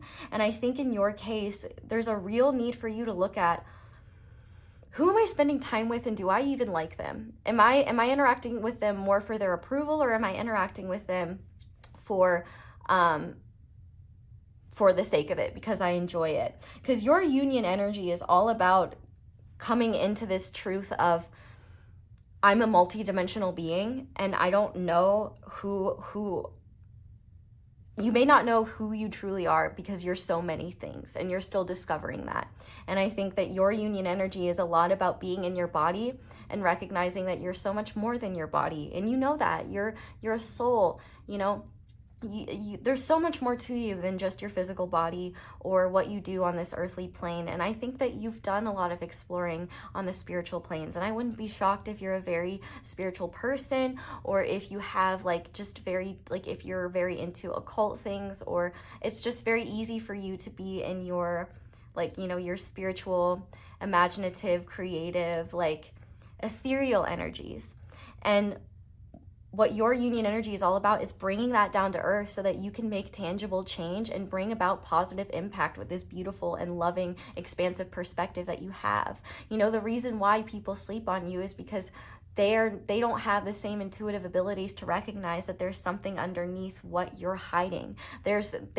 Most people are either not intuitive enough or do not care enough to see what is behind the mask you show the world. And so for you to show up in your authenticity, that is going to speak volumes as to where you're meant to be in the world, who you're meant to interact with, and what is actually conducive to your growth and what's detrimental to it. There's a lot here about you embracing your masculine energy and the sense of being strong enough to set boundaries with yourself and say, okay, hey, you know, this person seems to take advantage of our time and energy. Let's take a step back. Or, hey, we have this thing that we need to create. Let's start setting aside time to start working on it each day. A lot of the things that you need to do to come into union with yourself and in turn a true love is just stuff you need to do on this plane, on this planet. You've done a lot of healing, you've done a lot of growth, but there's certain things that you've avoided and not wanted to face and not come down to earth to do, and those are the very things that you need to face in order to get to union. And so if you have been feeling like it's so close but so far, it's primarily because of that avoidance of wanting to come down and just face what needs to be done, to just rip the Band-Aid off and just start.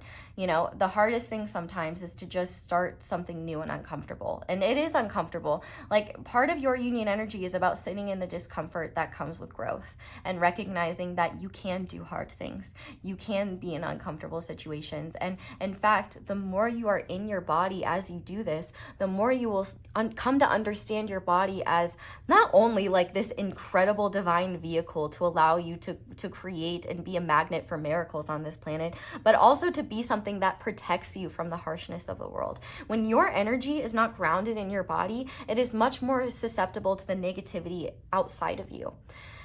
And so that's why people who don't really go beyond like the first 3 chakras, like those lower chakras, they're almost impossible to get to, because they are in a state of not, like, they're not connected to what's outside of them. They're connected to what's within them. And they're so sure of what's within them, and they don't have enough of a higher connection with their heart, you know, with their crown.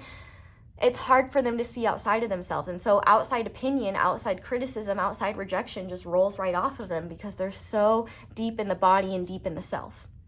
And so you might be on the opposite end of that, where you might resonate with kind of just being, you know, up here, you know, up in your head, like, you know, kind of spaced out and doing your own thing. And so you might find that you're extra sensitive to the energy around you, because it's not protected by your body. It's going around you. You know, you have a whole like aura outside of you. And if your energy is all out here, you know, anything outside that you might be vulnerable to, it's going to make more of an impact than it would if you were grounded in your body. So grounding is one of the most important things you can do. And it's something that I want you to start focusing on every single day. And I would Google grounding techniques. I would Google it, because everybody's form of grounding is different. And honestly, grounding is just about presence. And the best thing that you can do to ground is just breathe. Like even I find myself, I'm like, whoa, I need to ground, because I'm speaking so quickly. I can feel my throat getting dry. You know, if you're ever the type of person to find yourself like, you know, getting so engrossed in something that you forget to eat or go to the bathroom, like, you are someone who needs to ground more. Because if you are so like, and that's not something to shame yourself for, like that's a common experience. Like I experienced that. And that's why grounding is so important for people like us, because our body has needs. Our body needs to be supported by us. And if we can't support our body, we can't do a whole lot here.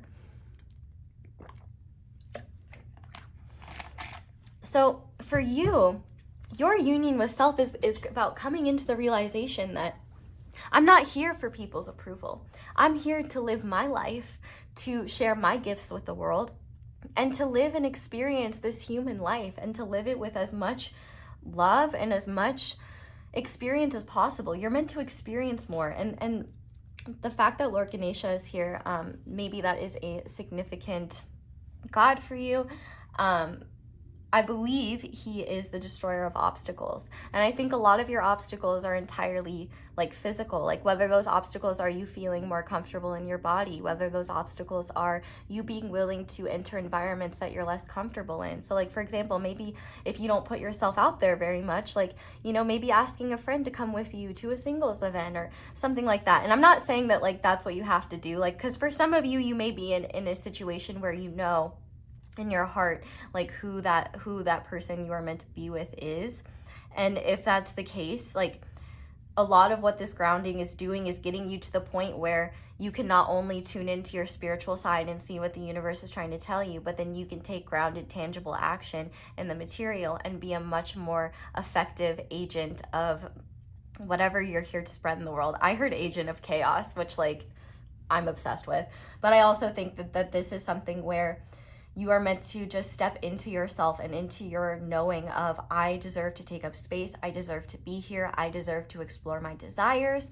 I deserve the blessings that are coming to me. I deserve to own my sexuality and be a sexual being and set boundaries and not put myself or my body in situations that I'm not comfortable with. Like, if you're the type of person to not listen to your own needs over the needs of someone else, like, that is something that's very important. Like, you know, whatever your relationship is with sexuality, whether it's you don't feel like you're allowed to express it, or you feel like, you know, you're wounded from, you know, ABUSE, or other people taking advantage of those boundaries. Like, you don't need if someone if someone truly loves you, they will never pressure you or make you feel bad into doing something that you're not comfortable with. Okay. And I think the biggest thing is like, it doesn't matter what like 99% of people in your life and in the world think of you. You want those people that truly love you and want the best for you. And when you have those connections in your life, and I'm sure you have them in some capacity, whether they're family or friends, and you think about in that context, like, just think about people in your life that love you. And if you're having a hard time, like, thinking of that, which, like, oh my God, I'm so sorry. Like, if that is the case, like, just know that that's not meant to be the case forever. That's a big reason why you're here. Just really ask yourself, like, if this person truly loved me, would they treat me that way? Like, think about how you treat the people that you love, and reverse that. Would you accept that treatment? Would you see that as very loving? I really think that this is all for you about embracing your path and embracing your journey and really just living it and connecting with your present instead of being half here. If you're the type of person to be uncomfortable sitting in silence, or you're always kind of in your head when you're doing things, like, you might find that even though you're moving about in the world, you're really not connected to your world. You're really not interacting with it. So for you, this is a lot about you being fully here and fully embodying and embracing your path and who you are. And what's really beautiful is, I think you'll find that as you ground, like, I know what I'm saying might sound, it's easier said than done, right? Because I feel like a lot of what I'm saying you already know to be true, but the thing is that knowing isn't being. So you're going to be inundated with the same guidance until it's integrated enough that you can take the next step forward. And I feel like I want to sneeze right now, but I'm not. And so that is always a sign of blessings. And I feel like and if you are avoiding grounding out of fear, like, that fear is exactly what is blocking blessings from coming in. Because let's talk about your person or your true love, whoever they may be, whether you know them or not. Your true love is someone that, if you know them, they are showing up in their union energy as a completely different person than the person that you met them. And if you don't know them, when you do meet them, you will know, or they will tell you, if not immediately, eventually, about the fact that they have been on a big journey of transformation. And I'm hearing in my head, like, my journey led me to you.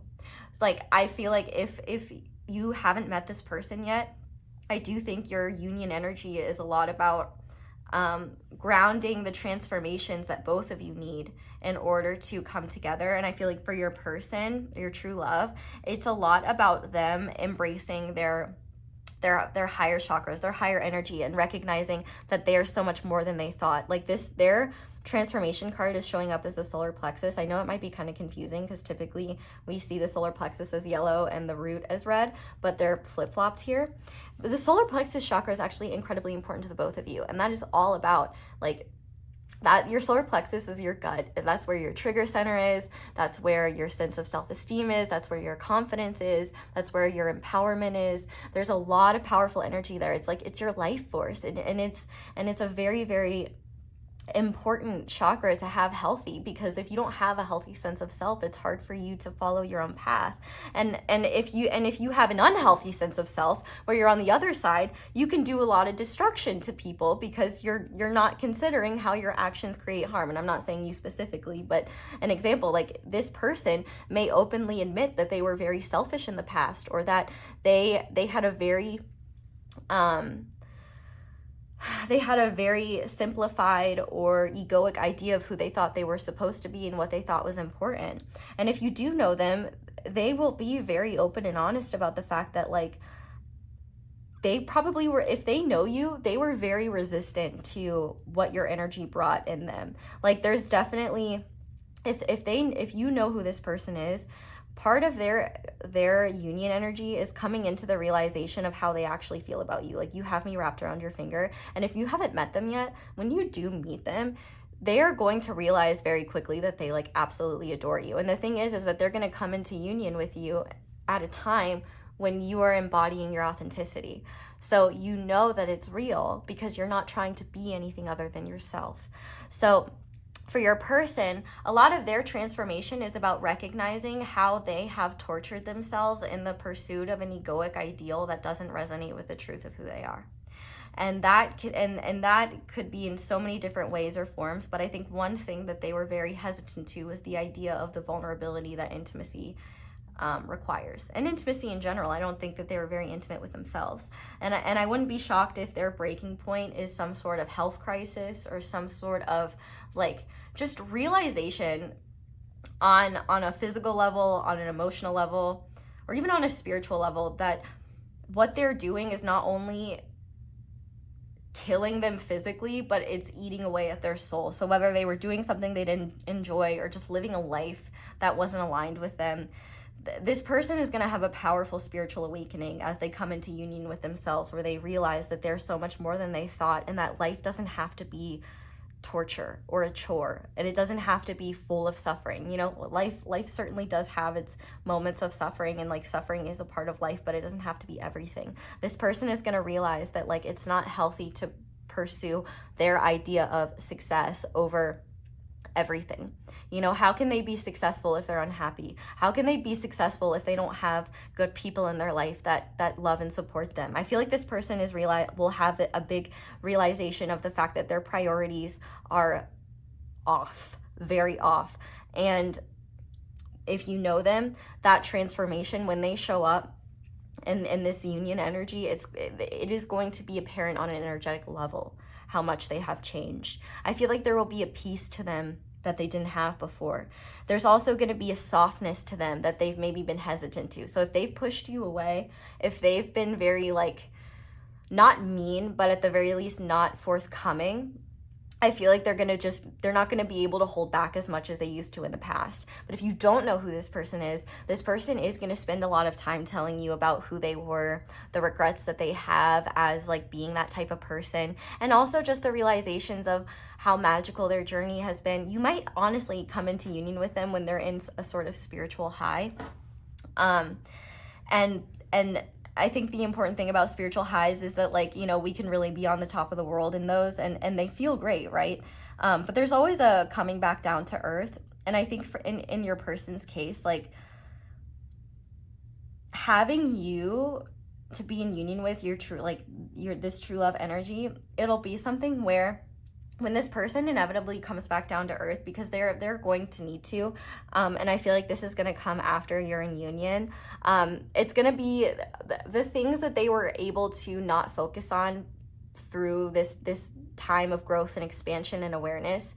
It's like there's a bit of a coming back to basics in terms of tweaking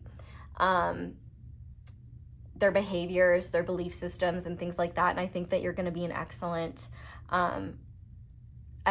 source of support for that. And I also think you're going to be something that helps stimulate their spiritual side when they are coming back into their lower chakras and like being more focused on like making tangible active change. It's kind of interesting. So you guys are quite literally flip-flopped. Like if you both are in an infinity sign, you're on opposite sides. So like your person is transforming by expanding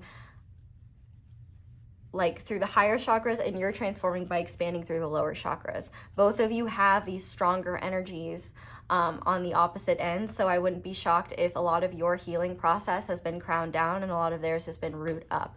You know, they've empowered themselves through the physical, you've empowered yourself through the spiritual, and neither or is better than the other. They're just different, and that's the cool thing about the both of you, is that you can offset one another and you have unique insights and perspectives that the other doesn't, so you can be an excellent support system. So like, for example, this person is going to be able to help you a lot with material challenges. They're going to be able to, like, their advice that they may have, connections that they may have, like, they're going to be a valuable resource and a very empowering one at that, because your true love is someone who has, you know, faced a lot of loss in their life. Like, they have loved and lost, and I think a lot of what they've loved and lost are things that they lost because of their past actions, because of, you know, things that they've done, and you know, for some of you you could even count in that if you have a history with this person. So, you know, if this is someone from your past, they definitely will be doing a full 180 if you feel you're meant to be in union with them. But let's talk about the union energy between the two of you, because it's actually incredibly beautiful. This challenge card is not meant to say that, oh, your union's going to be so hard and full of so many challenges. Like, life is full of challenges no matter what. This is not about the fact that there will be challenges. This is about how you deal with challenges. Your union energy for this connection is all about facing things head on. This challenge card is all about you, all about the both of you facing your obstacles, facing what is holding you back, rather than avoiding it, making excuses, or believing that it's above you. We also have another elephant here. So I wouldn't be shocked if elephants are a significant animal. We also have a lion here. And it would make so much sense that like fire and ice is your crystal, because it's like a union of opposites, right? You might find that whether you've met this person or not, that when you do meet them, you might find that you guys are two sides of the same coin. And if you do know them, you might resonate with that definition.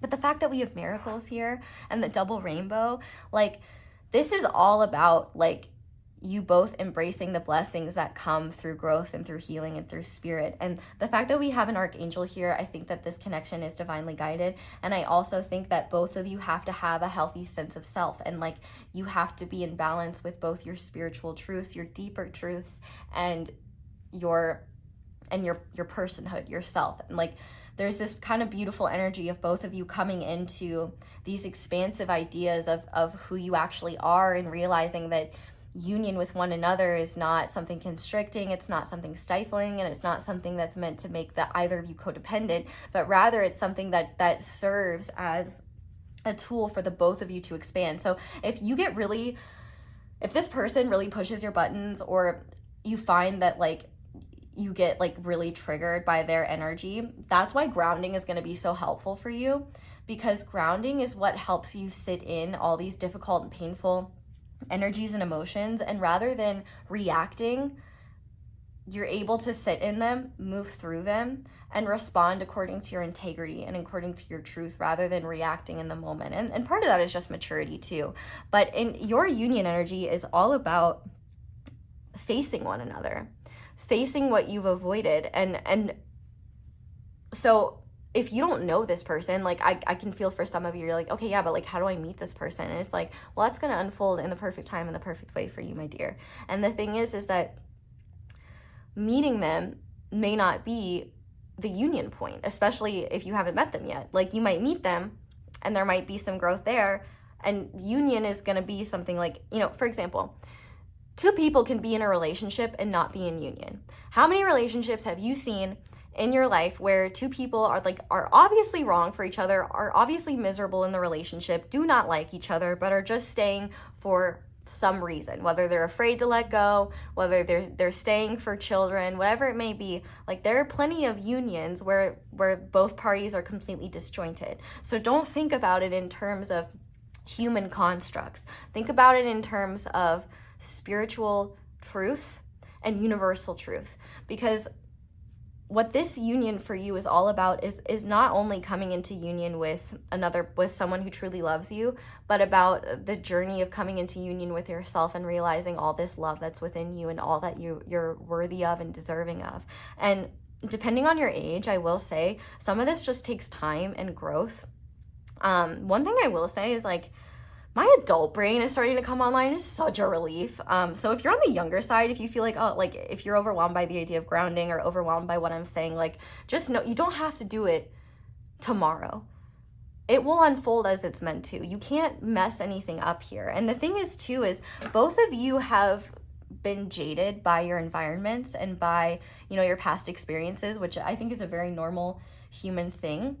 But I think both of you have forgotten, the love that is behind you even being here, and the love that either does or will exist between the two of you. Even if you haven't met this person in this lifetime yet, your heart knows they're out there. And unless you're polyamorous or non-monogamous, you only need one person, right? And if you are polyamorous or non-monogamous, like, you get the beautiful opportunity of discerning what true love actually is outside of traditional relationship conventions that most people tie themselves to, whether they agree with them or not. This is a beautiful opportunity for you and whoever you come into union with to decide for yourselves what you want your connection to be. And I think union for the both of you is my day begins and ends with love and gratitude. So as long as you have love and gratitude for yourselves and each other, you are in union with one another. How you unfold together is a free will choice. And I think the thing is why it's so important that you have a solid sense of self is because you, and I know I'm clocking you with this, is that you are too willing to concede to something that you would rather not want or accept something that doesn't satisfy you in order to make someone else happy. And that's not true love. That's not loving to you or the other person. Because in a true love relationship, you know, it's not about everything being sunshines and rainbows all the time. It's about it being worth it. It's about it being something that makes both of your lives better and is something that you mutually benefit from. It's a symbiotic relationship. And in your case with this miracles card, I actually want to read it from the book. It's the Sacred Destiny Oracle, because this is what your union is all about. It's all about miracles. Like, if you've ever thought that you were beyond love, beyond finding someone, like, a lot of your union is about realizing that the only thing that has kept you trapped, the only thing that has kept you miserable are the beliefs and the conditioning that you were raised with and that you learned, that has kept you from embracing the truth that you've known in your soul. Like, I'm sure the journey of your own self-development has been one where you honestly surprise yourself at, like, I knew there wasn't something wrong with me there, or like, you are the quintessential example of, you know, if you judge a fish by its ability to climb a tree, it'll live its whole life believing it's stupid. You've just been in the wrong environments. You know what I mean? Okay, miracles. Also, that song, I don't know what it's called. I remember I used to hear it when I went to the gym. And it's like the song that's like, We Could Be Heroes. And she's like singing it all passionately. It's like an EDM song. That song has been playing for me like since I started your pile and as I've been channeling. And I feel like in certain ways it's like you both are like the heroes of your own lives. But I think actually one thing, if you know who this person is, or if you have an inkling of who it might be, they may admit to you that there were a lot of things that you were right about that they didn't want to admit at the time, that they thought you were wrong about because they couldn't see them. And here's the thing, you can see a lot of things on a spiritual plane, on an intuitive plane, but the problem is that if you can't ground it into human terms, if you can't have boundaries with it, then it's going to be a lot harder for you to use that to your benefit. If you don't even trust it too, especially, like, you know, what good is your intuition if you don't trust it? But we have miracles here with double rainbow. After the storm, the rainbow appears. Ooh, and so I will say as well, I feel like you will either meet this person after a particularly turbulent time in your life, or you will come into union with this person after a particularly turbulent time in your life where you're facing your challenges head on, supporting yourself and being compassionate with yourself, and finding the love that exists in your environment despite that, and finding gratitude for it. No matter where we are, the instant a rainbow splashes across the sky, we usually stop and stand in awe. Some say that rainbows are messages from the Creator. Others say that they are part of the electromagnetic spectrum phenomenon. They're both. See, here's the thing about science. Science explains how. It can explain why sometimes, depending on the context, but like the way that science works, like the scientific method is based on what can be observed and replicated and studied, and the spiritual experience is deeply personal and unique. It doesn't operate under the current parameters of scientific research. So it's not that things like this and that can be true. Like, yes, a rainbow is an electromagnetic spectrum phenomenon, but it also is a symbol for so many other things and communicates so much more than just how it's made. Does that make sense? But no matter the explanation for their existence, I go on that tangent, rainbows have struck awe in the hearts and souls of many through time. Many traditions believe that rainbows are blessings from the Creator. A double rainbow is double the blessings. And that's the thing, is like, you guys will both be blessed on an individual level, or a knowing of like your blessings. And then you're just coming together and realizing that you're even more blessed together. Like, you're even better together than you are on your own. Like, you're not coming into union to complete one another, to make one another whole. You're whole on your own, but you can be even like you can do a whole lot more, you know, and life can be a whole lot more beautiful when you share that with someone who can also anchor energies of true love for self and another, who can receive love as well as give it, who can be mature enough to acknowledge their shortcomings, you know, do things like conflict resolution and face challenges head on. The storms of the past are passing. and your dreams are coming true. No matter what has happened in the past, your future holds abounding miracles. Good fortune, celestial beauty, and inner divinity are expanding within you. Believe that your life is guided. Trust in the goodness of the universe. A celestial bridge to the heavens is opening for you. Start a health program, invest in your career, or initiate a relationship, and good fortune will manifest. Blessings are flowing in all directions. Believe that you deserve the best because you do.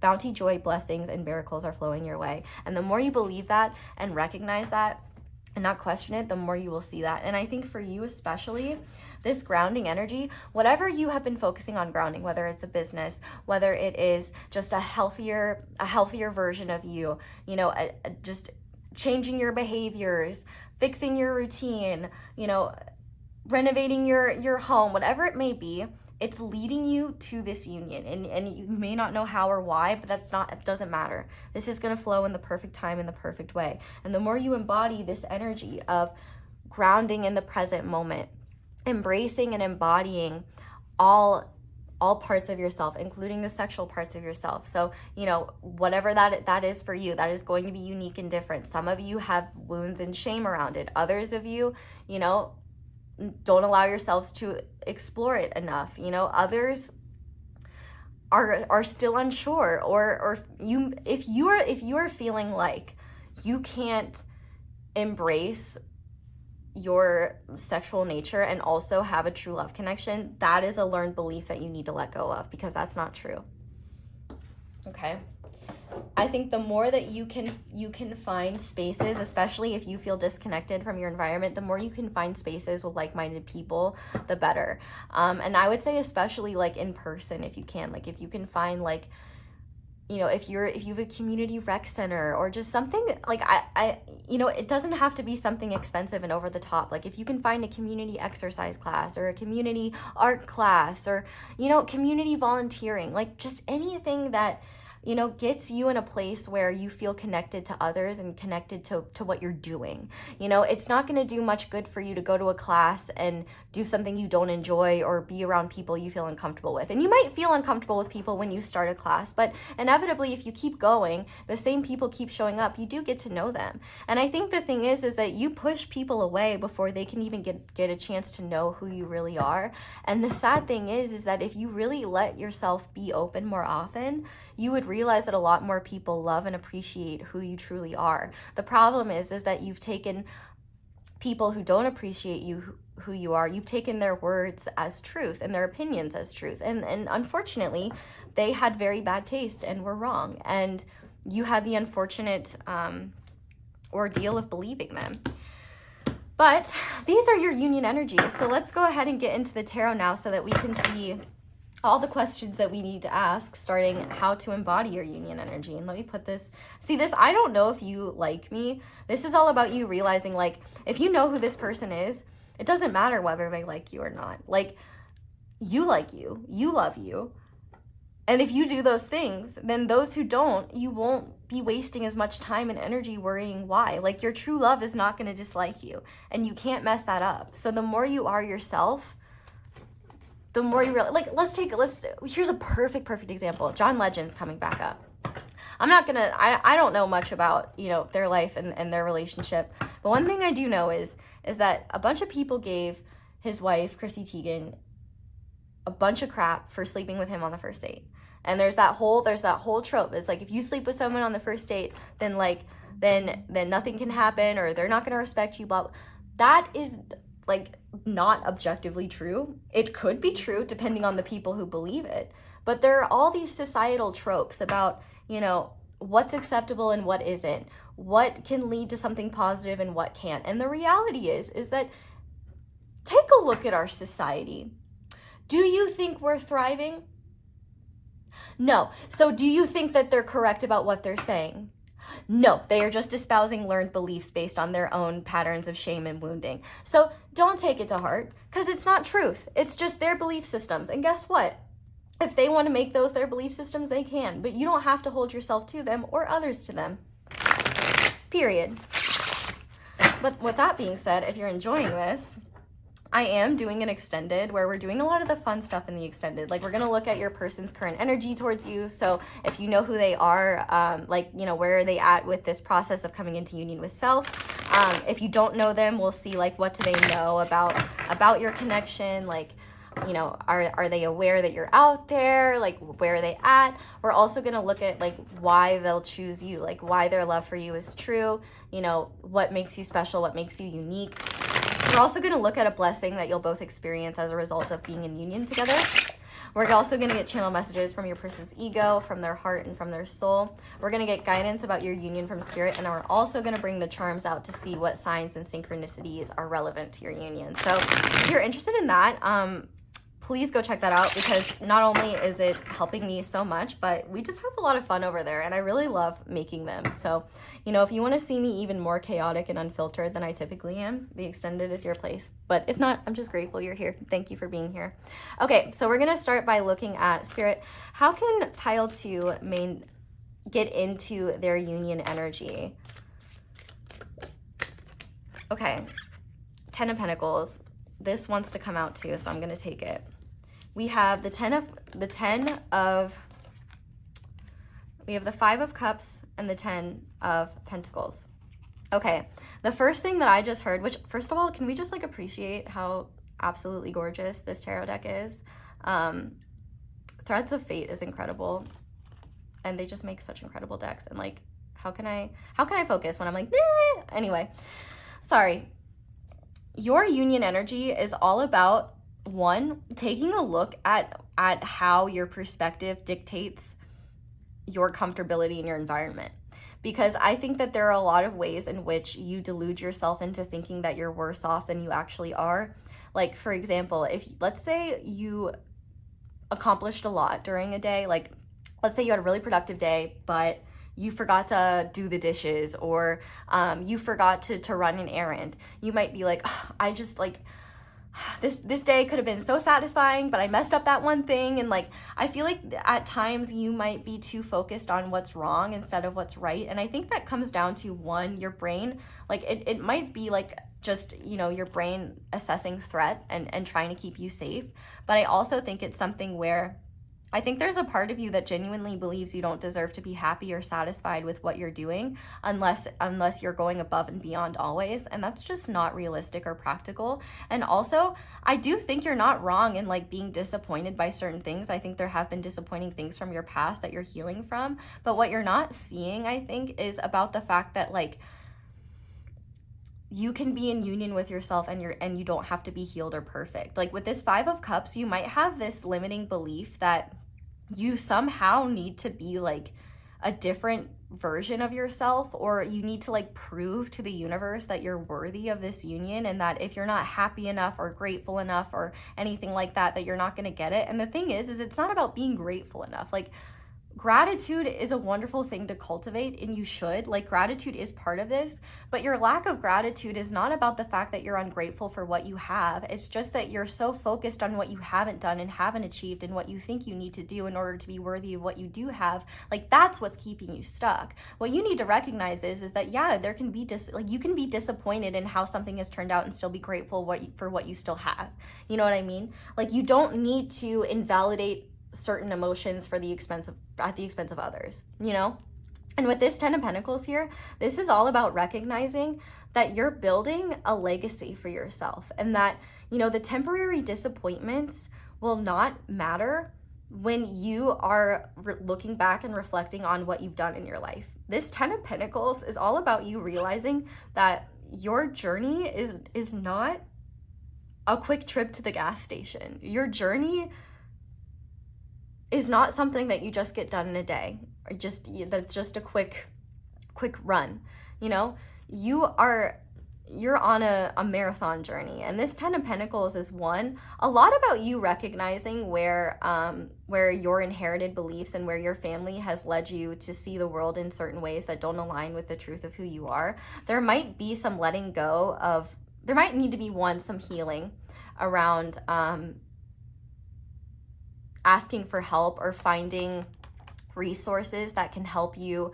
You know, if you need, like, if you need like help in any way, like if you're working through certain traumas, like don't feel like you need to rely on yourself, and don't let what people tell you about like certain resources stop you from getting help. Like if your family is like, oh, like therapy's stupid or something like that, like no, it's not. Therapy's awesome. Like sure, therapy may not fix everything, but it can sure as hell help a lot. Like I feel like in your case, this 5 of Cups and 10 of Pentacles is like, don't miss the forest for the trees. Like it's really important for you to recognize that the short-term disappointments and failures will not be something that you think about 10 years into the future, that you think about when you're in this union energy. And I think part of like union with self is about recognizing that you are and will be taken care of, and that your past disappointments don't define the truth of who you are, and that what you're building is greater than what you can even imagine right now. You don't need to know where your destination is. You just need to know what's right in front of you. An excellent example of this is, you know, if you've ever driven on a foggy night, you know, it's really, really hard to see 500 feet in front of you. So all you can do is focus on where the road lines are and what you can see directly in front of you. That's how Spirit has you, and for good reason. You're not meant to see what is 500 feet in front of you, because if you could, it would alter your behavior to not keep you on this path that you're on. Like if you're not meant to know something, it's for your highest good. When you are meant to know something, the universe will find a way to let you know. I promise you. And I think this 10 of Pentacles that you need to remember is something like, you're not looking for someone. The reason why the universe won't let you just settle down with someone who doesn't truly love you is 1, because that would be cruel and you deserve better. And 2, this is someone that you're meant to build a life with. Or if you're non-monogamous, polyamorous, like this, what you're doing, this union energy that you're building, like you are coming into the truth of who you are and building a life based on that. Like think about how many people build their lives based on lies that they were fed or lies that they believe they had to uphold. You have the beautiful gift of the universe not letting you do that, because that's going to create far more misery in the long run. You may be unhappy now, but imagine the unhappiness that would come if you established a life with someone that didn't have your best interest and that didn't care. And maybe for some of you, you did that. And that's part of healing the wounds. That's part of recognizing like building a life and then it falling apart because someone wasn't as invested as you were. You deserve someone who's going to give what you give. You deserve someone that is going to be a partner, not a leech or a POS.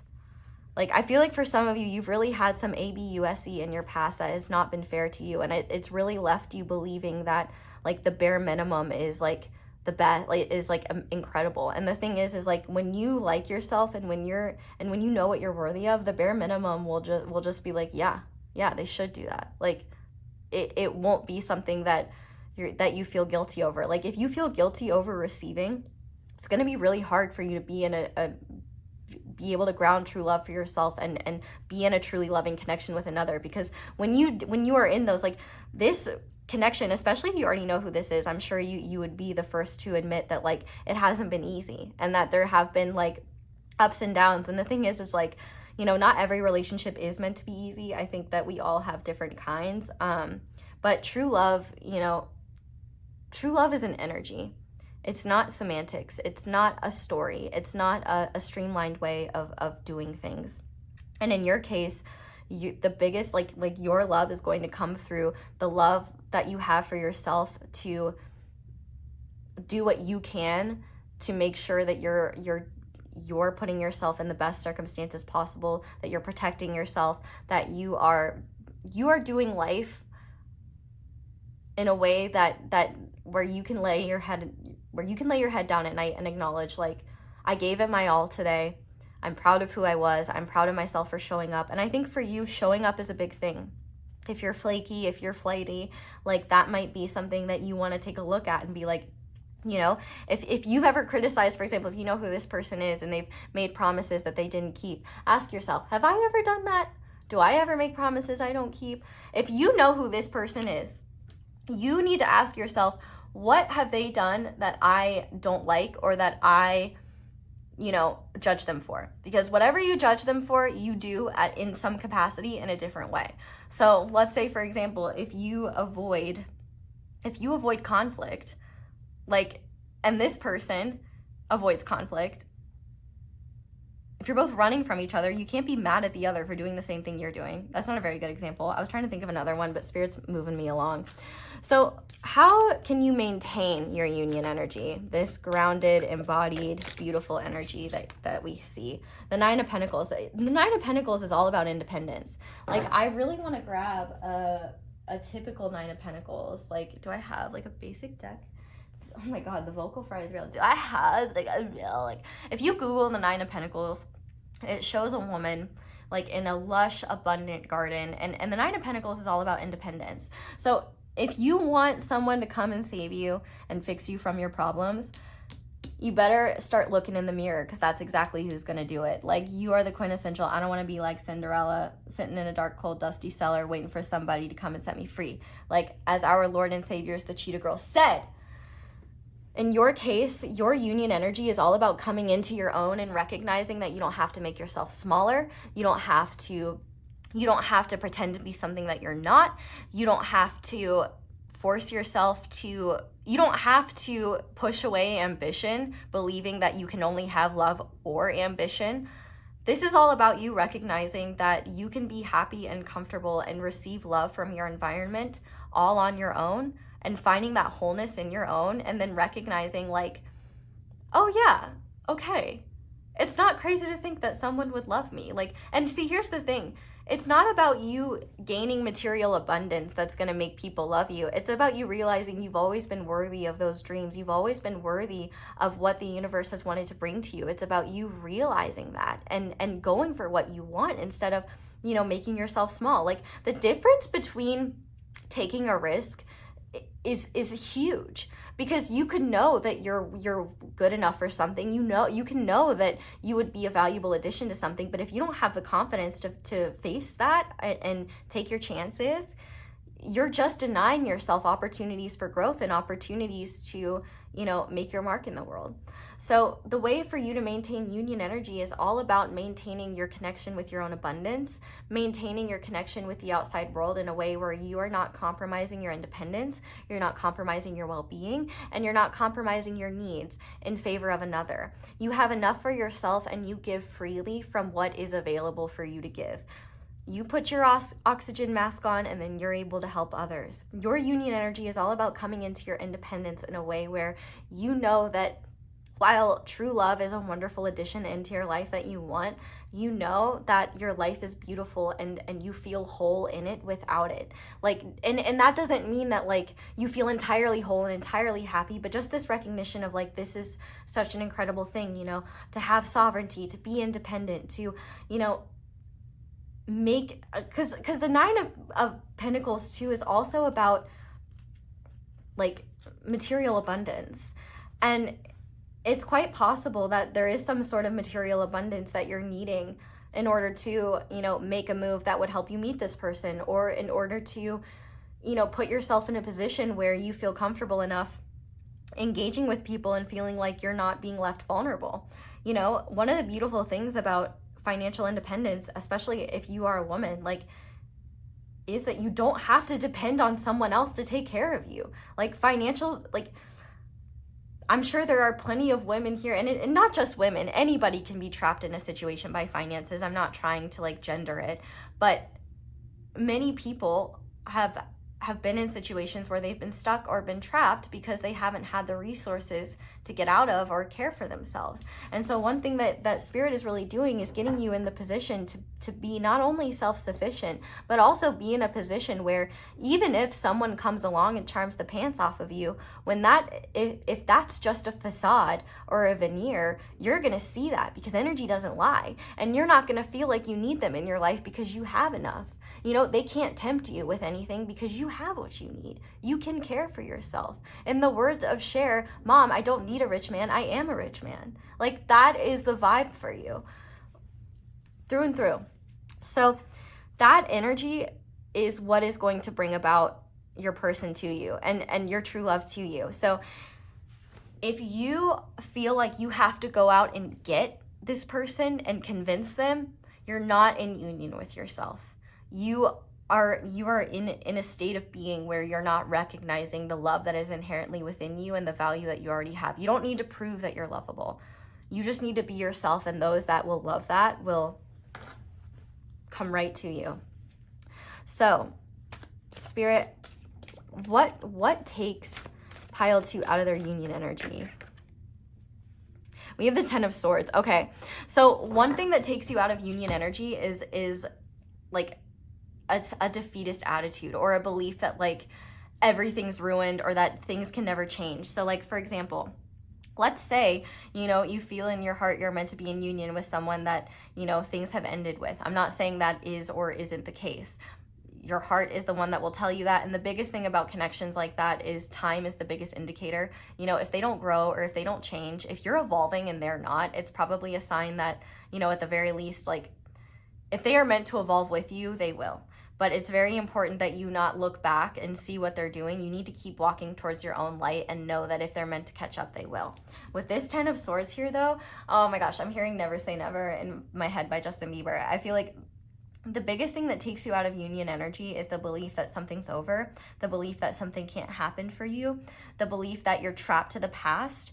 Anything that keeps you stuck in a version of yourself you don't identify with anymore, or keeps you stuck in a belief system that doesn't make you feel empowered or doesn't make you feel like the person of yourself you want to be in your body and in the world, like that takes you out of union energy. Also, just in general, the 10 of Swords, like being here, something that takes you out of union energy is the belief that you are separate from others, that you're not connected to others, that no one can truly understand you, or that that all good things must come to an end, or that everything ends poorly. Like, that's not true.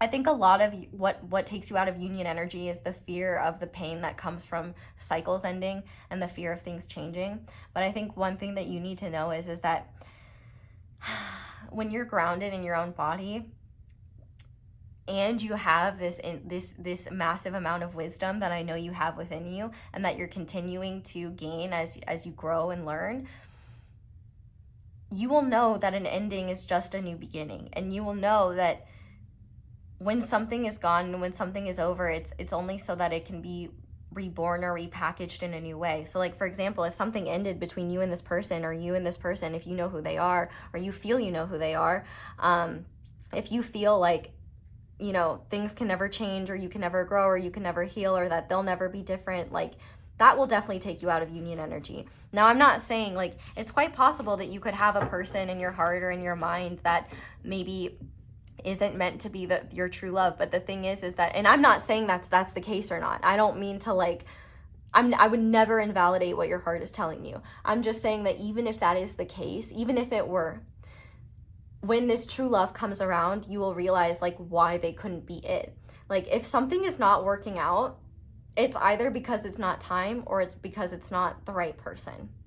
And in your case, a lot of what you need to know is that you are not too far gone. Nothing is too late. Like, this miracles card is the biggest key here.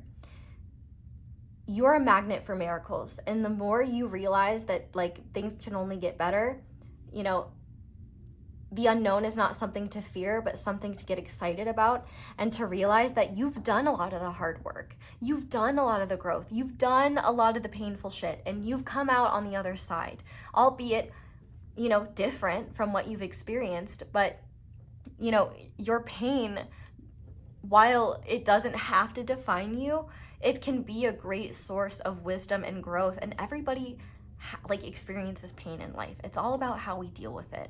And in your case, I really feel like what takes you out of union energy is getting back into belief systems, getting back into cycles and behaviors that don't resonate with the truth of who you are, that keep you stuck in old versions of yourself. Anything that makes you feel disconnected from others, anything that makes you feel hopeless, anything that makes you feel like time is running out, or that you're not enough, or that nothing can truly unfold, and or, you know, that the universe doesn't care about you, and that things can never get better.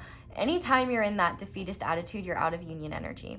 And rather than validating that, just see that for what it is. it's just thoughts. Like, they're just your thoughts. They're not the truth of what's really there. And the more you can just let them flow and redirect yourself to something neutral or positive, depending on what makes you most comfortable, like, the better off you'll be. Don't take those negative thoughts as truth. Just take them as something that flows through you, and as an opportunity for you to be aware and recenter yourself in gratitude and love. Ooh, I need to take a deep breath. These energies are so beautiful, but there's so much information. Wow. Okay, so now I want to see a truth behind an illusion or belief that you have around love.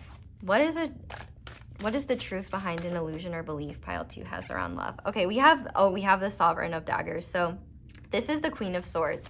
So I definitely think if you resonate with being an air sign, Gemini, Libra, Aquarius, you may approach love from a very like tactical standpoint, or from a very like defensive standpoint. Like, you might have your sword up.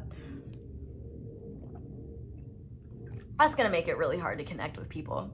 You know, when you see someone with their sword up, that doesn't necessarily scream connectivity. That kind of screams, I'm on defense, I'm wary of you. I feel like with this Queen of Swords here, you actually have a lot of beliefs about love that aren't true, and most of them have to do with your worth and your lovability, and others of them just have to do with like societal beliefs and expectations around women. Like, if you have the words body count in your vocabulary, I'm not going to tell you what to do with your life, but having those words in your vocabulary are not, at least in that sexual connotation, like, that's not serving you in any way. If you are approaching love from a logical standpoint, just look at that for a second. Love is not logical. You can be discerning, and discernment is important so that you don't give all of yourself to someone who just wants to take, or you know, not be there for the right reasons. But I think that there is a big part of you that has been jaded by your past experiences, and I'm sure there's valid reasons for that. I'm sure if I met who those people were, we would have a fun time kikiing about it. But if you're holding on to grudges, if you're holding on to the past, forgiveness, I would look at my forgiveness video, because that's going to be something that's very beneficial for you. But also, I think that one thing you need to recognize is that you can't strategize your way into love. You can't just, like, it doesn't matter how much you visualize it or think about it. If you don't take the active, grounded steps to like get there, nothing's really going to change. And I think one thing that you need to recognize is that what you believe about yourself and what you believe about love will manifest in your reality. So if you believe that nobody will truly love you, or if you believe that love has to be hard and that love has to be challenging and that, you know, you have to earn love, you're going to have a hard time. What you need to understand is that you're worthy of love, not because of what you do, but because you exist. You have a beating heart. You're part of the universe. Like, you deserve love because you are you, and you're here. You deserve love irrespective of what you do or achieve. You know, love is not something that is exclusive, and love does not have, and love is blind. That is true too. Love is so blind. And so I can understand why you might be very hesitant to open yourself up to love and to other people. It's very normal and it's very common. But the reality is that when people lie, words lie, but energy doesn't lie. And the more you understand what that energy truly feels like, and you're in your heart space and you feel that, that is what will help you let go of your fears of vulnerability. That's what will let you push through those walls. It will be very uncomfortable to be vulnerable. It will be very uncomfortable to be intimate with yourself and embrace intimacy with others. But if you face that challenge, it'll be so worth it, and you will grow and evolve so much as a person, and you'll realize what you were scared of was never that scary in the first place. So now I want to see, I want to get a message from this person, and I want to see just what they want you to know. So if you don't know who this person is, this message will be from their higher self, and if you do know who this person is, it will be from them right now. So Spirit, and if it's a multitude of people, take it from the potential of multitudes. This is why I'm not putting a who on this, is because I don't want to limit your idea or perspective of who could be your true love. I think you could have true love with multiple people in this world. And it comes down to, what do you want? What is the type of true love you want to ground? Like, it's all about really listening to your heart and recognizing that, like, especially if you want a monogamy, all you need is to find one person, and you shouldn't settle for less out of fear that they won't get there, because not only are you cheating yourself out of the opportunity to experience true love, but you're also cheating that person out of it too, if they're even capable of holding it. And if they're not capable of holding it, then you're really cheating yourself out of the opportunity to give your love to someone who's actually deserving of it. And the more you know, the more you give it to yourself, the more you will realize that it's far more beneficial and far more rewarding to give it to someone who can reflect that back to you than someone who just takes. But pile 2's true love, Spirit, what do they want pile 2 to know at this time? Wow, okay, we have Temperance. So I don't like to do signs, but Temperance is Sagittarius energy. I'm not saying, and don't even start be like, oh my God, my person's a Sagittarius. Everybody has multiple energies within them, okay? This person could have Sagittarius placements, but they also may not, and it could still be them. So don't hold on to that. You can take it as extra confirmation, but don't hold on to it. Like, if you have someone in mind and they don't have Sagittarius placements, that doesn't mean that it's not them. Like, only take astrology as extra confirmation. But Temperance is an excellent example of, like, just the vibe of both of you and how you'll come together. Your person 1 is asking you to be patient, not only with this process, but with yourself and with them. They're also asking you to continue finding balance. And the thing is that balance is not necessarily 50-50. It's about what works for you. So if grounding is something you only need to do 30% of the time, and that still leaves you balanced, then that's what you need to do. This Temperance card, though, is all about being patient and all about the fact that, 1, your person, whether they know you or not, may be exploring occult or spiritual ideals. You know, Temperance, especially Sagittarius energy, is all about higher learning, philosophy. And I really do think as well, I'm hearing this song. Is it? Oh, it's like a peak late 2000s poppy song. I think like Tayo Cruz is in it.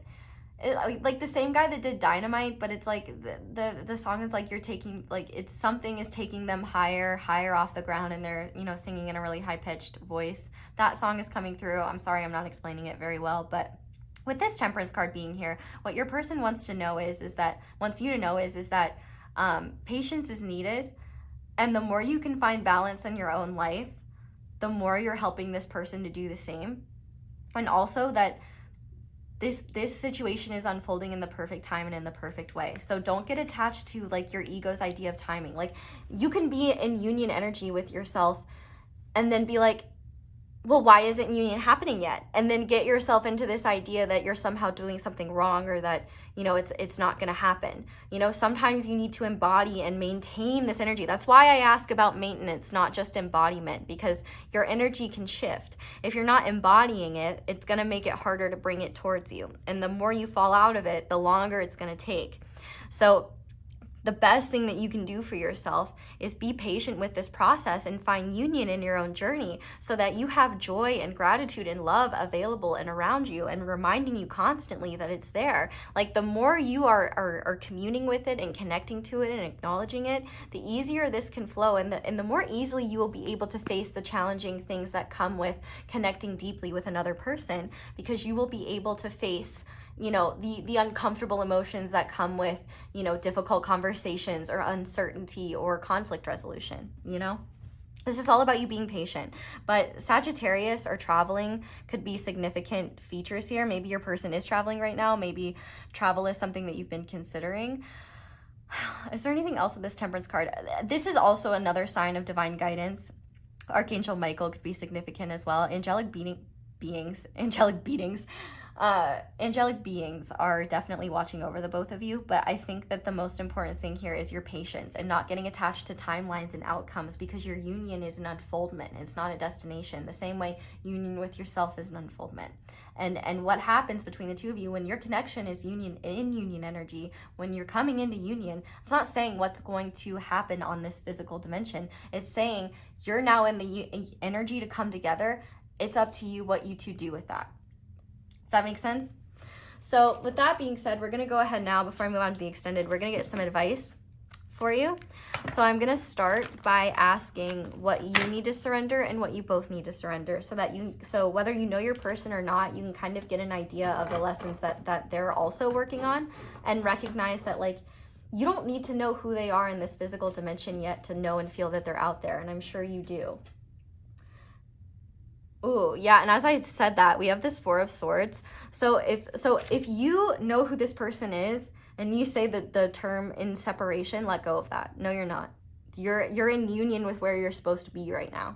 Like, if you're in separation, quote unquote, you're in union with where the universe needs you both to be at. If you're not being brought together, there's a reason for it, and it's probably protecting the both of you.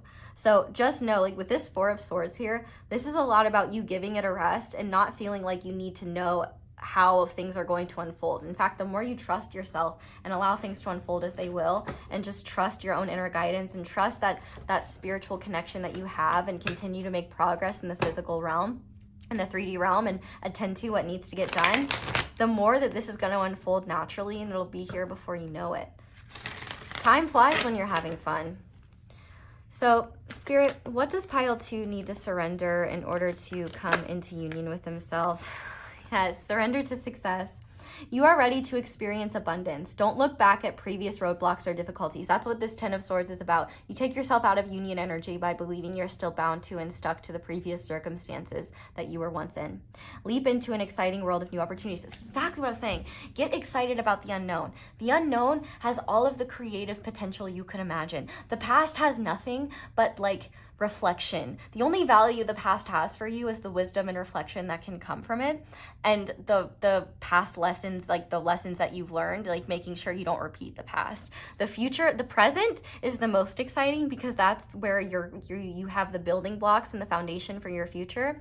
But more than that, with this surrender to success, this is a lot about you recognizing that, like, what success actually is for you, and about recognizing that maybe you've been pushing that away out of fear you don't deserve it, or out of, or maybe you already have it, but you've been believing that you're not successful because you've been tying yourself to a definition of success that doesn't resonate with the truth of who you are. You know, if you believe you can only be successful if you have, like, a partner who loves you, then yeah, you're gonna feel really unsuccessful. But if you recognize that, like, if I love myself, if I do things that are loving towards myself, and I have love and joy in my life, like, that is success in of itself. And I only want to share my success with someone who feels the same way. You know what I mean? So pay attention to your definition of success, and pay attention to your beliefs around what you're capable of, because I think you underestimate yourself as much as other people do. All right. This is what you both need to, this makes so much sense. Surrender to receiving support and love. That's what you both need to surrender. Allow the love and support of others in, rather than trying to handle everything yourself. This can take the pressure off and simultaneously nurture you. Yeah, so you both need to surrender to that. And that makes sense on your person's end, because they're going to realize that they can't live without, you know, like, they need more intimacy in your life. And what you're going to realize is that, you know, you've been looking for support and love in the wrong places. You've been looking for it from people who aren't capable of giving it, and that's not your fault. Like, it's something that we can be unconsciously attracted to, especially when we're givers. So don't shame yourself for it. It's a natural thing. But of course, it doesn't make it any less painful. But let's see what ego responses are keeping you and the both of you out of union. So, Spirit, what ego response does pile 2 need to forgive themselves for in order to come into union with themselves? Okay. So for you guys, yeah, we have the victim with security. I forgive myself for shaming my inclination to fall into deep despair in the face of a challenge, which that's your union energy challenge. This is about you recognizing you're capable of facing challenges head on.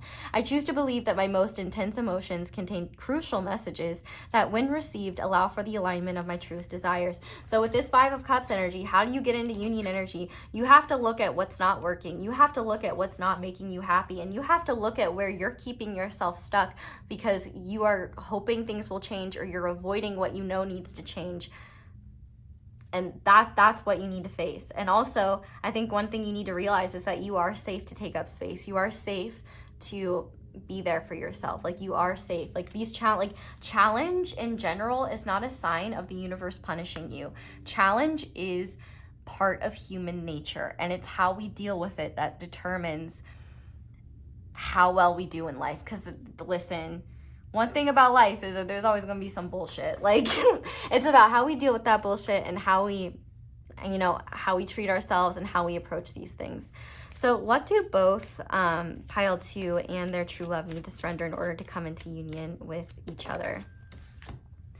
Yeah, I forgive myself for avoiding the experience of that which is new and unknown. I told you, this is exactly what is stopping you both from being in union. When you avoid those challenges, when you avoid that uncertainty, when you avoid that unknown, and because you guys definitely avoid each other, even if you don't know who the other is yet, you avoid the things that would bring you to each other, whether that is trying new things, whatever it is for you.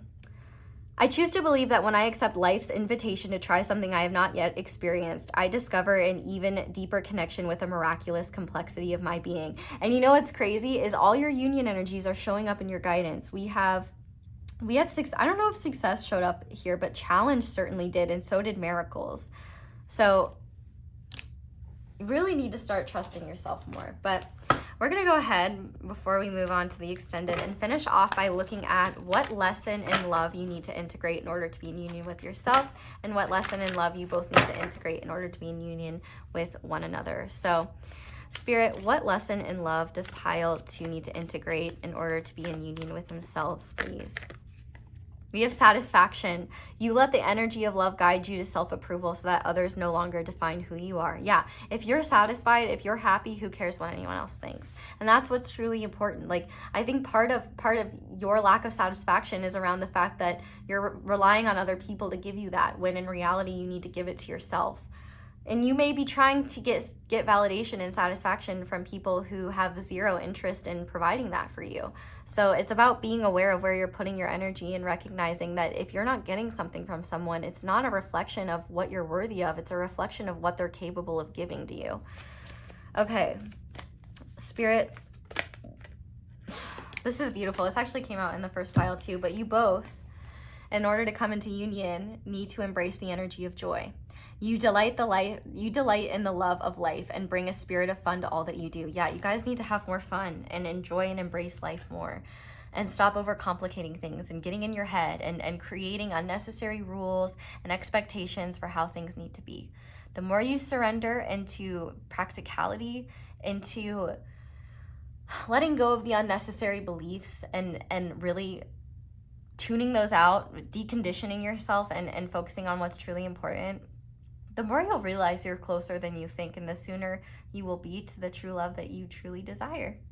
So pile 2, that's where I'm going to leave this reading. Thank you guys so much for letting my ads play in the background while you do something else. That is one of the simplest and easiest ways to show appreciation for me and my channel. But if you would like to support me in other ways, you can like this video. Thank you to everyone who does that. You can comment down below, let me know how it resonates, if it resonated, and feel free to subscribe if you haven't already. I would love you to join our little fam. Definitely go check out the extended if it is feasible for you to. We have a lot of fun over there. It helps me so much, and you can get like an extra bonus content that's very fun for as low as like $4. So I think that's a really good deal. I try to make my extendeds as accessible as possible so that you guys can actually watch and enjoy them, and it's not like too much of a burden. But other ways you can support me, definitely check out my candles. Be sure to use code ASO10 for 10% off. You can also check out my merch that will be linked down below. You can check out my other videos, my Instagram. I don't even know if I'm going to be on Instagram anymore though. I'm really just tired of the way people are on social media. I'm getting into my hermit vibes. I just want to do my own little thing and come here and read cards. I don't want to do the whole social, like, I don't know, I'm tired of the social media game. Let's see, is there anything else? I don't think so, but I really hope that this reading was helpful and that you guys enjoyed it. I put a lot of thought and care, so I hope that it helped. I love you guys so much. I hope you all have a wonderful day or night whenever it is that you're watching this video, and I hope you'll come back and see me again soon. Bye! Hi there, Pile 3. Welcome to your reading, and thank you so much for being here. If you guys chose the Hedenburgite Quartz, I'm probably saying that wrong. I googled it, and there were different ways of pronouncing it, so I don't know. If you chose that and the Moon Child Tarot, then this is going to be your reading on your union with your true love, basically how to get there. So we're gonna start by looking at the union energies of you, your person, or your true love, and the union energy between the two of you. If you are confused, please check out the intro. I put a lot of information in there on how to use this reading for yourself and how to be successful with it. So we're going to start with your union energy. It's my intention that you are on this side. So to start with your union energy, we have dreams with the throat chakra. I know that looks like third eye, but it's the throat chakra in this deck. We have wellness is my natural state. We have limitless. And we have I wish we'd reconnect. And then your true love's union energy. So important note, this is not specifying who this is. This is specifying if anyone wants to be your lover, they got to get with your friends and embody this union energy, or embody this energy. That way you'll know that they're in energetic alignment with a loving union with you. So for your true love's union energy, we have emotions with the sacral chakra. We have I just need a sign. We have my thoughts, words, and actions contribute to the greater good and happiness for all. And we have dreams. Okay. I'm hearing I know who does this song, but it's just like, because I'm in reading brain right now. You know the song that's like, sweet dreams are made of this, who am I to disagree? I'm hearing that in my head right now, and I'm really embarrassed that I can't say the title, but like, to be fair, I'm really bad at names, and there are a lot of people that I can visualize in my head but can't remember their names, so just know that song is playing. Please don't come for me. Anyway, like, I mean, I guess you can. What are you gonna do? Anyway, let's look at the union energy, or the energy of the union between you and your true love. This is not specifying the semantics of how union will unfold. This is specifying the energy that will exist between the two of you, that represents you actually coming into union with one another, and how that unfolds between the two of you will be your free will choice. So your union energy is represented by the second chakra, Archangel Ariel. We have enlightenment. We have preservation. And we have breathe. Everything is happening exactly as it should be. Okay. I'm gonna fix stage up a little bit. I really love this energy. I'm not gonna lie. And I love your union energy. I love you. Like, oh my God. Okay. No, and your true love, like, oh my God, they love you, whether you know them or not. Let's start with your union energy, because it's just a beautiful culmination of all of the hard work that you are doing or have been doing for quite a while. I want to mention how much you resonate with your own union energy signifies how close you are to union. As I state in the intro, don't get bogged down by timing. Don't worry about timing. Timing is created in the present.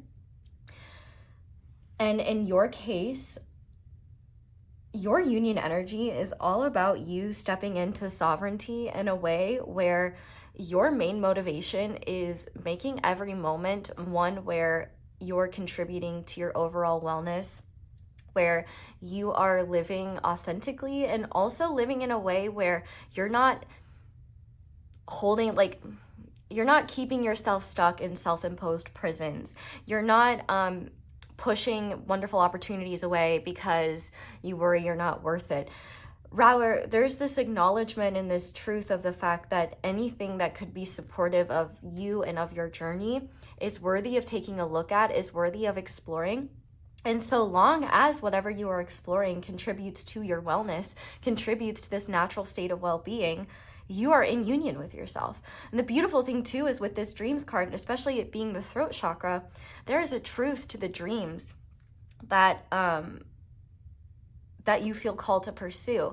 And there's also a connection to your dream world, like whether you remember your dreams or not, whether they're daydreams or nighttime dreams. It seems like you either are listening to, you're understanding signs from your literal dreams and following that guidance, and or you are acknowledging what your dreams truly are and are no longer limiting yourself to anything that doesn't support that. I feel like there's a real acknowledgement of not just like ambitious career-oriented dreams or, you know, love-related dreams, but just dreams in general. Like, you know, if you dream of just being able to wake up in the morning and feel grateful for everything that's ahead, or if you dream of being in a place where you have more opportunities or whatever it may be, your union energy is all about embodying the truth of what you truly want in life, understanding that there are no limits to what you can have. The only thing that you are limiting yourself to is what you believe you can or can't have, experience, receive. And in your case, I think one thing that your union energy is all about as well is recognizing that the satisfaction and fulfillment that comes from following these dreams is less about how you'll feel once you have them and more about the transformational process of being able to go after them, receive them, work with the universe when something isn't working out, being able to find detours. There's like this deep, I guess you could call it enlightenment within yourself where you're aware of what is within the realm of possibility for you, what needs to be surrendered to spirit, and what kind of requires your faith, and what can be something that needs your attention or your tweaking. Like, essentially, you're flowing with what is in a way where you're not denying, running away, or suppressing your authentic experience, but rather you're working with whatever your experience is you're working with whatever your experience is. How do I say this right? You're working with whatever your experience is in the moment and focusing on it from this centered place of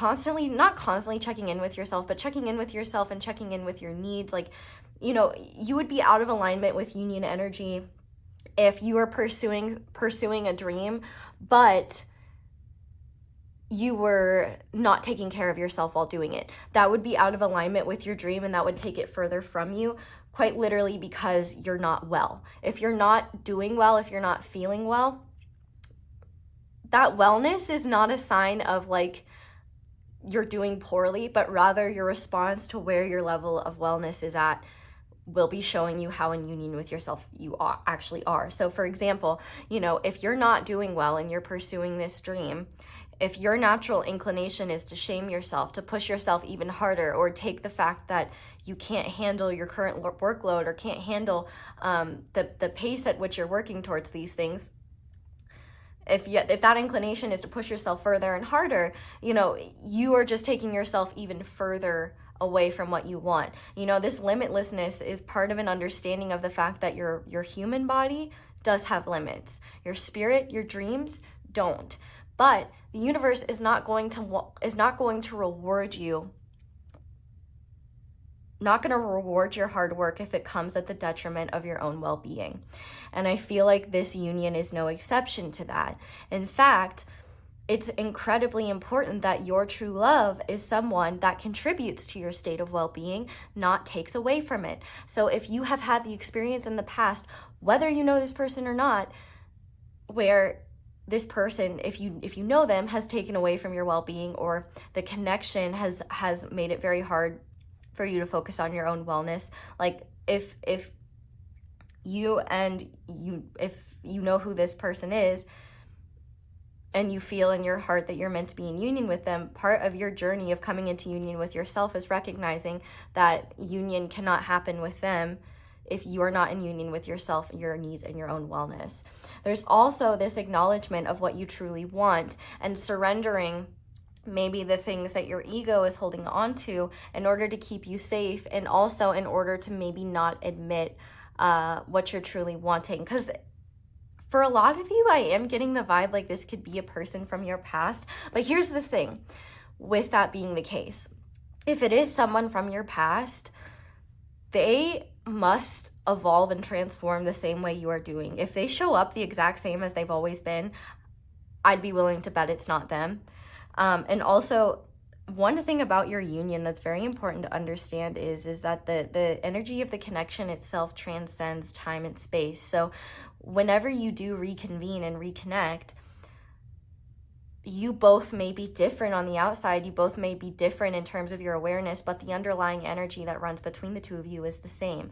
So whether you met this person or not, I do feel like there will be this energy of the both of you like picking up where you've left off, and this feeling of like it being very natural to interact with one another. But at the same time, especially if you have already met them in this lifetime and have interacted with them, depending on what those interactions were, there could be certain stories you're telling yourself about this person, about what has happened, and that could be preventing you from being honest with yourself and with your heart space about what you truly want, or about what is healthy for you or not. I feel like there might be a part of you that if there is someone still in your heart, and like I said, you will know if it's them, because one, it will continue, like they will continue to evolve as you evolve, and also, you know, there will be this that feeling of picking up where you left off, like no matter how much time has passed. And not only that, but ultimately at its root, there's like a deep respect for one another, and like there's no ABUSE. You know, if you are asking about someone and they have been ABUSIVE to you, that's not who I'm talking about, because ABUSE is not love, it is control. It is all about power, and you know, power without love is not a good thing, and love is one of the most empowering things in the universe. And the universe is not gonna put you in a true love union with someone that can't hold true love. So this is why this is really important. Like, a lot of people don't understand the fact that like true love is a two-way street. You know, we can love someone with all our heart, but if we don't acknowledge the fact that like they're not loving us, they're not, if it's not reciprocal, if loving them comes to the detriment of ourselves, that is not true love. That is not healthy. Even though love may exist there, it's distorted and it's unhealthy. And it's not the type of love that I believe anyone should have to put up with or deal with. But unfortunately, it is a very common form of love, because humans as a collective, we are learning a lot, healing and growing, and a lot of toxic generational behaviors, you know, we've all inherited them from our ancestors. And, you know, and if we don't change them, we often, you know, pass them down to our children. And in your case, I definitely feel like your union energy is a lot about letting go of the limits that you placed on yourself through conditioning, the limits that you placed on yourself through belief of what is acceptable and what isn't. Ultimately, your union energy is about honoring your heart and honoring the fact that you do desire true love, whether it is with someone you know or whether you are open to anyone that can hold true love with you, and acknowledging that. You know, one of the things about this is that maybe you're dreaming about this person a lot and wanting to reach out to them, but your ego is stopping you. Well, and you might be like, well, what if I reach out to them and they don't respond? Well, you're no worse off than if you hadn't messaged them in the first place. There's this need to understand that, you know, things are not as serious in the moment as you may be taking them.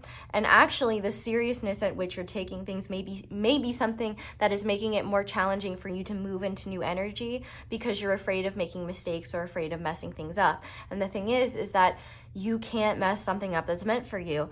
And also, if you are afraid of making mistakes, you're not being limitless, because that limitlessness is an understanding of the fact that even if you do make a mistake, even if you do something that takes away from your state of wellness, you're going to shift and alter your behavior to meet whatever new needs you have, or change whatever behavior needs to be changed in order to get you back to a state of wellness. So even if you're not well, that doesn't mean that you can't be in union with yourself. It's more about how you treat yourself when you're not well. Like, if that makes sense, I hope that makes sense. But your union energy is one that's also of understanding around, like, just recognizing and acknowledging that the possibilities are endless, and that, you know, you do have a role in saying yes or no to what you want in your life. But the biggest determining factor of what's in alignment with you and what isn't is what adds to your wellness, adds to, you know, your fulfillment and satisfaction in this life, and what takes you away from it. So, you know, you can't be in union if you're not maintaining a state of wellness. And that wellness doesn't need to be feeling perfect and feeling healthy all the time, but it is one where you are not neglecting yourself or neglecting your needs. Especially if you're the type of person to neglect yourself in relationships.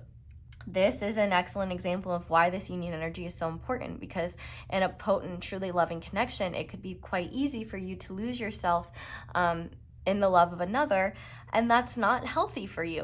That's you falling out of union with yourself. And here's the thing, that doesn't mean that everything will implode, but if that has been your experience in the past, that could be why you have been involved with partners that either haven't been able to reciprocate, or why things with this person, if you already know them, didn't work out in the past.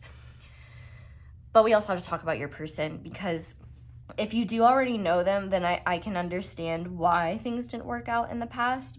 If you don't know them yet, then I definitely think that things with you and them would not have worked out until this point, because their union energy is interesting, because it's somewhat similar.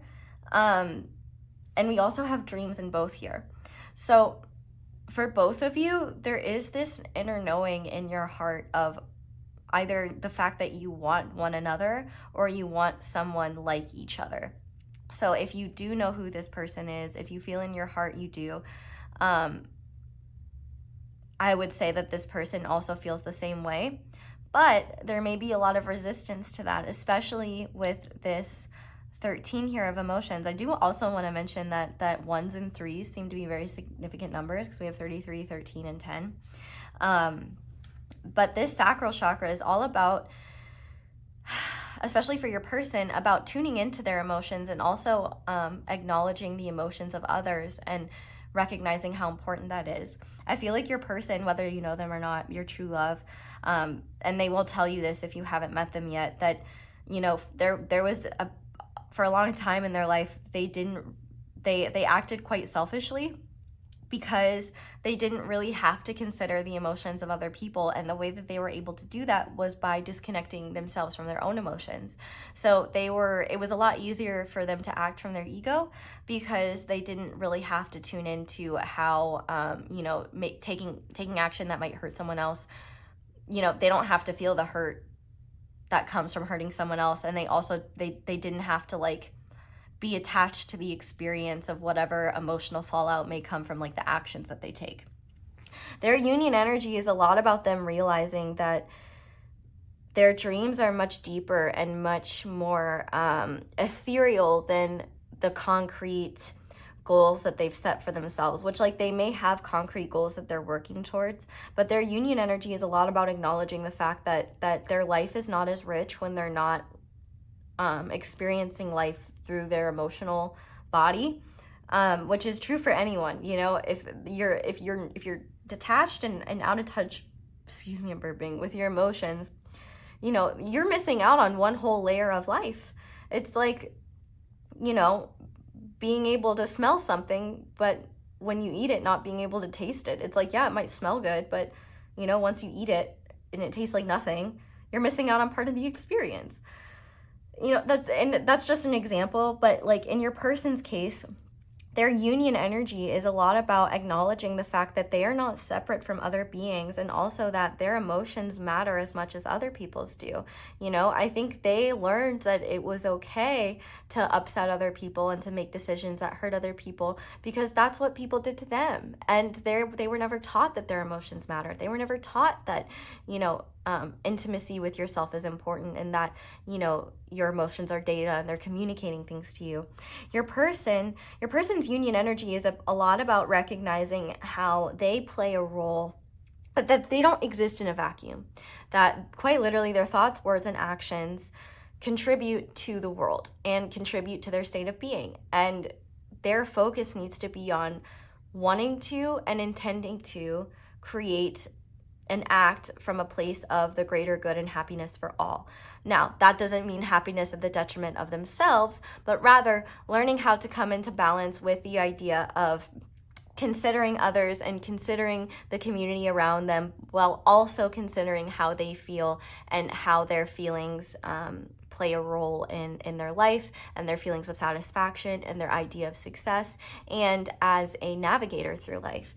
So your person, their union energy is a lot about trusting what their emotions are telling them and being willing to take action towards them or be receptive towards them. Because one thing that's really interesting is I think that one aspect of your union or your coming union is one where you'll be dreaming about one another more often, and you'll be getting signs in your dreams.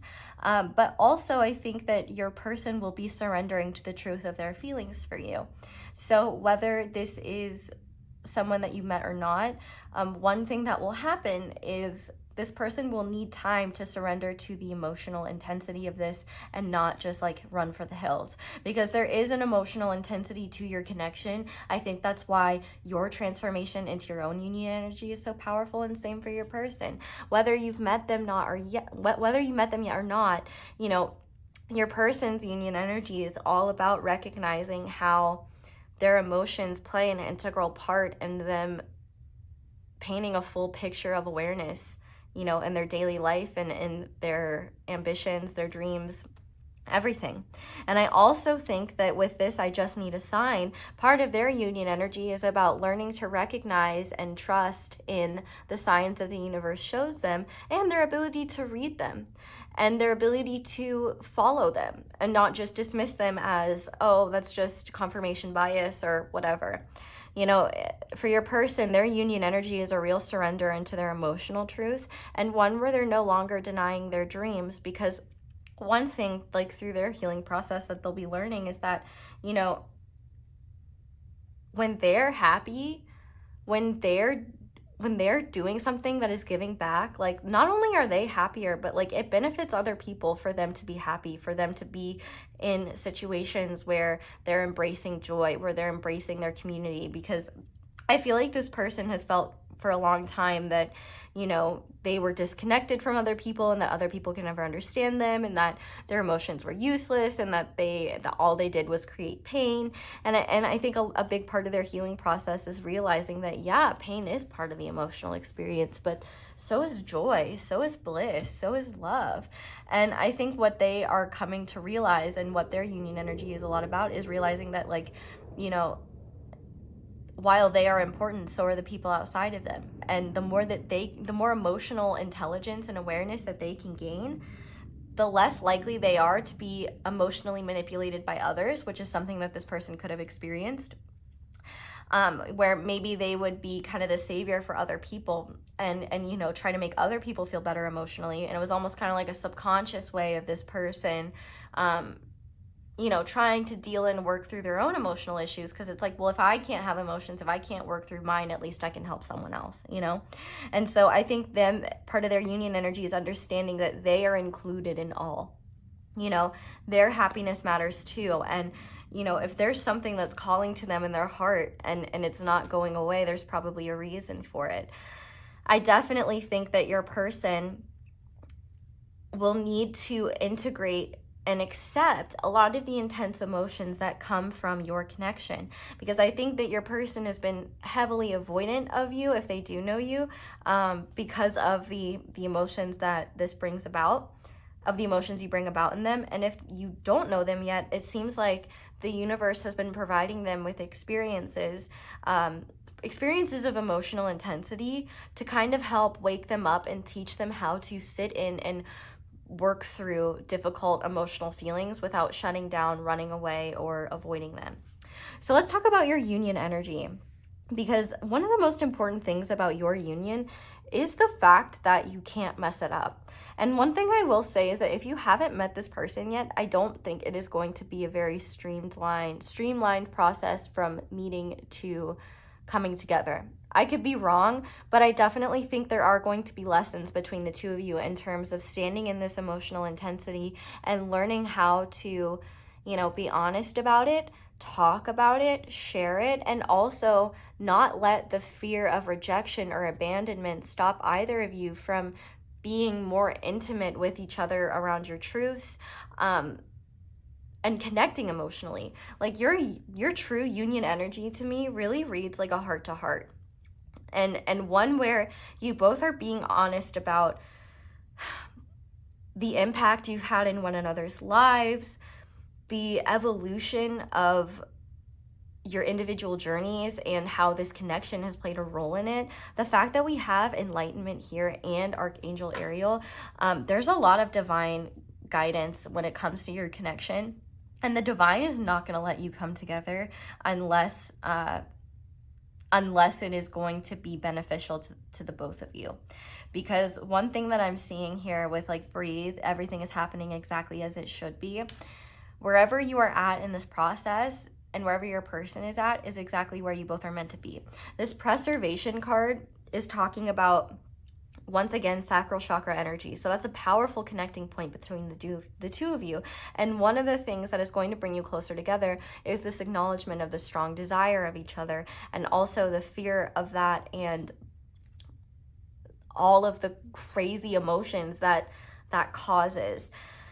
Both of you are going to have to learn how to sit in these intense emotional states and not let that be something that causes you to be reactive, but rather, you both being able to sit in these emotions, and if not sit in them, be able to see above them and look and be able to communicate what you're experiencing to each other. This enlightenment card is a lot about both of you on this transformational journey as individuals and together.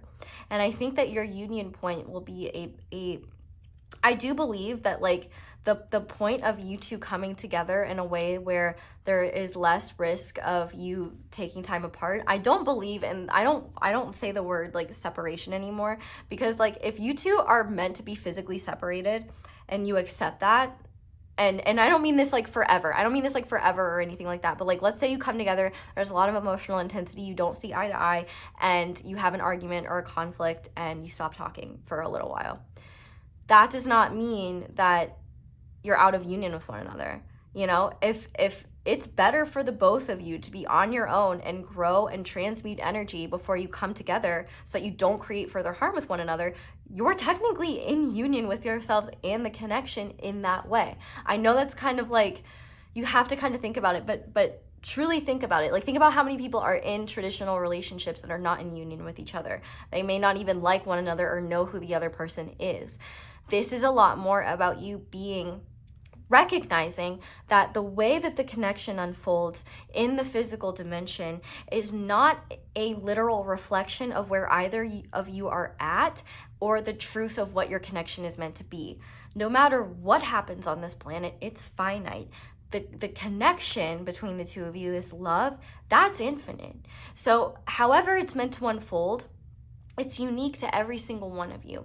And also, it is impacted by how long it takes you to get into this energy, whether you're resistant to it or not, whether you decide, maybe I don't want true love, or maybe you believe true love isn't for you and you go off on a detour for a while.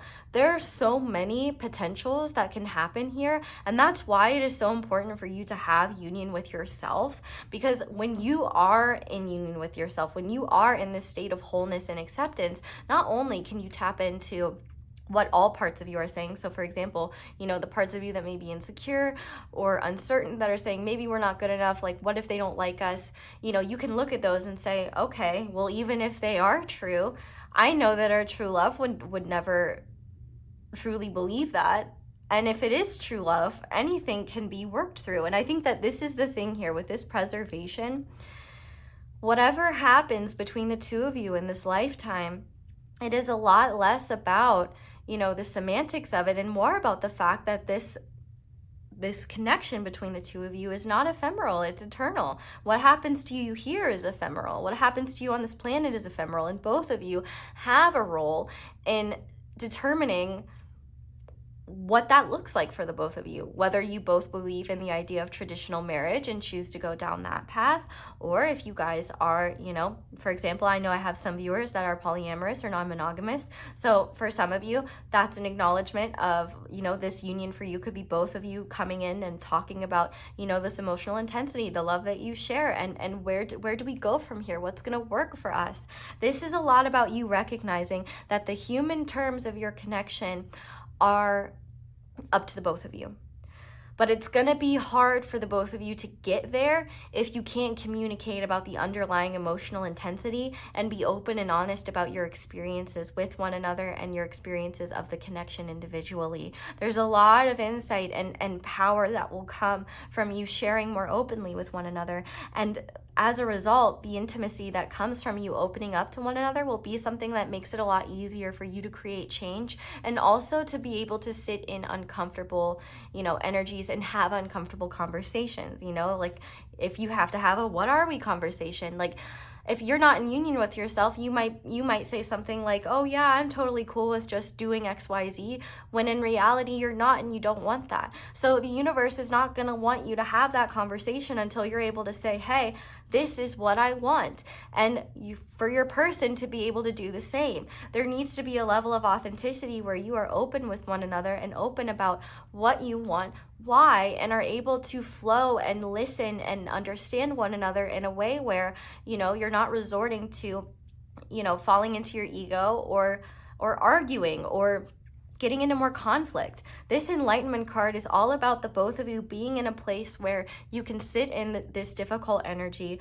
with each other and do the scary thing of not to make a pun, but of laying all your cards out on the table and being honest about how you truly feel, what you truly want, or being honest about how you truly feel and the uncertainty of what you truly want. I really think here, like if I could put your union point in a semantic scenario, I do think it's one of a heart to heart. And I do think it's one where if you haven't met this person yet, there will be a bit of time. I could be wrong about that, unless you both are already in these union energies. I feel like if you haven't met them yet, you should be meeting them soon, if not maybe met them recently, just because I do think that there will be some highs and lows before you two come into union, because there's a lot of value in the both of you working through the emotional intensity of this connection. And like considering you both serve as mirrors for each other, there's a lot of growth and wisdom there. So I wouldn't be shocked if for a lot of you already know who this person is. But more than anything, even if you have someone in your heart and it turns out not to be this person, that's also okay. And that's also something, like if that made you tense and made you like, no, like it's definitely this person, like breathe. Because the truth is in your heart, right? And whether you're right or not, that union with yourself is acknowledging, well, if that person took away from my wellness, then they're at least not my true love at this moment in time. Like they maybe truly love me and I may truly love them, but we can't have this true love connection if they're not treating me right and I'm not setting my boundaries. So I feel like for some of you, this person will likely avoid you or run from this connection because of the emotional intensity. And that might bring a lot of, and that might cause a lot of pain. That might be something that, your ego takes on and is like, like you rejected me. Like, why would I talk to you now? Like, and so there's a lot here for the both of you to look at around, where are you both hiding from one another? How are you trying to keep yourself safe? And what beliefs do you have about yourself, about this person, if you know them, about this connection that that are stopping you from stepping into your power, that are stopping you from taking action if you feel called to. Because here's the thing, the universe might call you to take action and you're like, no, because what if they don't respond, or what if they don't do this, or what if I mess something up? And here's the thing, if you have those fears and if you act on that, well, what if you are holding yourself back from union energy? Because what you need to be in is in the state of even if they don't respond, even if they reject me, I know I'll be okay. And I know that I'm one step closer to the truth, whether it is a truth that this person needs to acknowledge with me, or whether this truth is meant to be shared with someone else. There's a deep acceptance of the fact that not only are you worthy and deserving of true love, but there's also this faith in the universe that they're not going to let you, at least forever, hold on to this idea of true love with someone who can't hold on to it with you. And if you are holding on to this idea of someone and a lot of time has passed and you've grown and they've grown and you've continued to have signs and have continued to, like, they've continued to be a part of your journey, even if not physically, but like ethereally, their energy, that is probably a sign that there is some truth to what you're feeling. But the only way you're going to know if that's the case is if you start exploring, start taking action towards whatever insight you're getting. So your union energy is all about you stepping into the limitlessness of what life can bring you, being intimate with your emotions and with your dreams and what your heart is telling you, and letting go of the ego responses that get in the way of you being more vulnerable and open, and also that any ego responses that take you away from taking risk. Your union energy is all about you coming together in a way where you are sharing emotionally and also communicating from a place of growth and awareness. And there will also be an acknowledgement, if not immediately, at some point, the divine's hand in all of this. Like if no matter what, no matter who this person is, you will not be the same person you are when you meet them, when you come into union with them. You will have transformed a lot, whether in a short amount of time or a long amount of time. Time is relative, but I do know that in your case, like, there could be some of you where the universe is just waiting for the both of you to learn these lessons so that you can meet and come into union. That's absolutely a possibility. But I feel like for a lot of you, especially with this preservation card here, I would not be shocked if the both of you meet one another and, grow and learn.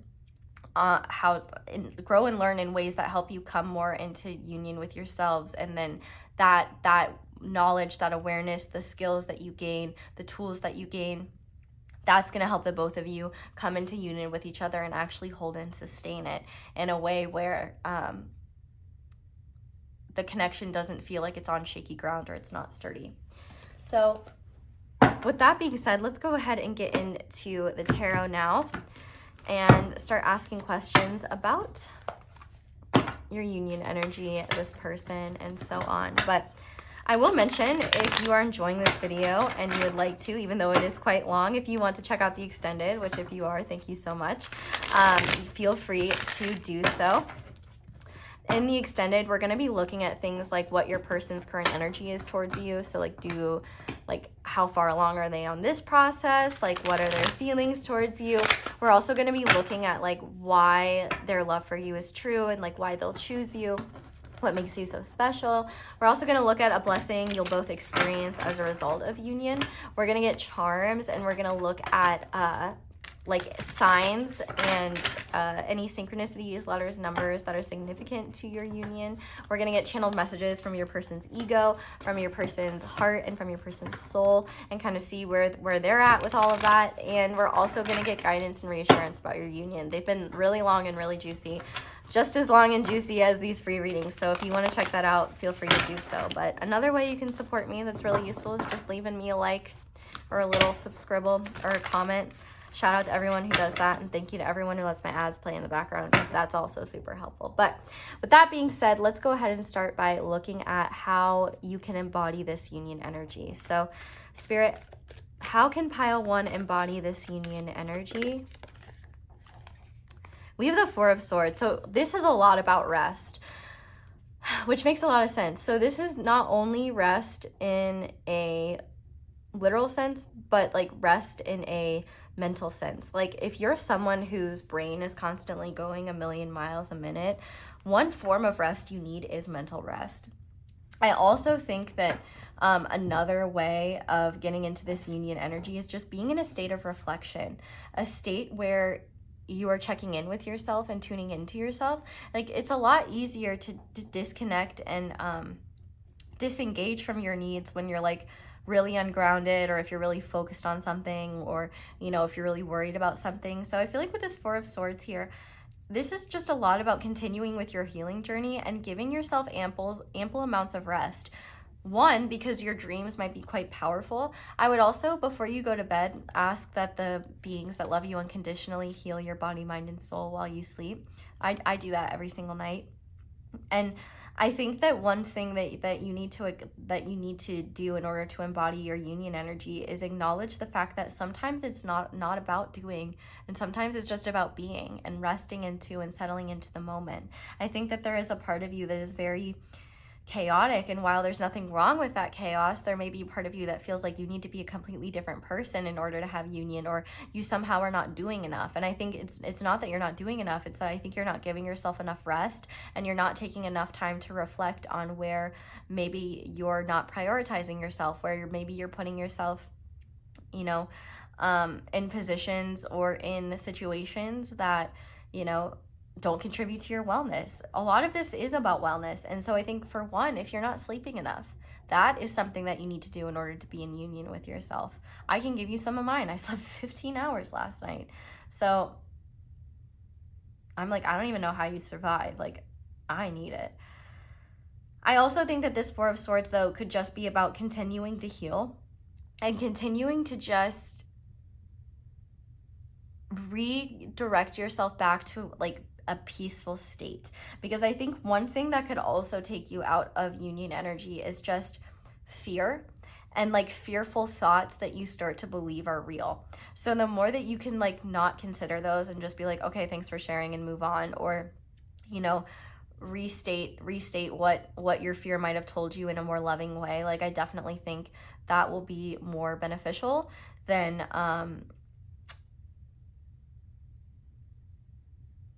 just letting yourself ruminate in fear. More than anything, though, with this Four of Swords, this is about rest and rebalance, and not letting what you think is going on dictate the truth. Because I think you'll find when you go into a more peaceful state, when you relax your mind, you will start to realize that your brain is distorting the truth of where you're at. Like, and I notice my brain doing this all the time. So like, don't beat yourself up, but there will be times where like I will just be doing the most like I could just be sitting here at my desk and my brain is like, whoa, we're anxious. I think we're going to die. And I'm like, why? And it's like, I don't know. And so in that moment, I'm like, okay, girl, I hear ya. You know, it's scary being a person, but we're fine. We're right here. We're sitting at our desk. I can touch my desk. I can smell my beautiful candles that you can get at Angelic Magic 888's website and use code ASO10 for 10% off on. I can see my beautiful cards in front of me. I can hear the silence that I'm usually not focused on because of the deafening screams of you, my dear anxiety. Like, I really try to come into the moment and invalidate her, because she is wrong. And I think what you might find is that your fear creates not only distortions about where you're at, but also distortions about how other people see you, especially your person, where you might be like ruminating on embarrassing moments or something like that. And it's like, one thing that I do when that happens is I just remind myself of like the fact that people have done far more embarrassing things than I have, and will continue to. And like, if anyone remembers that, who cares? Like, it's a moment in time. It will go away. And like, everyone that remembers it will be forgotten and will be obsolete at some point. I feel like there's a real need for you to give things a rest, in the sense that you may have trouble having faith in the universe's ability to guide you and this person and guide you both together. The only way you're going to miss the universe's guidance is if you're stuck in your head. Anxiety is the cock block of intuition. And the more you are listening to your rational thoughts and taking that as true guidance, the less you will feel well, if I'm being honest. But yeah, what I just said, that Four of Swords energy, that's kind of what you need to get into unity consciousness, is continue this healing journey. And a lot of your healing has to do with your belief systems and your mindset.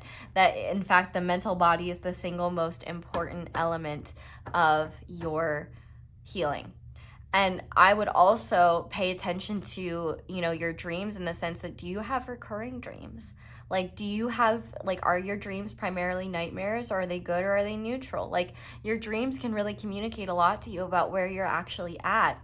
I'll give you an example. I used to have recurring dreams of natural disasters where I'd be like with my family, and I'd be like trying to tell them like, hey, there's a tornado, or hey, there's a hurricane.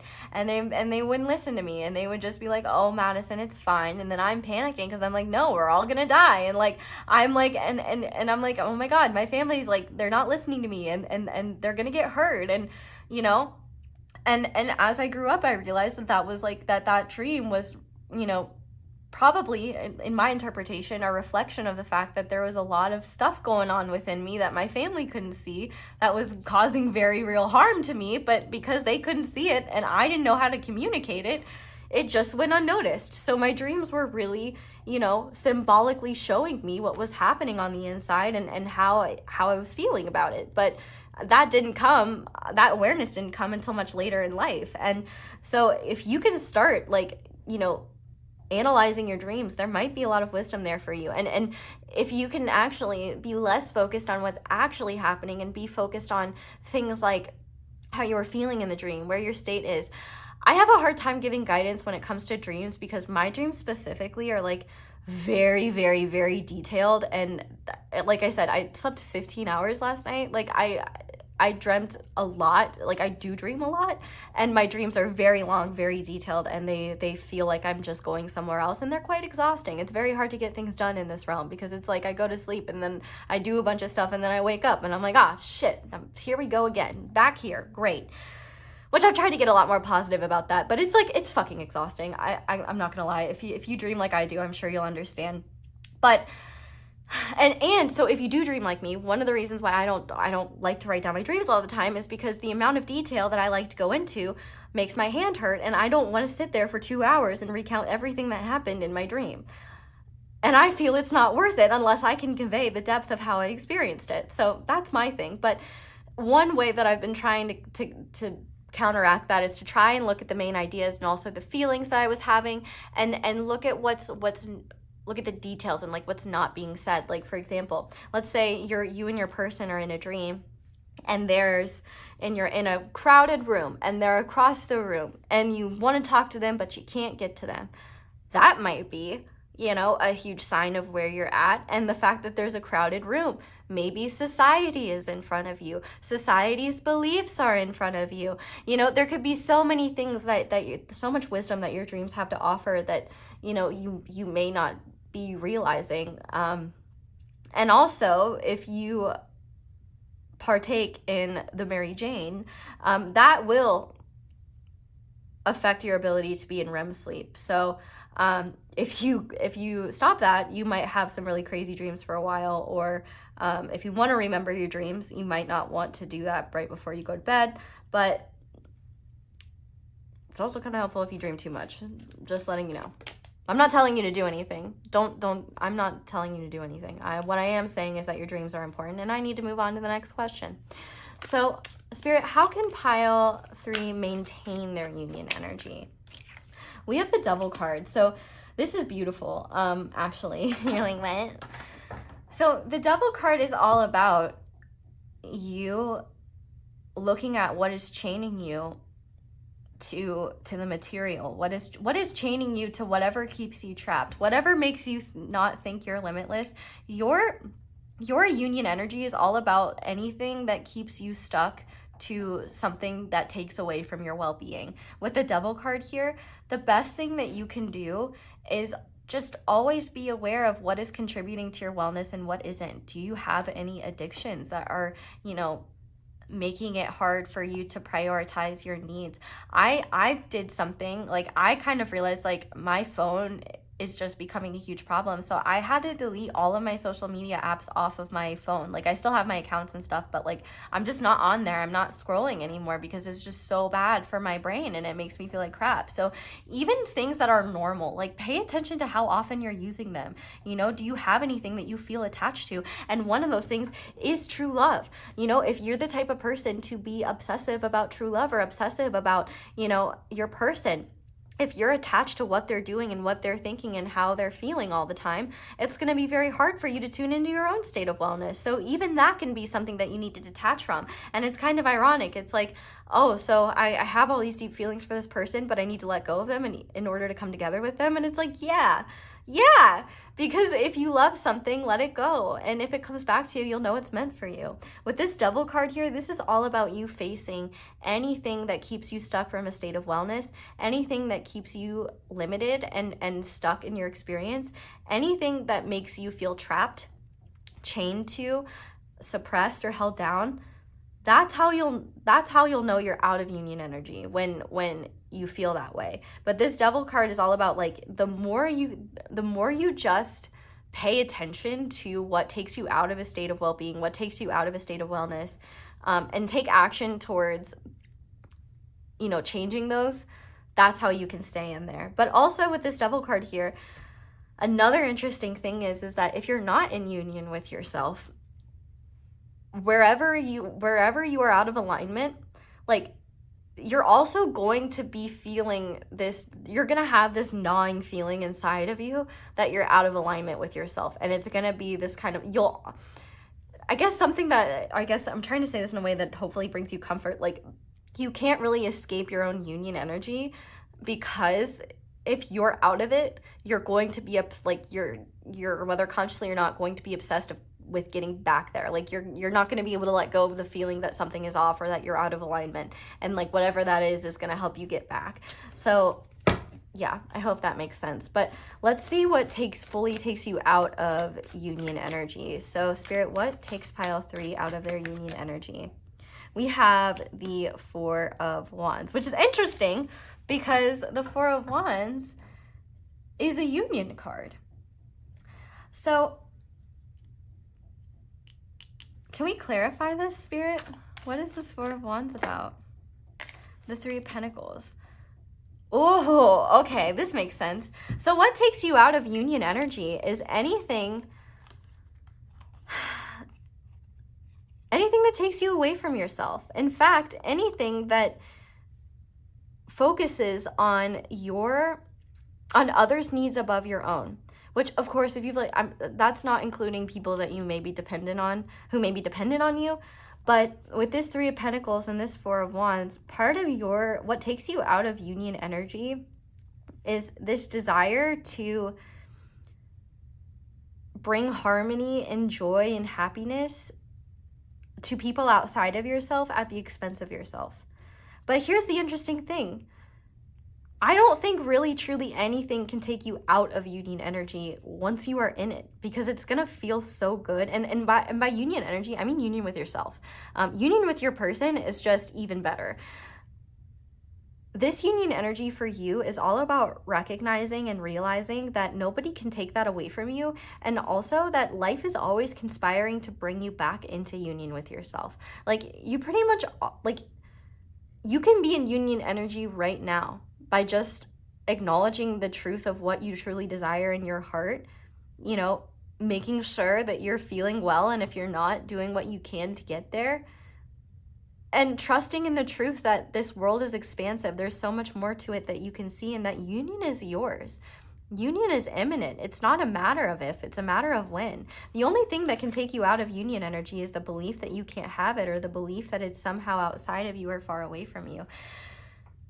You've already been working towards it. And what else can take you out of union energy also is being so focused on your person that you lose sight of yourself. So what I was saying earlier, you know, if you're feeling like that this person isn't out there, or that, you know, if you're really focused on what they're doing, or, you know, micromanaging them, like that could definitely be something that takes you out of it because you're not in touch with yourself. So really the best thing, like I think the greatest thing here is that you kind of can't be taken out of union energy, because like once you are in it, it's gonna feel so good. And also that really confirms like this interpretation I had with the Devil card about the fact that like even if you're out of union energy with yourself, it's not really a big deal, because it's gonna be so evident and apparent that you are gonna be able to do or change or shift whatever needs to in order to get back there. Because really what feels like union and alignment with you is one where you are at peace and in a state of acceptance of like your present reality, and just wholly accepting of what's going on within you and around you, and being aware of like what is within your control and what isn't, and being open and surrendering to the greater forces that you don't have control over, and being able to flow and work with them. So now I want to see what is a truth behind illusions / beliefs you have about love. So / love union. So Spirit, what is the truth? We have the Four of Pentacles. Wow. So fours are really significant for you. And it's really interesting that so many fours have come across here. But one illusion that you have around the Four of Pentacles, I think, is the fact that you may not be good enough. I also think the Four of Pentacles is one where you may believe that you need to hold on to this idea, and that if you lose focus, or that if you let go of something, that then it means you don't want it that bad, or it means that you're not good enough. You may also have this belief that if someone is not holding on to you or holding on to the connection, that it's a sign that they don't care, or that you're not important. And I really do think that one illusion you may need to understand is that we don't always act based on how we feel. In fact, so a lot of times we don't. And I also think that with this Four of Pentacles, you know, if you know who this person is and they've held back with you, you may have this belief that they're rejecting you because you're not good enough, or that you may believe that you need to hold on to this connection and be like, you may believe that if you don't,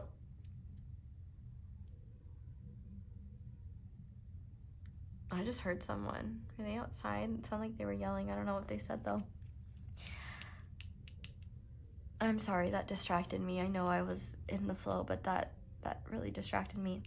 The Four of Pentacles, you may have a belief that people need to come to you, or that people always need to come to you, or that, you know, you need to hold back, you need to play it cool, you need to keep your cards close to the chest in order for love to happen, and that's just not true. I also think with the Four of Pentacles, you know, a belief around love that you need to look at is your worthiness of it, and what you're willing to accept. I also think with the Four of Pentacles here, you know, you may have this belief that only like certain people are worthy or deserving of your love. And I would argue that that's not true either, because part of being in union with yourself is, you know, learning to be loving towards not only yourself, but other people. And it can be a challenge to be loving towards certain people, because they can be stinkers. I know myself, like, it is very hard for me not to want to clap back sometimes when people say stupid shit to me. But I also know that it doesn't serve me to do that, and it's not my heart to do that. The only aspect of me that wants to clap back to them and let them know why they're wrong is my ego. And ultimately, it doesn't matter if I'm right or they're right or whatever. It ultimately, if I'm not focusing my time and energy on the people sending kindness and love to me, what the heck am I freaking doing? Like, I've loved this promise that I made to myself, where like if I have the energy to interact with people, I'm only interacting with people that are kind and loving towards me, because you guys are the ones that deserve my care and attention and love reciprocated anyway. You know what I mean? The stinkers can see their stinky butts out. But with this Four of Pentacles here, I think you also need to recognize that love is not the bare minimum, and that your beliefs of what you're deserving in love may be shaped by the fact that you've only gotten the bare minimum. And I think that you may really need to let go of that idea. And also, if you're holding on to this person and they haven't been able to show up in the way you deserve, or they're not yet in a place to be able to give you more, you may need to recognize that like maybe they're holding back because they want to be able to give more and they can't give that yet, or maybe you need to let go of the idea that this is the version of them that's meant to show up for you, and give them the space and room to grow so that they can surprise you and show you who they've become, rather than, you know, come from this place of not being able to give you enough. With this Four of Pentacles here, it's about letting go of what you've been holding on to as the truth around love, because your belief in love needs to be as limitless as your belief in yourself and in the power of the greater universe. This Four of Pentacles is all about you learning to let go, to receive, and learning to be open to receiving more, because if you're uncomfortable with receiving what life wants to give you, you're only going to be able to settle for scraps, and you'll never be able to receive the full magnitude of what the world wants to give you.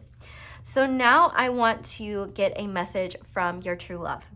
So if you don't know them yet, this will be from their higher self. And if you do know them, it will be from them at this point in time. And by this point in time, I don't mean the time that I'm recording this, but I mean the time that you are viewing it. So whatever that time that is for you. So Spirit, for pile 3's true love, what would pile 3's true love say to them? What do they want pile 3 to know at this time, whether it is their human self or their higher self? What does pile 3's true love want them to know? We have the Ace of Wands. Oh, okay. Well, first of all, okay, the Ace of Wands makes me giggle sometimes, because I have definitely done readings where I've asked, like, you know, for people like, oh, what did they think, or how did they see this person? And I'm gonna just be real, the Ace of Wands is a dick card. In fact, it is the erect dick card. It is also the self-pleasure card. So one thing I would actually say is, if you're trying to manifest union with a specific person, when you're spending time with yourself, when you're about to reach that point, visualize that. It's a powerful form of manifestation. But with this Ace of that's one message. So for some of you, if they know who you are, if you've been having, which the sacral chakra does also talk about the spicy activities, not just the spicy activities, but like, you know, human connection in general. And I really do think, like, if you've been having a lot of spicy thoughts about this person, or like randomly, it could be that they have been doing a lot of manifesting, if you will, whether they consciously realize it or not. But also with this Ace of Wands, ooh, I almost said 8, which the 8 of Wands is very fast moving, action oriented energy. So I do feel like your person, whether they know you or not, if they do know you, I feel like one thing they want you to know is that there is an opportunity coming for the both of you to interact. And I feel like this opportunity is a creative opportunity. It's an inspired opportunity. Inspired action is going to create an opportunity for the both of you to connect. And I do think that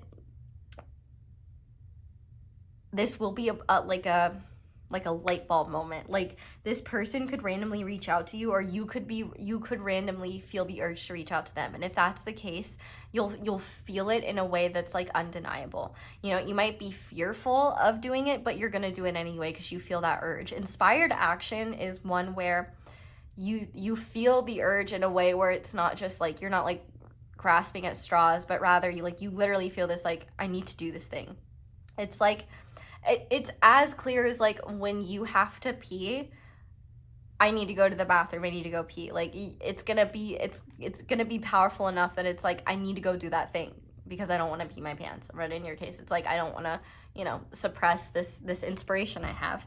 If you don't know who this person is, I would pay attention to creative formats that really light your heart up, like that really make you feel in touch with yourself and that really resonate with your idea of what you want union to be, because there could be inspiration in there or signs in there.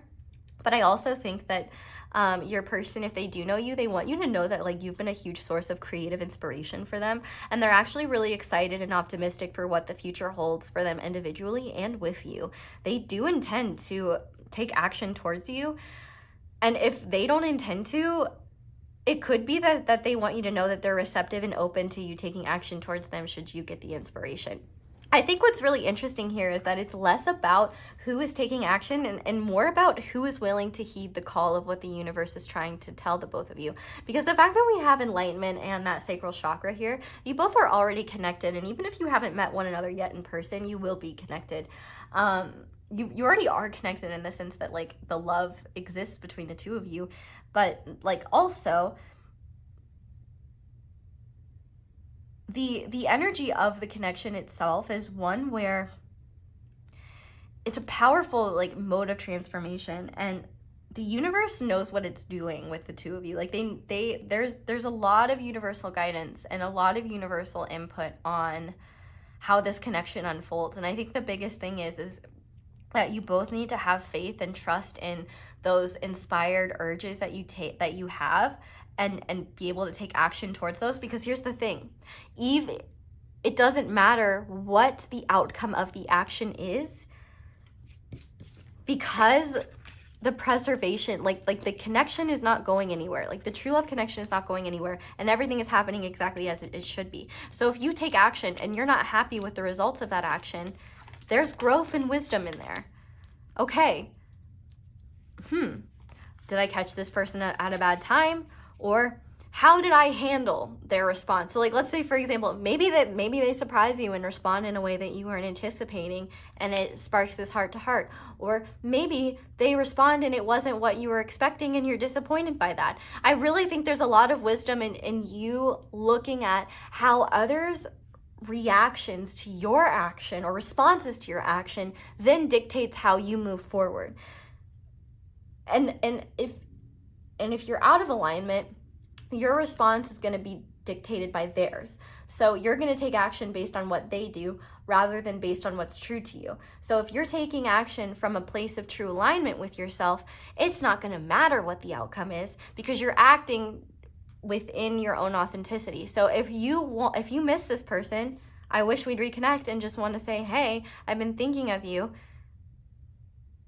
The purity of the intention is not in the desire for them to respond to you, but rather in the purity of the intention to just let them know, And so after that, it doesn't really matter what happens. And the more that you trust in that idea of, I need to let go of outcomes and instead be in touch with the moment, because the outcome, one, is not like the end, the idea of happily ever after. It's not a real thing, in the sense that, like, yes, you can live happily ever after, but that's summarizing probably a long span of time where there are going to be many highs and lows, many grand adventures, and a lot to learn and explore with one another. While at its core, it's happy. There's a lot of highs and lows within any human experience. So I feel like what you need to acknowledge with your person in this connection is the fact that there is no limit to how you both could reconnect or how you both could meet one another. If you're trying to meet this person, I really do think exploring creative things that inspire you creatively, things that make you more in touch with yourself spiritually. Fire energy is definitely very significant here. Especially because we have this like fire card with the enlightenment, and also the sacral chakra is the element of water. So fire and water do seem to be very significant energies here, which are the emotions. And wands are kind of harder to contextualize. They're kind of like divinity, passion, inspiration. It's less tangible than the way we understand emotions in water, I guess. But it's the element of fire. And I think more than anything, like,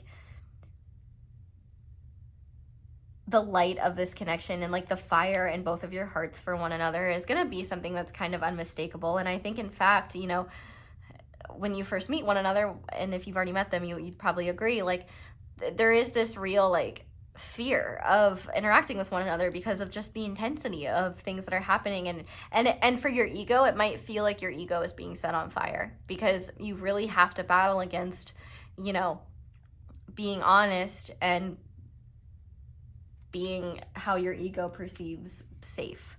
More than anything, though, with this Ace of Wands, like, there's so many opportunities for you to connect or reconnect.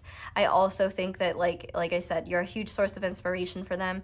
Fire energy does seem to be significant, so they could have fire signs, fire placements, Aries, Leo, Sagittarius, but they absolutely don't have to. Don't take that as confirmation. You can take it as extra confirmation, but don't let it take away from you. Like the person I could be describing could have 0 fire placements and it could still be relevant to them. Astrological placements are not, do not dictate who exactly this person is. But I do think no matter what, if this person does know you, there's a lot of like physical energy and if I'm being honest, like sexual energy towards you, unless you both are asexual, like there is. And I feel like this person is like, even if you haven't done that before, they're like thinking about it a lot or fantasizing about it a lot. So if you've been doing the same thing, you can take that as confirmation.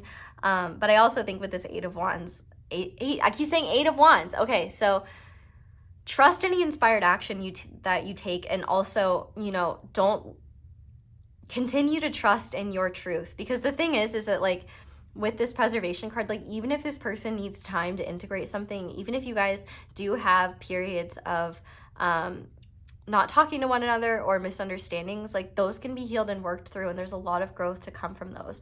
And the thing is that like your idea and understanding of your life, like in order to be in union with yourself, has to be an understanding that your life path is one that, is an unfoldment, and it's one that you can't even fully picture or fully know in advance, because part of the gift of this lifetime for you is literally just being able to work with what is unfolding and see what beautiful things the universe has to bring to you. Because I think in a lot of ways, if the universe bent to your desire of how you want your life to go, you would live a much smaller life than you're meant to. I think it's not that you're dreaming too big. I think it's that you haven't been dreaming big enough. And I think that there is a part of you that maybe has just always doubted that there is more for you in this life and that you are worthy of more. And I'm here to let you know that you are worthy of more and that there is more for you. And unfortunately and fortunately, you can't see how magnificent and how grand that vision actually is. Because 1, maybe if you did see it, you would feel less motivated to reach for it. And 2, it's super magical watching life unfold and seeing how things interconnect. And a big part of your journey into union with this person is about, coming into the most evolved version of yourself, the most aware version of yourself, and the most empowered version of yourself, and recognizing that you can't settle for anything other than someone who can sustain that journey with you. You need someone who's here for the long haul and cares about growth and cares about evolution. You're not meant to be with someone that you just stagnate with, because eventually you're going to outgrow them. And I would be willing to bet that you have been in relationships with people that you've had to let go of because you were growing and they weren't, whether romantic or not. And I think in your person's case, what you need to understand is that it doesn't matter when you meet them and when you come into union, because you're already working. Like whether you know them or not, you're already working to get into that place of union. Union is meant for you. The only way you're not going to get it is if you literally believe that you can't have it and don't work with it and don't take the action to get there. It actually, like, the idea of you not having this, of not having like true love in your life, is like you would have to work really, really, really hard to maintain that illusion. And it would be exhausting and it would cause a lot of suffering. And even then, even if you did that, it would still lead you back to this state. But more than anything, what you need to realize is that you can't rush this process, and you can't, I guess think about union this way. If union were a bus arriving at 8 a.m., it doesn't matter if you wake up early and get there at 6 a.m. That means you're going to wait outside for 2 hours until the bus gets there. The bus is not getting there any earlier. So why wake up at 6 a.m. or why wake up at 4 a.m. so you can get there at 6 a.m. when you can really sleep until 7 and get there at 7:45 or 7:50? trust that if something is being held back or if something is not moving forward, there might be a divine reason for it. And it's also important to remember that, you know, your person needs time as well to integrate their lessons. So you may be in union energy for a little bit before your person starts integrating their union energy. That doesn't mean that you're failing or doing anything wrong. It just means things aren't aligning in the material yet. So there really needs to be a patience with yourself, and also an understanding that, you know, union with yourself is the key here to getting union with your true love. And when you have union with yourself, that alone is gonna feel so freaking good. And if you resonate with this energy already, you're gonna understand that, and you're gonna be like, yeah, it does feel great. Like, you're going to feel this sense of satisfaction and contentment, and also like I don't know if you call it excitement, but like almost excited nerves, and like this feeling of magic of just knowing that you're supported and loved and guided on your path, and that you can't mess anything up, and you can't mess anything with this person up. And the more you flow with that, the less resistance you'll feel, and the freer you will feel to take risks and do things differently, and step outside of what was previously known and safe for you, and step into this unknown, more empowered, more involved version of yourself. And that will help stimulate your person to do the same. So yeah, keep slaying, I guess. So with that being said, before we move on to the extended, I'm going to finish off by first looking at what you need to surrender and what you both need to surrender in order to come into union with yourselves and each other. So, and I guess it's also important to mention too that it's okay if you resonate with your true love side. But if you don't resonate with both, I can't believe you sat through all of this. I mean, thanks, but you sure you don't want to check one out that maybe resonates? And I guess that's kind of the hard thing, is that this reading, you can't necessarily know if something is meant to resonate, other than your union energy sounds like what you're working towards and sounds like something you need. But anyway, Spirit, what does pile 3 need to surrender in order to come into union with themselves? Yeah, surrender your attachment to results. The formula for success is to do all you can to make things happen, then let go of the results. Holding on too tightly to a desired outcome can sabotage it. Exactly. So like, you can be in alignment with this energy, but then you could be so attached to the outcome of how this person shows up, or what is meant to happen, that it then slows things down. We also have surrender to spirit. Once you've done everything you can to achieve a goal, turn the situation over to the divine, let spirit work its magic for you, and surrender low self-esteem. You deserve success, love, and abundance. Set the intention to identify and release any remnants of low self-esteem. So these are the 3 big things that are keeping you from union with yourself in terms of what you need to surrender. And I think especially, you know, you don't need to believe specifically in a higher power, or in like, you don't have to belong to you don't have to call yourself spiritual. You really don't have to believe in anything. You just have to believe in yourself and the greater intelligence of the universe to bring what the universe runs on love. And if you asked someone from Boston, probably Duncan, and you know, I would have to agree with them. But if we're taking Duncan out of the equation and we're just talking about love, which truly, maybe the love just is Dunkin'. And if you're like, what's Dunkin'? I'm talking about Dunkin' Donuts. But I forgot what I was saying. I started thinking about coffee. You know, the universe runs on love. And the more that you can be in that state of love and understand that that love that is extended to you is unconditional, and that, you know, the universe wants you to have what you want. The universe wants you to be in loving union with someone who can love you the way you deserve, and vice versa. But the universe can't give that to you if you can't give it to yourself, if you can't receive it, if you can't anchor it, if you don't even know what it looks like. That's why a lot of these journeys are about stepping into your own sovereignty and your own power, and understanding what self-love is, and what being loving towards yourself actually looks like, and what like love means for you. Like there's so much growth and learning there. And you know, I think more than anything, you need to trust that you're not alone in this, that the divine has had a huge hand in everything, you know, up until now, and they will continue to. You're never abandoned, you're never alone. And the only time you will ever feel like you're alone or out of touch or out of alignment is when you're so stuck in your head that you're not, you know, you're not seeing any other point of seeing the world from any other point.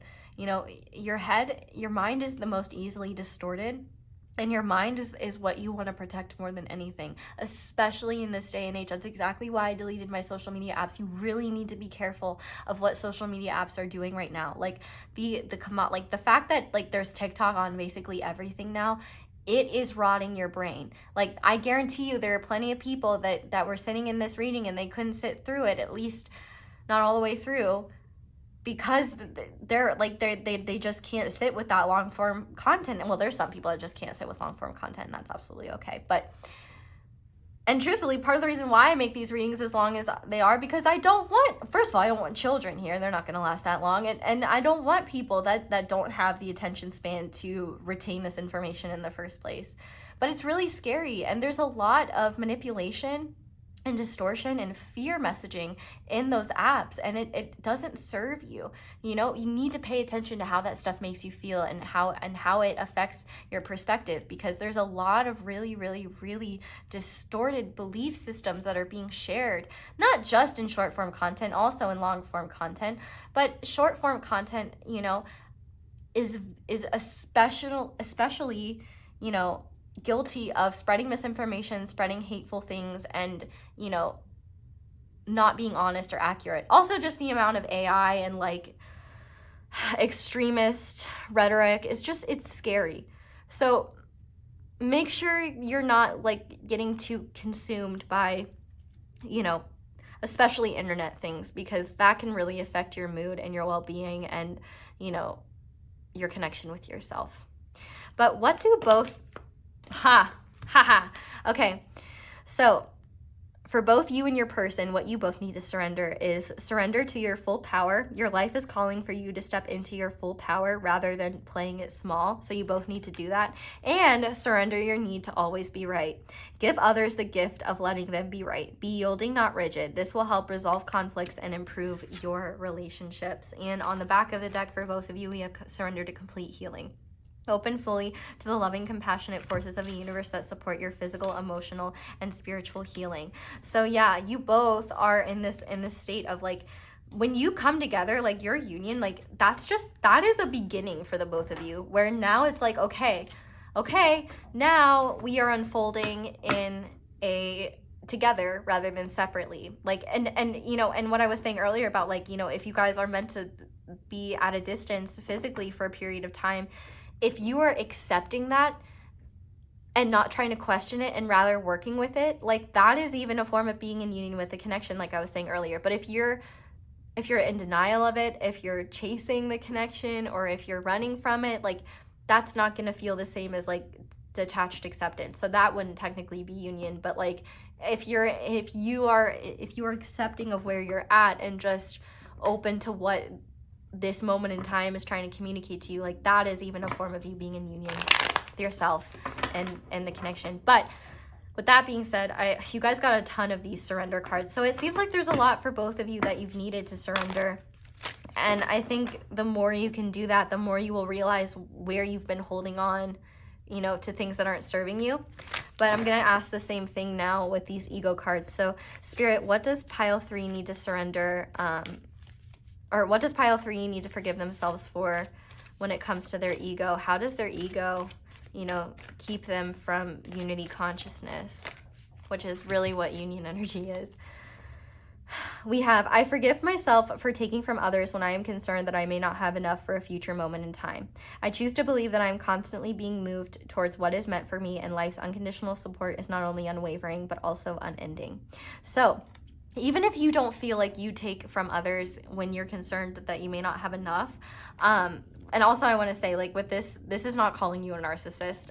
This is just a stereotype, a subtype. Like the ego response is around esteem. And so what this ego response is talking about is, you know, taking from your environment when you're concerned you won't have more for a future moment in time. And the example that I'm getting from this is, if you are involved in romantic or platonic connections, let's say, that don't really fulfill you, that are really there more so to make you feel safe and make you feel comfortable, like they serve your ego in the sense that like, it's like, well, I don't want to be completely alone, and like, what if this person rejects me, so I'm just gonna like, you know, have this like situationship or do this or that, and you like know in your heart that that's not something you want to continue, or you know in your heart that it's finite. You know, you might want to look at where maybe you are not leaving room for this person to come in because you're focusing your energy on others.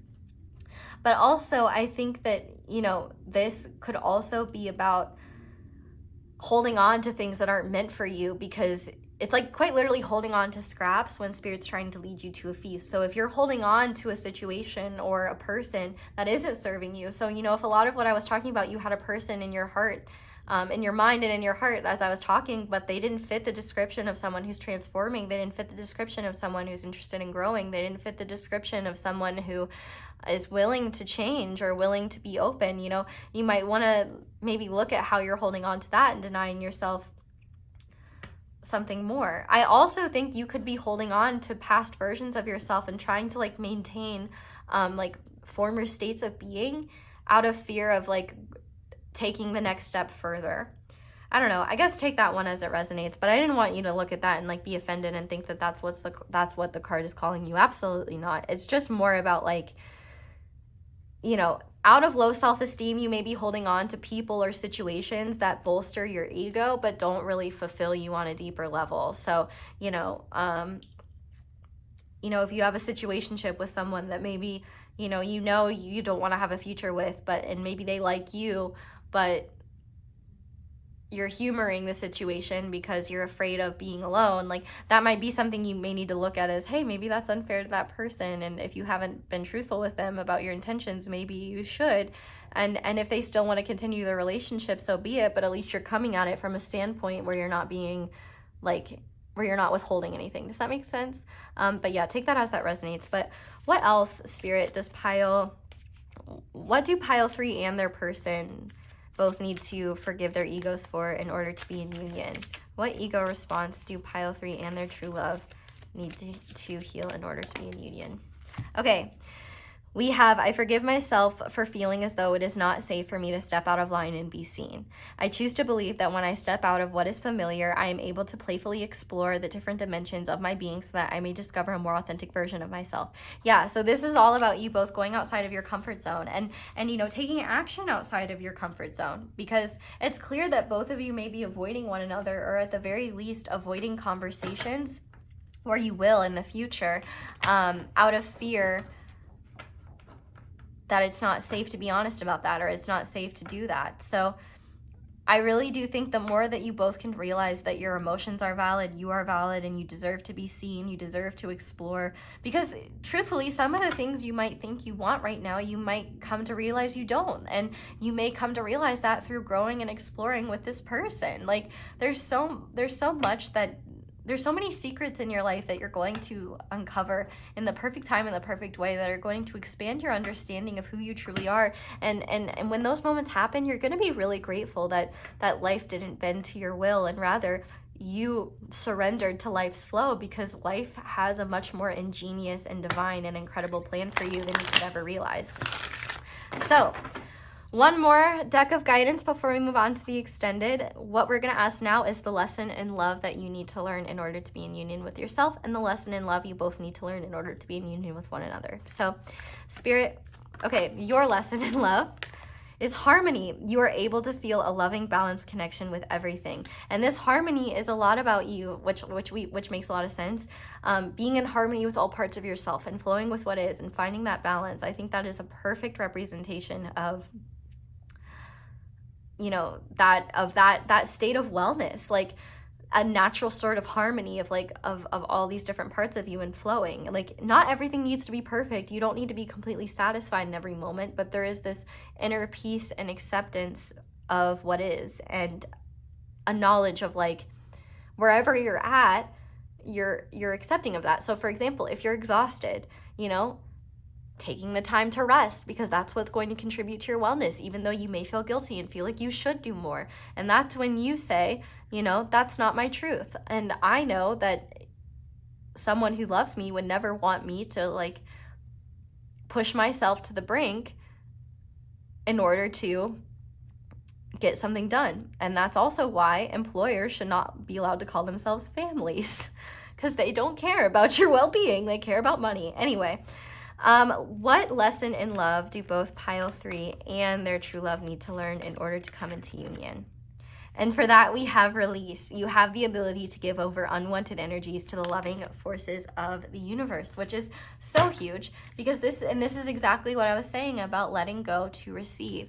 So what you both need to release are the things that hold you back from being authentic and intimate with yourselves, and the things that hold you back from being authentic and intimate with one another.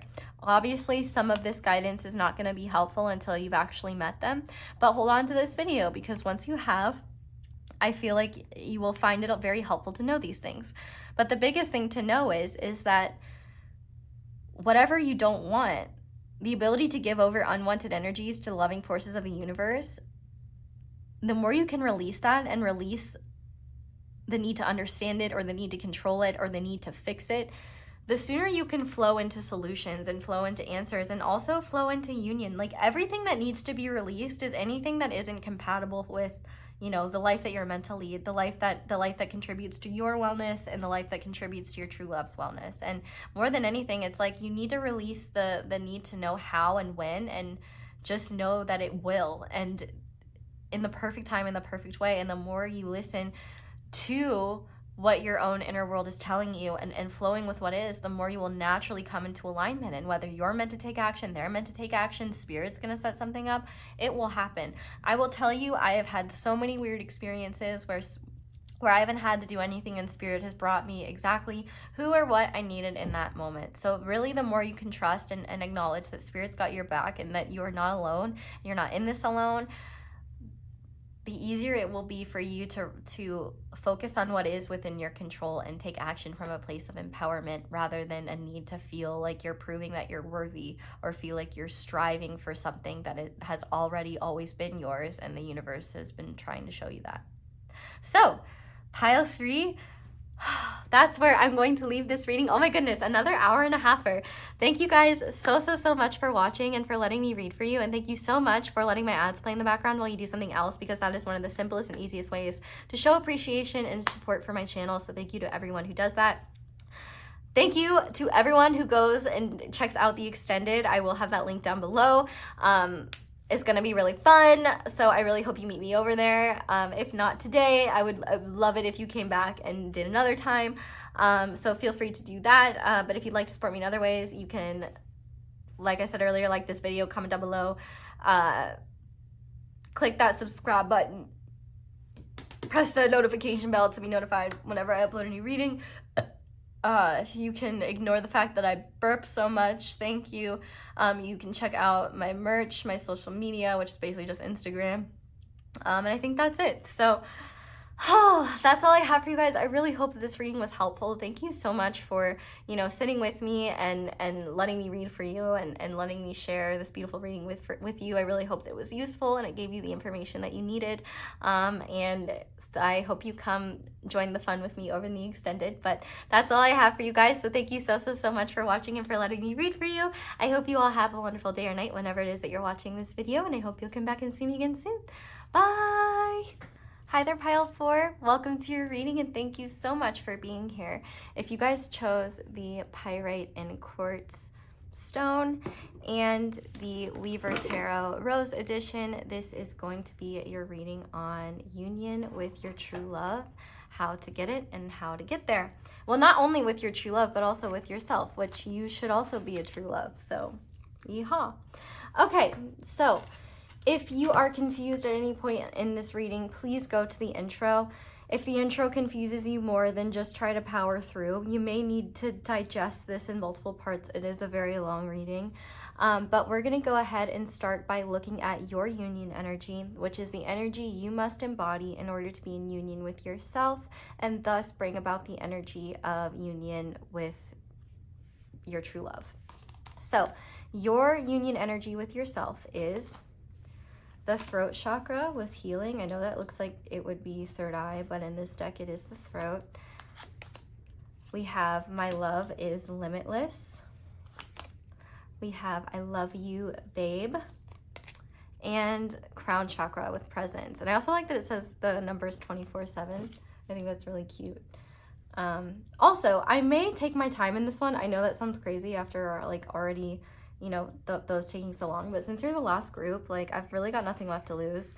So if this one takes a little bit longer, you're welcome. This is going to be the energy of the union energy of your true love. So you may know who this person is, you may not. This could be multiple people. It could potentially be someone you already know or someone you haven't met yet. It depends on what you truly want and who is capable of holding this energy. So these cards do not represent who this is. It just represents the energy that someone must embody in order to have true love with you. So let's see what your true love's union energy is. So for that, we have Fortune. We have the heart chakra with Connected. I'm gonna move these down just a little bit. We have This Is Still Shaky. And my relationships are filled with love, laughter, and true joy, which I think is so beautiful. Okay. Now, you guys got some extra cards. So I understand why your pile 4 spirits, like, you're going to take your time with them, I guess. So these cards are going to represent the energy of your union. The semantics of how union unfolds for the both of you is going to be different based on who you are and what your circumstances are and what you want out of a relationship, etc. So while these are energies, they may not specify what union looks like for you, because that's something you and your person will create, but it does show the energy of the connection. Like, when this energy is present, you'll know you're in union with one another and capable of going from there. So your union energy, we have protection, we have happy family, we have power, we have breathing in, I send myself love. Breathing out, I send love to someone who needs it.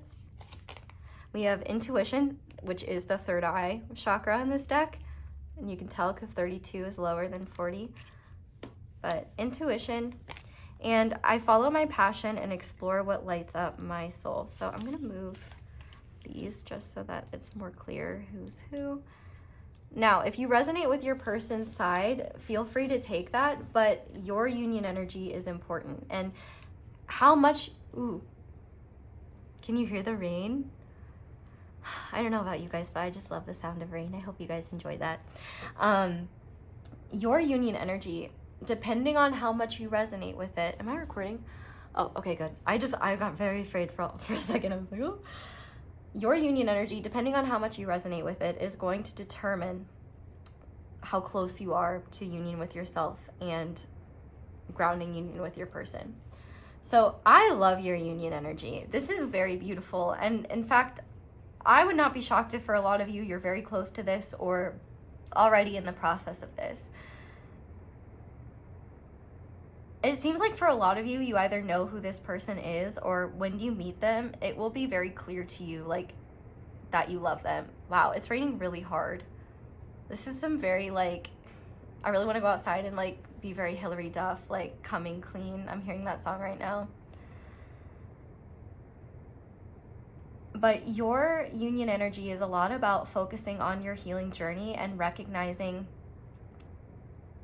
that healing is a process, it's an unfoldment. This card also talks about Ayurvedic medicine. So if you've never looked into that, it's you may want to look into that. It might be something beneficial to you, but it's spelled Ayurvedic, I believe. I can't see it, but Ayurvedic medicine might want to be something that you look at. But healing on a mental, physical, emotional, and spiritual level are all highlighted here. Not only are you focused on your own healing, but you're focused on being a healing force out in the world. So that doesn't mean that, like, you're rushing to save every person that you come into contact with or be everyone's therapist, but at the very least, you're interacting with others from a healed place. So, you know, you're leading life with more love and recognizing that you're having more compassion for people's shortcomings, more compassion for your own shortcomings, and recognizing that people are doing the best they can with the knowledge they have. But also you are looking at the world in terms of healing. Rather than looking at the world through the lens of your past, you're looking at the world through a lens of I know that anything can be healed, anything can improve.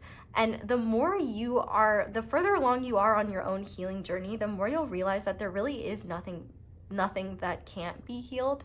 And while healing is kind of a process that never ends, and many times things that we think we've healed, come back up for more healing, there's so much growth that happens there. And the thing about healing too is that just because we're healed doesn't mean we forget or, are the same as we were before we were wounded. When we get cuts, it's often that we get scars left behind that are a reminder of that wound. So just know that healing doesn't mean that you never feel pain, that you're never inhibited by previous wounds, that you're never taken back to a place like that you thought you had healed from, but rather it's about going with the flow of your own journey and being able to use the tools and sources of support that you utilized for healing in the first place, and continuing to, use those tools and be there for yourself as you heal. Because, the thing about healing is that it never ends, and honestly there can always be more of it, and there's always something to uncover. And I think the beautiful thing is that the more you go through this process of healing, the easier it will be for you to be present in your, not only in your present moment, but just present with people in general. If you have a hard time showing up for people, or showing up for yourself, or just engaging with life in a way where you're not off in where you're not mentally like off somewhere else or in la la land while you're doing other things, I feel like one important relationship that you need to heal is your relationship with the outside world and the unknown. And the most powerful thing you can do with your union energy is realize that in every moment there is an opportunity for you to learn something, for you to be kinder, for you to heal something. Like, one time is a great healer of wounds, but also when you view healing not as something that you only need to do when you're in pain, but rather something that you do to just care for yourself, the more it will become second nature to you, and the less likely you'll be susceptible to low vibrational states of being, or just more difficult periods of darkness where you feel like you can't get out of them. Because even if you are on a healing journey, like, or on the healing path, like, you will still have periods of darkness. It's just that the difference is between the last time and the next time, you have more awareness, and you have more of a trust, and you have more trust and faith in the fact that, like, whatever dark period is passing, like, is happening, like, it will pass, and like the light will come again. And one thing that I found too is, like, when it comes to my mental health, I really know how much I've improved, like, my mental health and, my healing of my mental body when I'm not in a good place mentally. It's really easy to think that to feel like you're healed and on top of the world when things are good, but it's really when things are tough and you're having a hard time that you really see,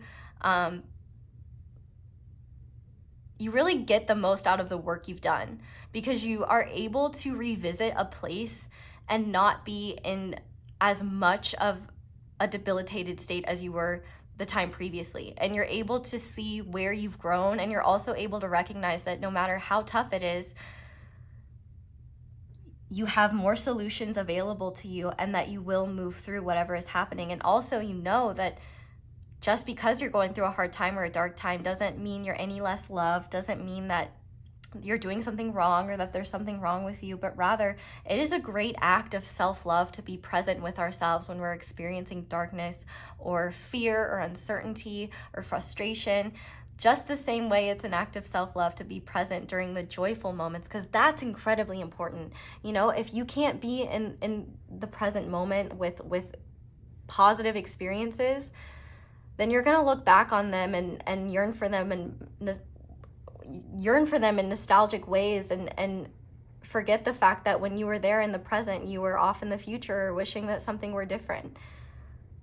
Your union energy is all about coming into this truth of that your love is limitless, the opportunities for healing are limitless, and that your healing path is not one with a destination, but rather an unfoldment. And the more you come into balance with just caring for yourself, physically, mentally, emotionally, and spiritually.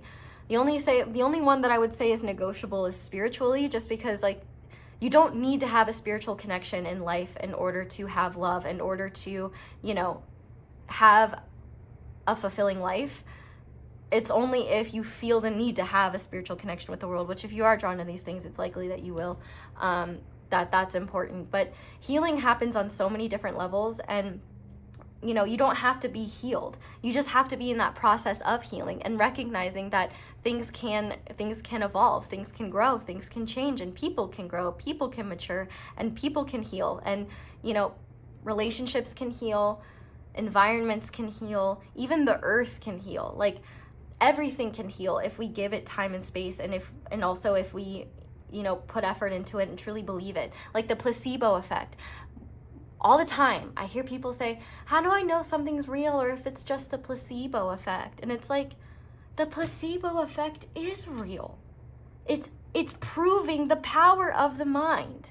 It is proving that if you believe in the healing of something and in the power of something, that it can bring about real healing. Those placebo effect studies that gave both, we were already talking about depression and mental health, so that's an excellent example of like placebo effects, where they would give people antidepressants and sugar pills, and people that took the sugar pills that believed that they were getting something healing still had positive effects. I know I'm not quoting a specific study, but I do know that there have been studies like that. I don't know if it's multiple studies, one study. I don't want to misrepresent things, but one thing I do know is that scientists have the placebo effect is evidence of the power of belief and the power of the mind. And the more you believe in unity consciousness, in healing, in this idea that everything can be whole, you can be one with all, you can be in union with all, you can even be in union with what's wrong, with what's separate, with what's dark or not in truth. You can be in union with all and lovingly acknowledge your role in it and where your role in it is, and do what you can to be a healing, loving force in the world without martyring yourself or putting yourself in a position that isn't loving towards you. The fact that we have my love is limitless and I love you, babe. Your union energy is one where it may take you time to accept and acknowledge your love for your true love. If you've already met them, I do feel like when you meet them, I don't know if you both will come together immediately, like into union immediately. And actually what's interesting is that your union energy is showing something much more concrete and specific than the other groups. But your union energy with yourself is one where you're not denying the love that's within you and the love that you have for the world around you. It's also one where you're not denying your flaws or villainizing or demonizing yourself for being imperfect and human, but rather recognizing and acknowledging that your path is a beautiful unfoldment, and that the most loving thing you can do for yourself is just, be committed to your healing journey. And even if you fall off, or even if, you take time off your path, you can come back to it and be present. Like, I think more than anything, you being in union with yourself is being present with yourself no matter where you're at and no matter what's happening, and just not abandoning yourself. Because here's the thing, like, I think I said this in a past reading, and I was like, ooh, I think that's gonna smart for some people, but I think they needed to hear it. And it was something like, how can you be upset for people not wanting to spend time with you when you won't even spend time with yourself? And which, like, you can still be upset for people not wanting to spend time with you. I don't even know if that was first what I said, but there was some point of like, no wonder you don't understand how great you're, like, how wonderful you are to spend time with. You don't even spend time with yourself. Like, if you're the type of person to spend all your free time, like, on your phone or just distracted, disconnected from yourself, then it's really hard for you to be present with what you're feeling or experiencing. And oftentimes it's when we're in that disconnected state that we leave ourselves vulnerable to, negative energy, negative entities, like negative, just stuff that isn't good for us, you know? Like doom scrolling through TikTok or any TikTok adjacent platform that, you know, stole its format, like that is going to do a number on your brain. Like that, there's so much negativity there. There's so much misinformation. Like that is going to affect your brain. When I hear certain sounds that have been on TikToks, I get like anxious. Like, you know how when you're like when something has like an uncomfortable familiarity and it just, I hate when sound that I did not willingly listen to becomes attached to like my like emotions or memory. And I hate that TikTok has done that, but that's a side note. Anyway, your union energy is about realizing that you are love, that you came from love, and love is where you will return, and that love is one of the most natural forms in the world, and love heals everything. And it may not be your job to heal everything, but love finds a way, and love is full of healing. And in this situation, your union energy with your person, you are in a place of healing for yourself and for the connection. And if you haven't been in a relationship or in a connection with them yet, but you've always had those feelings, it's about recognizing that just because something couldn't happen in the past doesn't mean it can't happen in the future. And I also think, especially based on your person's energy, your knowledge and awareness of healing is going to be incredibly important in your understanding of one another, your understanding of your path. And I also think that you're going to be a really fantastic resource for your true love, because you're going to be a huge source of healing and inspiration and love for them. And I kind of want to get into your person's union energy, but like just summarize your union energy. Part of it is about succumbing to and surrendering to the truth of your love for them. For some of you, you know, if you have wounds, if you know who they are and there's wounds from the past, you may not want to admit your feelings for them or the fact that you love them. And maybe that's not saying that to them personally, but at the very least acknowledging that truth to yourself and acknowledging the truth of your feelings. Maybe it is telling them that. I don't know. You know, you could already be seeing them. You could, and like I said, because union isn't like a fixed thing, it's an energy. So like you could be in a relationship with this person, you could have never met this person, you could know this person but not be communicating with them. There are so many potentials of where this could be and who this could be, that you really have to trust your heart and also trust in the unfoldment of things. But I think in your case, whether you meet this person or not, you may love them like immediately or very, very soon after meeting them. And it may take you a long time to accept that and realize that. And that's okay. But I feel like what you need to realize is that your love for this person is not conditional. Same way the love for yourself is not conditional. You know, conditional love says you can only receive love if you meet XYZ conditions. Unconditional love says I love you, period. You know, and now unconditional love it's not true if it doesn't extend to yourself. That's why it's important. That's why we're not just looking at your person and how they'll figure it out. It's why we look at you, because if you're watching this within the next few years that I upload it, K Moon talked about this on her channel, but that like the pathway to union is in Aries. It is through the path of the self that you come into union with the other.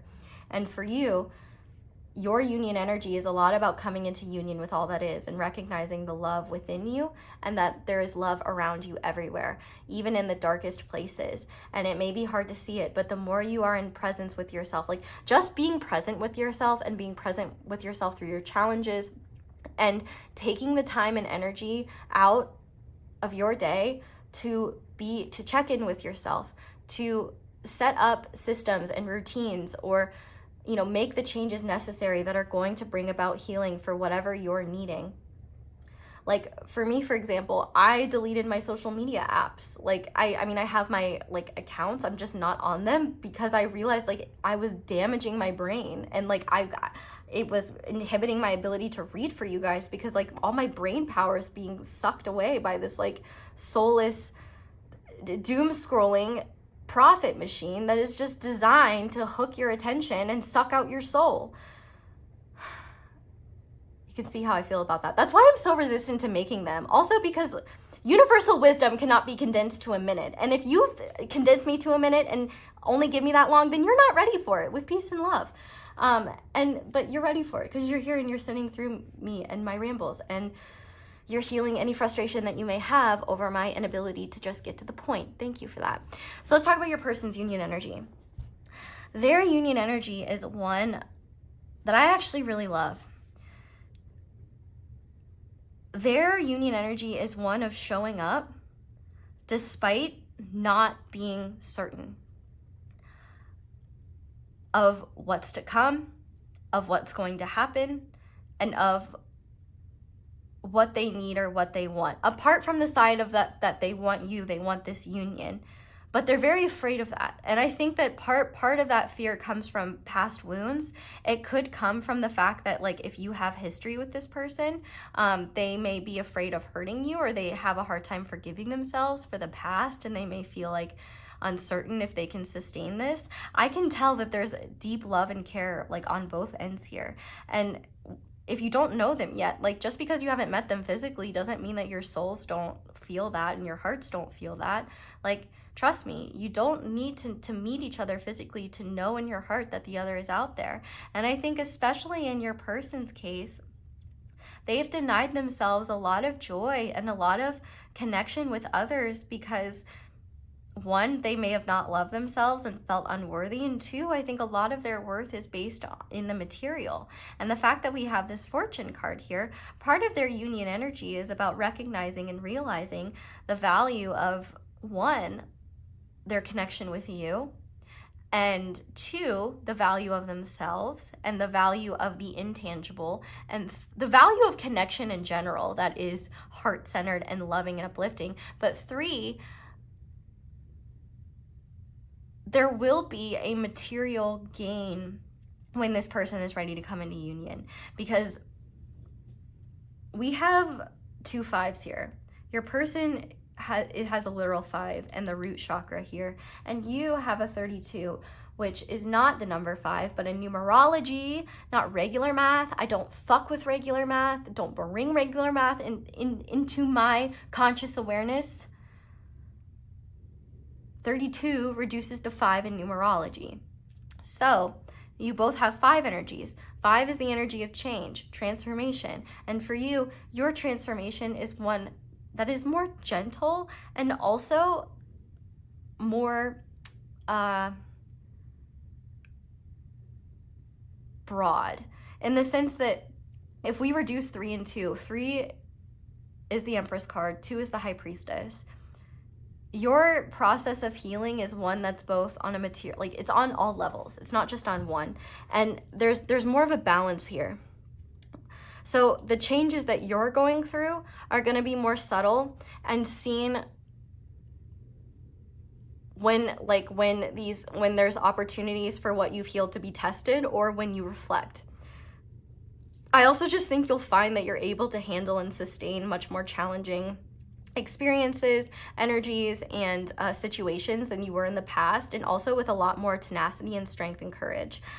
You're so much braver than you think, and I think it's going to take you a lot of bravery to even just admit your feelings to this person, and vice versa.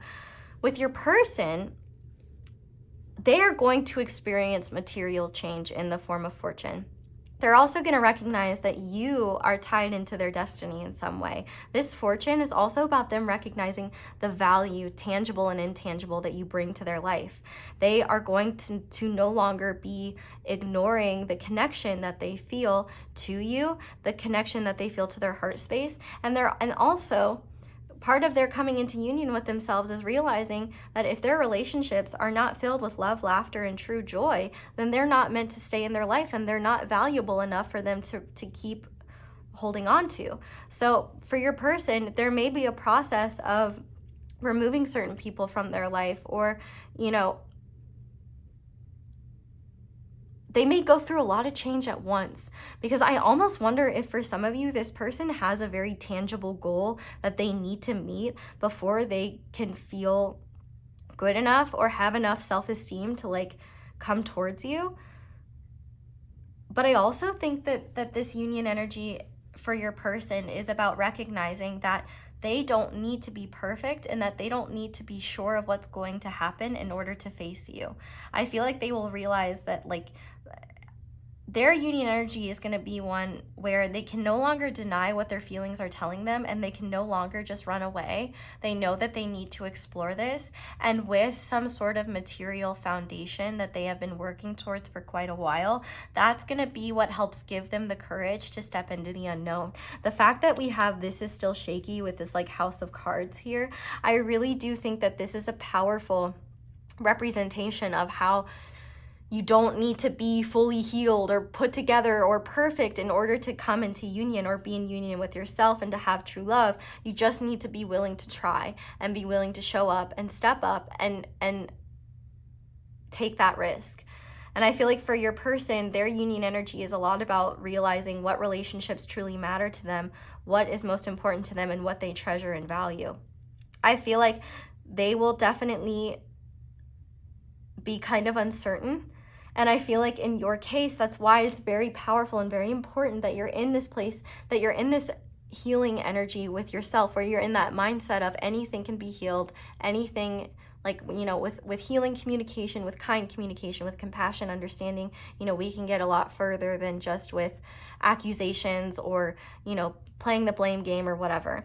So, you know, any ego responses that you may have, like around this person or anything that takes you out of your heart space with this person, you know, those are things you want to take a look at in terms of healing, because if they're at the very least, if you're not aware of them, then one, you can't heal them. Awareness is the first and biggest step to healing, and after that it is kind of more of a tailored thing. Like what works for you may not work for someone else, so you do kind of have to be, you know, present and aware and be willing to work with the process. Like that's why healing is a journey. Like what works for some doesn't work for others.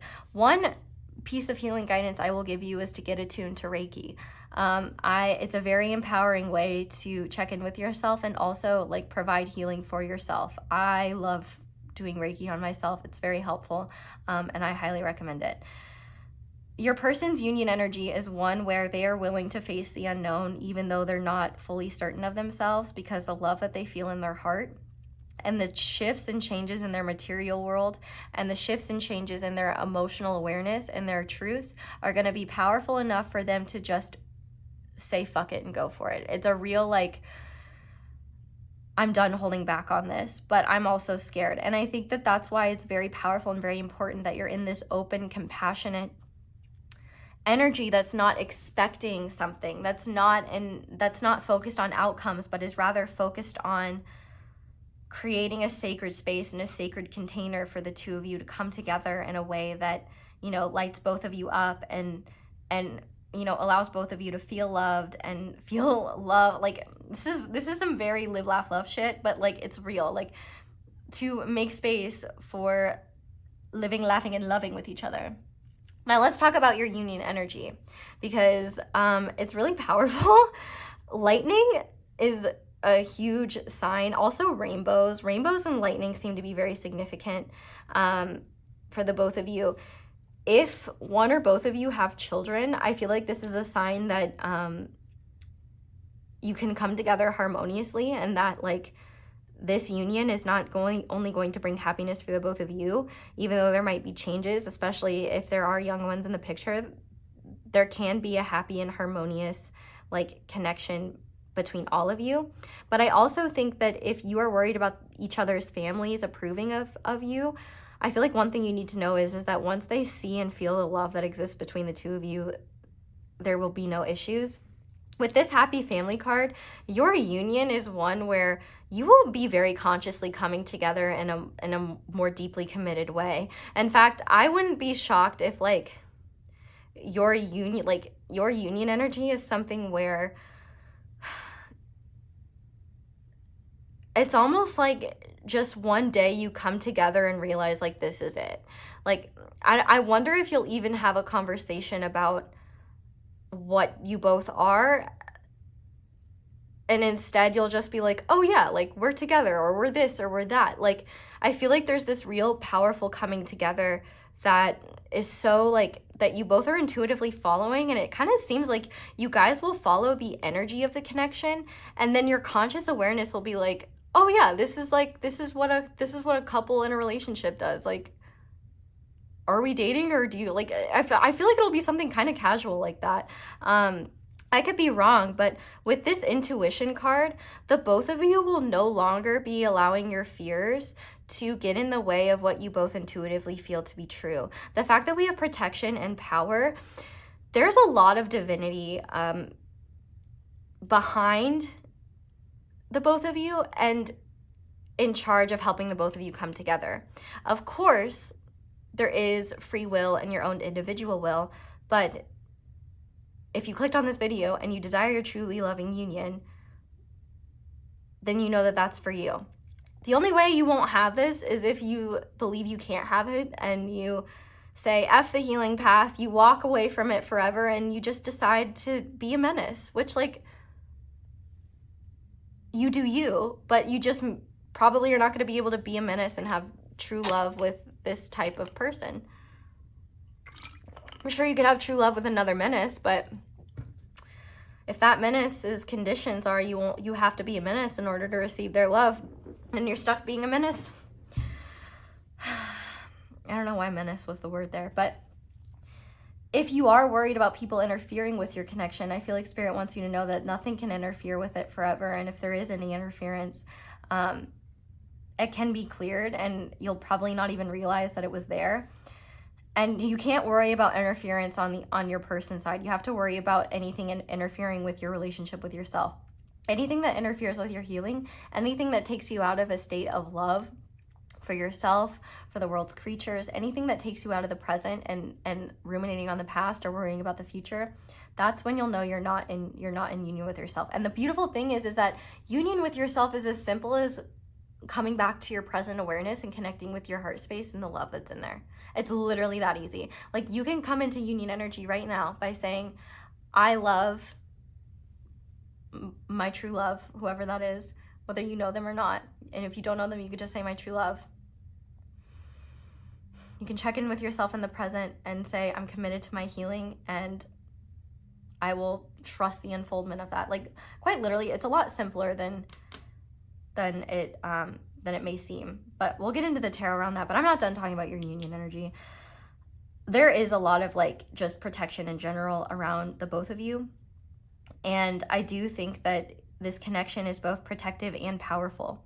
So I feel like Spirit is going to protect the both of you from coming together until you can come together in a way that doesn't create more harm. Which, like, if you've been together in the past, and I don't mean like in a I couldn't be in a relationship, but I just mean if you've interacted with them in the past in any way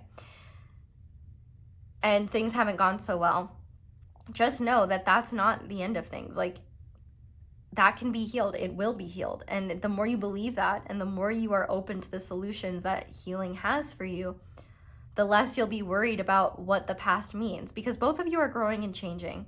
Your growth and change has been an unfoldment, and I would be willing to bet that, you know, your continued like healing journey moving forward is going to be more gradual and less, it's going to be more natural and like intuitive than it is going to be something that you have to consciously plan, because you're almost going to continue to like be drawn and attracted to what you need. And I feel like that's kind of like the same with this person, and that's also why you're meant to come into union with one another. I feel like this person, if they already know you, they've kind of always known that you were really special. They've always known that you were special, but I feel like they've always wondered if, you know, they weren't good enough or felt not good enough or felt like they needed to be more in order to be worthy.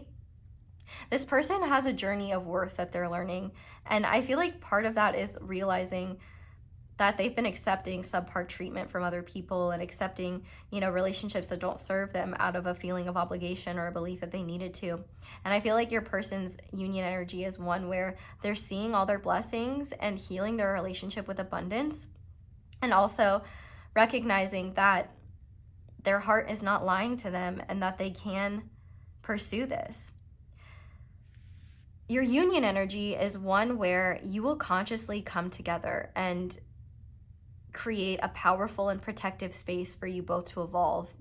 Your union energy is where you both get to explore your passions and what lights up your souls independently and together. Both of you are passionate about each other. Both of you light up each other's souls. And not only that, breathing in and out, I send myself love. You will be able to hold space for yourself and be in loving union with yourselves. And breathing out, I send love to someone else who needs it. So you're going to be able to hold space for each other when you're in an over emotional state or when you're not in a good place. You'll also be able to do that whether you're together or not. You'll be able to do that. You can do that right now. You can be in union with the connection by breathing in and sending yourself love and acknowledging your love, and breathing out and sending love to your person wherever they are in the world, whatever they're doing. The divine has a huge hand in this, and divine timing is at play here. But you are meant to have like a long-lasting and solid union that brings the both of you joy. And, you know, if you have families, bring your families together. Like, this is a very, and I would say also, don't worry about the other's families, because they will love you. When they see how much your person loves you, when your family sees how much you love your person and they feel that love, like, it will be undeniable.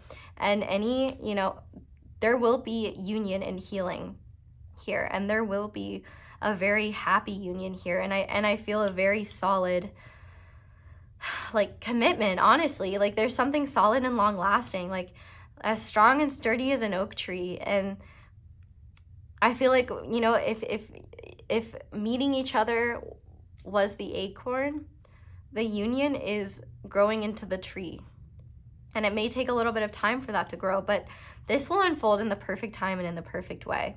And I think what you need to know is that the connection itself, like, continuing to be in unity consciousness, continuing to acknowledge that union is here. It's just a matter of unfolding, that you're coming into union with yourself, focusing on that. And the more you work with spirit on that, like, the less fear you'll have around there being interference in the connection, because there truly can't be permanently. There can be distractions or distortions, but it can't stop you. But also, there's a very real energy here of you both acknowledging the fact that you're very powerful, and the fact that this connection is powerful, and that while that can be an intense thing, it can be an overwhelming thing.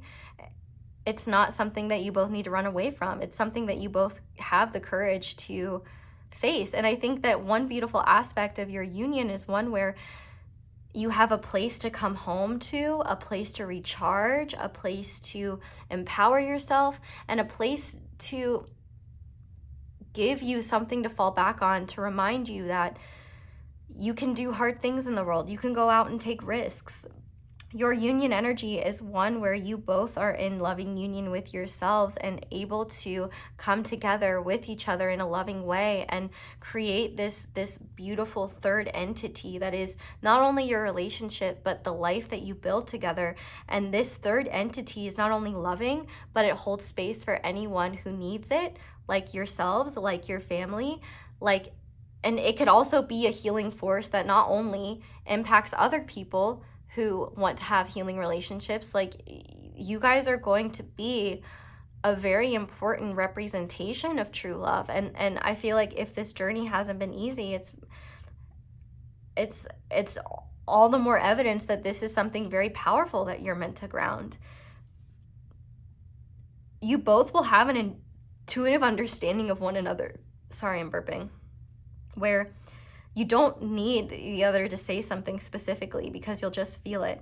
There will be an intuitive understanding of one another. And also, I just think a real peaceful environment or peaceful relationship where, you know, if there is conflict and chaos,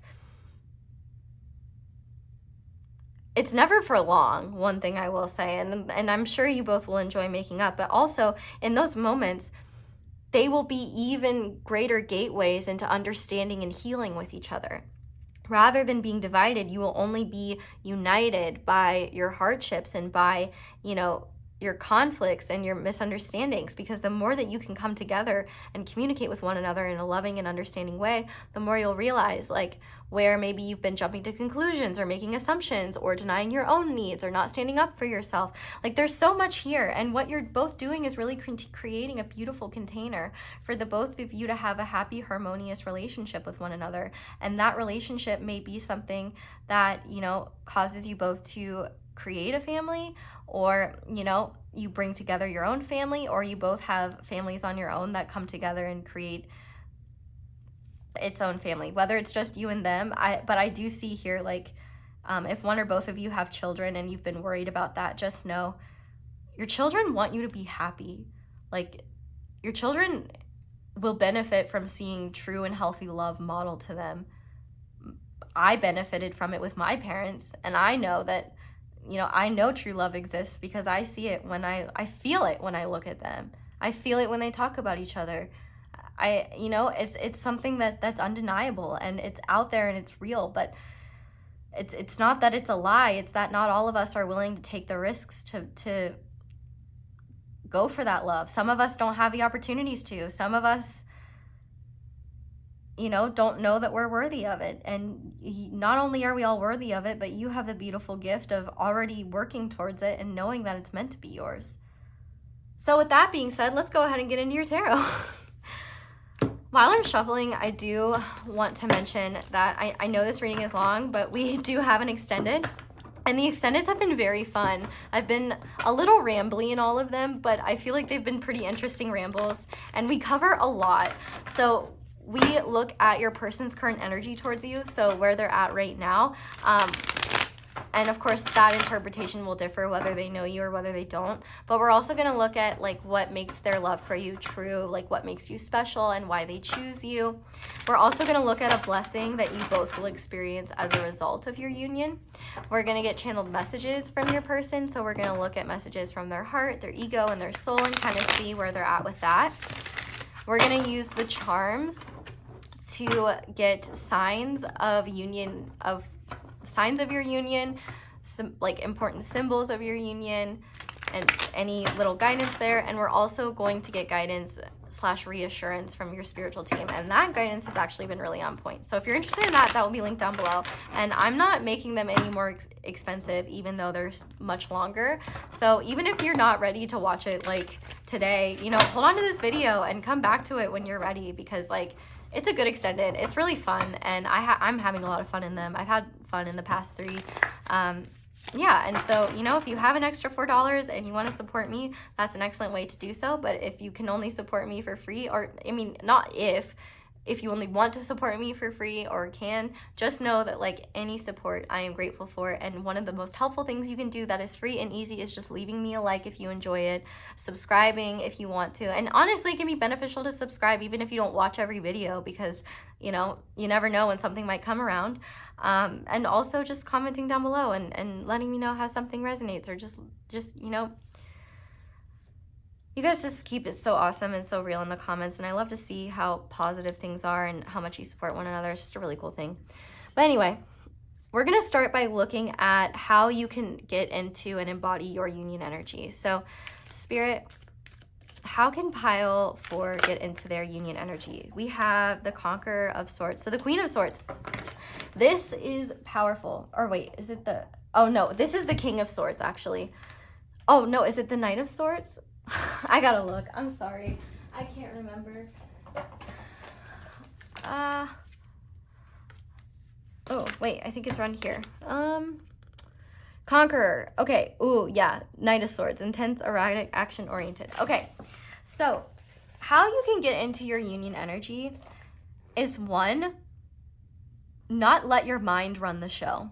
And that might be very hard for anyone, because we are taught to lead from our minds. But in your case, how to get into your union energy is kind of twofold. In one sense, it's surrendering and letting go of the overthinking that comes from, you know, fear, doubt, uncertainty, illusions. But also, this union energy is about recognizing that not only do you deserve healing, but healing is yours, and you may not know how to get there, but you can trust the universe to guide you, and you can trust the little impulses you feel to explore that. What's really, really cool too about this Knight of Swords card here is all about recognizing that your shift into union energy is one that can happen really quickly, and especially with just a decision and a shift, a mental shift to say, I am in union with myself. I am in union with my person. I am following the flow of what is, and I trust the loving energies of union to guide me where I need to go and to help union unfold in the perfect time, in the perfect way.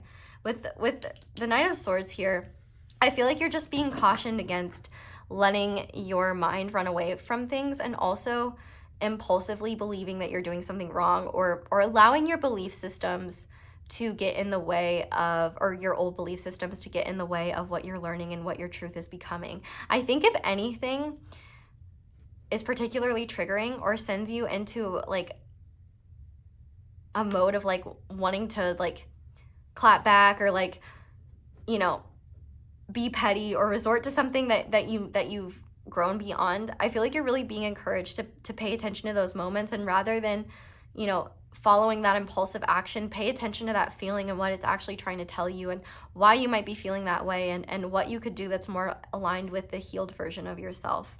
More than anything though, I think this Knight of Swords is also about communicating your truth, at least with yourself, of the love that you desire, or the love that you have for your person. But more than anything, this is about realizing that union with yourself is not impossible or far away. It's more so a decision and a willingness to act on that, and trust in where you're being guided. But Spirit, how can pile 4 maintain union energy with themselves? We have the Ace of Cups. So this is beautiful. This is all about you not limiting the many ways that love can come into your life. Like, quite literally, my love is limitless. With this Ace of Cups, this is all about you embracing opportunities to bring emotional fulfillment to you. This is all about you choosing you first. You know, if you've been in a position where you've been, you know, pushing people away because you've been miserable, or, you know, you've just wanted to hang out with this person or talk to this person, and you've been so focused on that, like, you know, whenever you are around people, you're not really embracing the moment. Pay attention to those states, because that's when you're kind of out of alignment. Like, one part of being in union with yourself and your union energy is realizing that not only is your love limitless, but the sources in which you can receive love are limitless. I also think you're being encouraged to take opportunities that bring you emotional fulfillment and bring you joy. The Ace of Cups is ultimately about opportunities, and there's always opportunities to look at love in a different way. There's opportunities for joy in everything that we do, and we can always make things more fun and more joyful, no matter how boring and monotonous they are. Like, for example, let's say your realm needs tended to, i.e. you need to clean your house.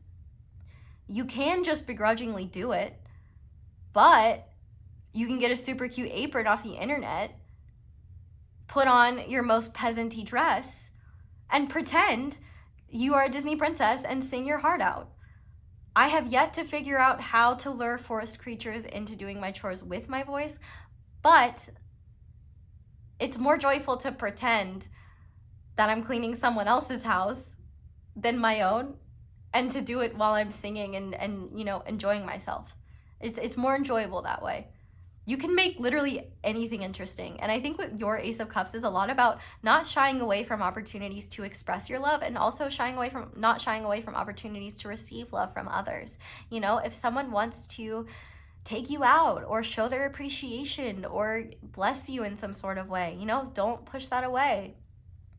If someone that isn't your person asks you on a date and it would be really nice for you to go on a date, go for it. You know, like, this is all about you not denying yourself opportunities to experience fun and love. And you know, sometimes love is not about experiencing love with another person, but just experiencing the process of getting to know someone else, and the process of, you know, putting yourself out there and just trying new things. I really feel like more than anything though, the best way to stay in union with yourself is just never stop filling up your own cup of love. And whether you need to do that through watching romantic comedies, or through listening to love songs, or through doing something you love, or through, going into meditation with your person, or going into meditation with your spiritual guides. There's tons of opportunities all the time. And some will come your way, and there's also opportunities for you to make joyful experiences. Ultimately, you can stay in union energy by not allowing yourself to lose your truth, which is love, that you are love, that love is all around you, that you're made of love, and that your truth at its core is loving, and the truth of the universe at its core is loving, no matter what appears to be. And that, there's always an opportunity to receive love from yourself and from your environment if you're open to it and present with it. So now I want to see what takes you out of union energy. So Spirit, what takes pile 4 out of their union energy? We have the 6 of Wands. So ego. Feeling like you need to win. Feeling like you need to put on appearances or act in a way that satisfies your ego to the detriment of your heart. 6 of Wands, if you're too proud to admit something hurt you, if you're too proud to admit that you love someone, if you're too proud to admit that you wish you had done something differently, that takes you out of union energy. Also, what takes you out of union energy is the intention behind the action. So if your intention to engage with someone, let's say with your person, if your intention to engage with your person is to have them see you and respond to you rather than to share something from your heart, you're an ego. Whether you consciously realize it or not, if you're trying to get something from them or get some response from them, and you're coming from them, even if it's an authentic place from your heart, you're hoping that it will have that outcome. And if it doesn't, and if they don't respond that way, then you've somehow failed or done something wrong or you've lost. In that way, you're an ego. When you give to your person, and when you give, it should be from a place of genuine desire to give. Like, an excellent example is, I can use myself.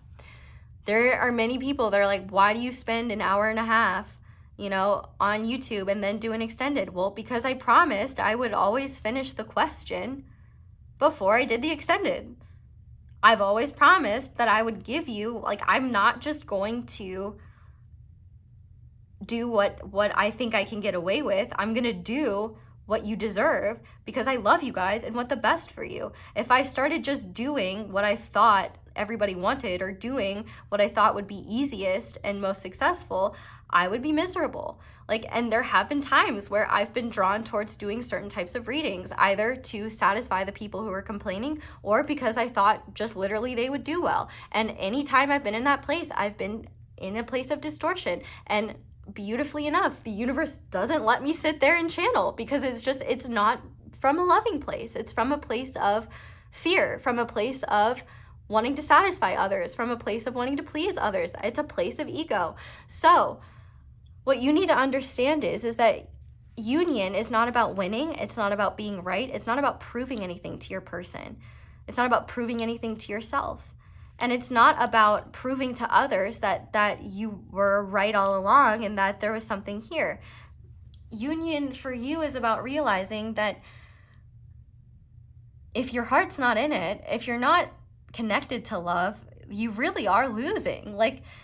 This 6 of Wands is about letting go of your pride and letting go of the need to be right, and rather being open to what the world is showing you, and also being open to the things that you have missed and the things that you haven't realized because you've been in your ego or because you haven't been looking at things from the perspective of love. I also think that if you get in a position where you're like, I'm healed, I'm good, I'm done, I've reached it, I feel like that's something where you need to be like, okay, whoa, let's take a step back. We can fully heal things, but I think the concept of us being fully healed is something which I guess we can be. I guess there's nothing saying we can't. I think it's just healing is a highly individualized journey, and that even we can even be in states of being totally healed, but that doesn't mean life stops happening and there might be something new that comes along. I think just if you are coming at this situation from a place of trying to prove that this person does like you, or trying to prove something, or trying to win, or trying to be right, or trying to look good, or trying to get the right outcome, you are out of alignment with your own union energy and with the union energy of others. If you are trying to exemplify what other people view as success, if you're trying to win in general, you are losing. You've already won. Your love. You have access to your heart, and like, it doesn't matter how much you have, or really, honestly, love is the most powerful and most special thing in the entire world. And you know, and money can't buy love. Clout can't buy love. Acclaim, reputation can't buy love. Unless you're Taylor Swift. Because the album was pretty good. And a lot of people love her. And why wouldn't they? I mean, I love her too. I just wouldn't identify as a Swiftie, because I just have a giant aversion to being involved in groups in general. That's my own thing to deal with. It's an ego thing. I just don't like being associated with any group, because the bad actors of those, because I automatically then am, I know in some minds I will be grouped in with bad actors of that group. So, you know, I enjoy Taylor Swift songs, but I'm not a Swiftie, because I don't want that label to be interpreted by others as one of the intense Swifties. Nothing wrong with them. I mean, I do think they can be, you know, a little, they're learning lessons of love like everyone else. I just don't want to be associated with that. Not really sure why I'm telling you that. Just being honest, honestly. Like, same reason why I never wanted to join a sorority. Same reason why I resented my first university, because even if you chose not to be in Greek life, you had an identity that way. You were a GDI, goddamn independent. Fucking stupid. I don't know. It's just one aspect of human society that I hate. Like, it's even taken me a long time to even just, like, you know, not feel like kind of embarrassed and ashamed of what I do, because I know that a lot of people think it's stupid. But, like, you know, the people that think it's stupid, they're missing out, and they're missing out on a lot. And most people are really open-minded and nice. And so it really just comes down to an ego thing. And so because we're talking about ego, I feel like, one, it's important for me to talk about the fact that, like, yeah, everybody has an ego, everybody has ego responses, and it's not something to be ashamed of. But if your ego gets involved with this process, it's going to fuck you over. Your ego, if you get your ego involved in healing, or believe that you are more healed, or believe that you have won or are focused on winning, like, that is what's going to take you out. If you are too proud to surrender to your truth, if you believe that and also if you believe what the world outside of you is saying over your own truth, that's an important thing. And also ego and love are, if you're making decisions from a place of ego rather than a place of love, you're out of alignment, because the healed version of you is going to take action from that place of love. And I hope that the healed version of you and the unhealed version of you is accepting of the fact that I be burping. Whenever I burp when I'm reading, I just always see it as negativity or energy being released, specifically negative energy being released. So I always see it as a good sign. But now I want to see the truth behind an illusion or belief you have around love, which came out. We have two. We have the Sun and the Ten of Cups, which this is so beautiful. The belief that this is so beautiful. The belief that, one, love has to always be sunshines and rainbows. That's not true. Can you hear the rain? But also the fact that love can be sunshines and rainbows, and it quite literally in your life is meant to be. The true love union you're meant to have quite literally is supposed to be sunshines and rainbows. Maybe not all the time, but like there will be those moments. And I think one of the most powerful things about love and our connection, loving connections with others is not, you know, the overarching connection, but those moments where you're present with each other and connected to each other and feeling seen by one another, and whether you're experiencing something together or having a meaningful conversation or just coexisting in the same room and enjoying one another's presence. Like, there's beauty and there's magic and there's so much love and beauty in that. And I think what illusion you may have is that you either can't have, or you're undeserving of a love that is truly fulfilling, that brings you, that makes you really genuinely super happy. I also think there's a part of you that wonders if you will always have to sacrifice in love in order to be happy, and that's not true. The illusion that you have around love is that, the illusion that you need to get rid of love is that, one, it has to be sunshines and rainbows all the time in order for it to be true love, because that's not true. Human relationships are complicated and messy. But two, the idea that even if things are hard, that they can't be sunshines and rainbows, that they can't be fulfilling and worth it and bring you a lot of joy. Like, you know, I think that,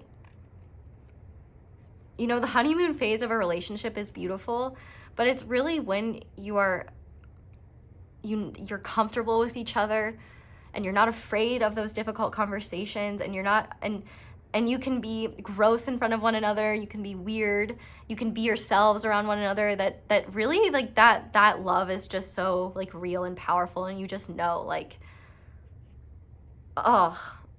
I also think that, you know what's really interesting too is that this card is so similar to the Ten of Cups.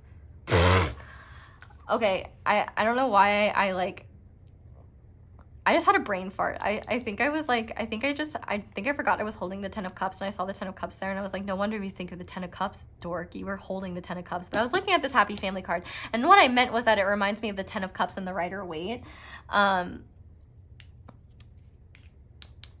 it shows a family like this with a rainbow. So and also the sun can represent children. So if you've had one belief around love that, like, you can't have true love and also, like, be a good parent to your children, that's not true. Like, have you ever seen the Brady Bunch? I know it's scripted, but, like, come on, you know, Mike and Carol worked it out.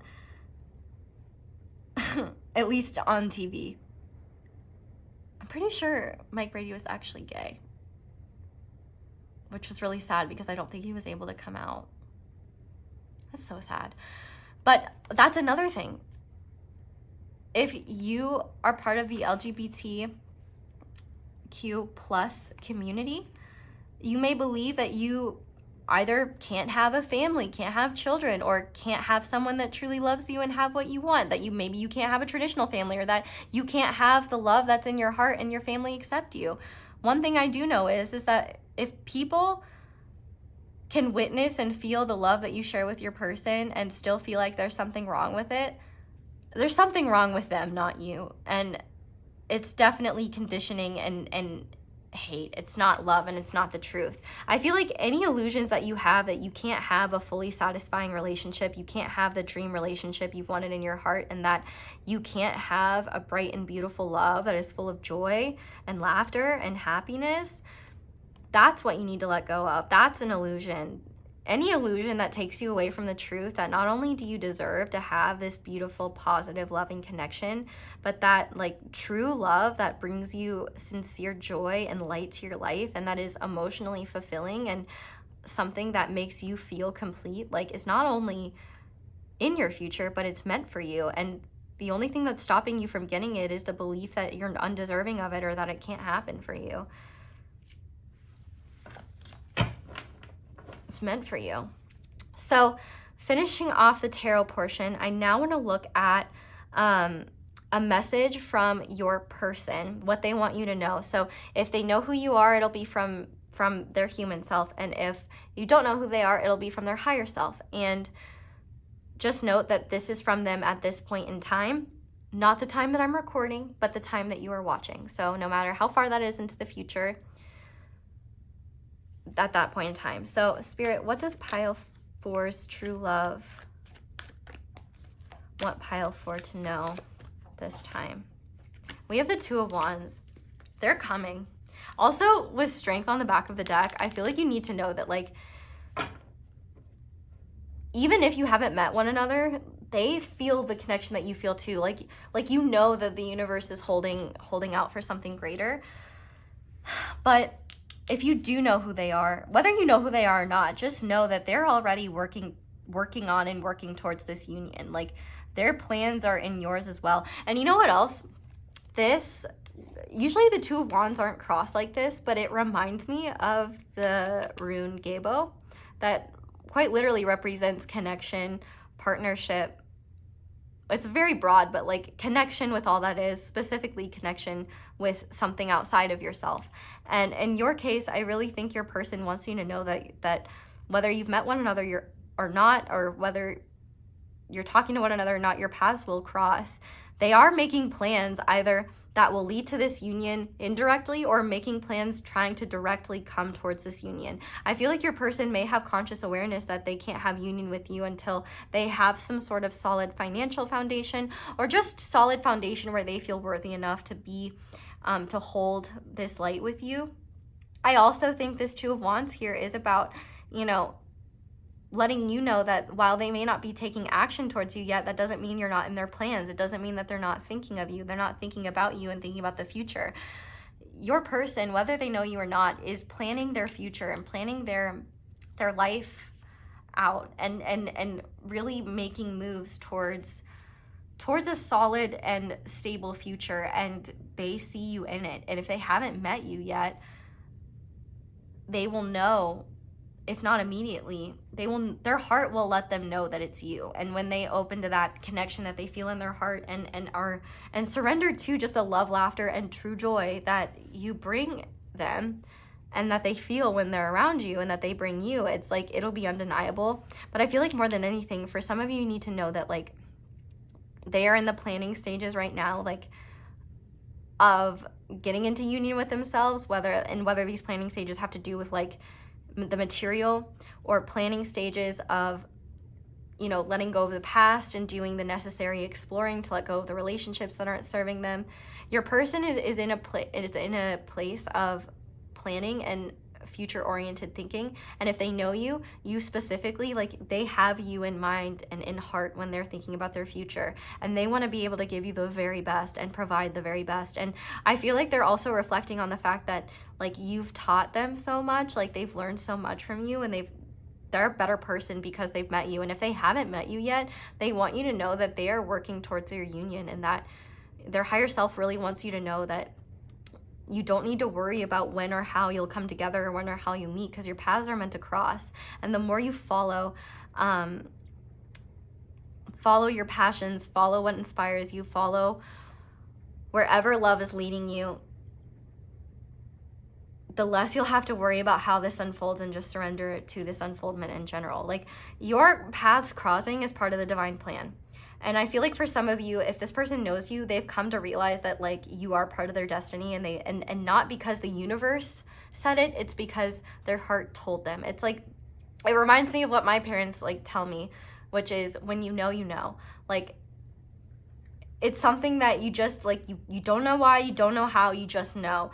And I feel like for your person, they know you're the one if they know you, and if they don't know you, they know that you're out there, and they know that who they've been with so far is not it, and that they know that they'll feel you when they meet you, or they'll feel you at some point after they meet you. Does that make sense? So now let's go ahead and get into your guidance. I know you're like, what? Even more? Yes, even more. We still have a whole other reading to get to after this, but we're going to start by looking at what you need to surrender and what you both need to surrender.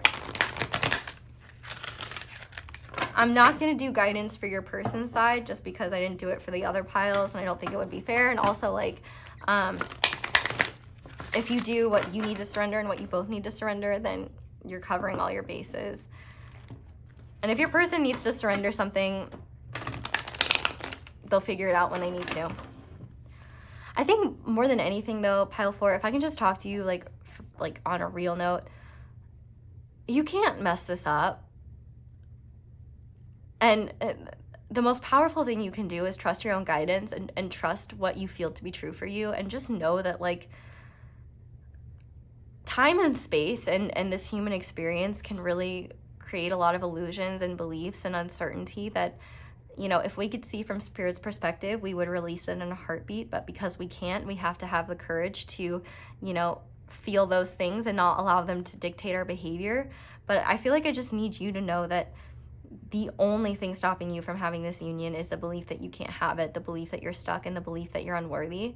And the more that you honor and affirm the fact that, like, not only are you healing, not only do you deserve love, but that in fact the universe is conspiring to bring love to you. It's always conspiring to bring you and your true love together. Like, the more you can trust and follow the signs and actually pay attention to them, because when you're present with your when you're present in the moment, you're gonna catch signs and guidance a lot more easily than you would if you're off in your own little world. But I feel like more than anything, I just feel this powerful like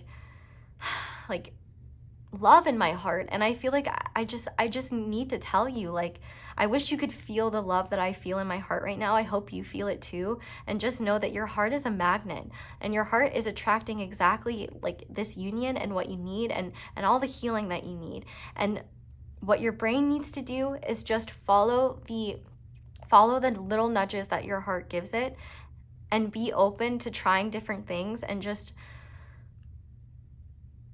flowing with what is. You can't mess this up, and you do deserve the love that you have in your heart. And the way to get there is not by looking at the past or trying to prove something or, you know, following the beat of someone else's drum. The way you get this is by honoring yourself and empowering yourself and recognizing that not only do you deserve love, but you are love, and that the universe is helping you come into this union in the perfect time, in the perfect way. You need to trust yourself and honor yourself, and not let the illusions of the outside world and the illusions of people who don't know the truth of the love that's within them yet stop you from, or dissuade you from, believing the truth that you know is in your heart. Anyway, Spirit, what does pile 4 need to surrender in order to be in union with themselves? Beautiful. Surrender to complete healing. Open fully to the loving, compassionate forces of the universe that support your physical, emotional, and spiritual healing. This is literally love heals. This is you. I mean, it can't get more literal than surrender to complete healing and open fully to the loving, compassionate forces of the universe. Like, the more you can surrender to your healing journey and to being open to where healing takes you, and also the acknowledgement that you don't need to be fully healed or be in some specific state, but rather just in tune and present with your healing journey as it comes. Like, that's what matters. What do both pile 4 and their person need to surrender, and their true love need to surrender in order to come into union? Yes, surrender to joy. A key to positive change into your life is to let joy in and savor it. Indulge in random acts of smiling during both the hard and easy times. Keep surrendering to more joy. And I think that's the thing. Like, I think your person especially will need to surrender to more joy. And I think you as well, like, need to find the joy in your present moment, the joy in the healing process. You know, healing doesn't have to be painful. It can be fun. It can be empowering. I also just think that the both of you need to allow more opportunities to do joyful things in your life. And I think the more you can find ways to make your present more joyful, the more you're energetically encouraging your person to do the same. The more you focus on coming into union with yourself, the more you trigger and encourage your person to do the same. Let's see what else. So, Spirit, what does pile 4 need to forgive themselves for in terms of their ego? What ego response do they need to forgive themselves for in order to come into union with themselves? Okay, yes. I forgive myself for thinking I must look or act a certain way in order to be enough. Yes. I choose to believe that I am innately worthy. When I allow every aspect of my being to be expressed without discrimination, I realize the extent of my brilliance. Yes, this is all about you realizing that you are more than enough just as you are. And that, you know, your process of healing is not about conforming to what society wants from you, but rather accepting the fact that it doesn't fucking matter what society thinks. Society can kiss your left nut, whether real or metaphorical. And you may just inspire other people in society to do the same and step out of conformity. You are more than enough, and you're worthy of love just as you are.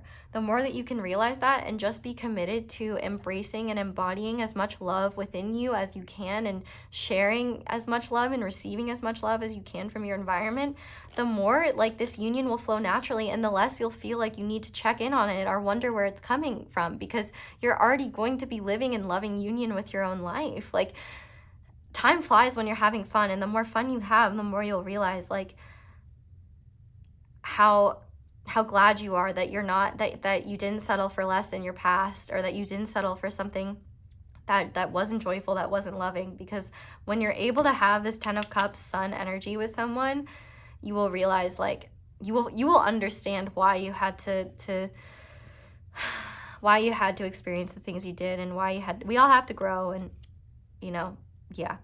What do both pile 4 and their person need to, what ego response do pile 4 and their person both need to forgive themselves for in order to be in union with each other and themselves? Oh, okay, we have 2.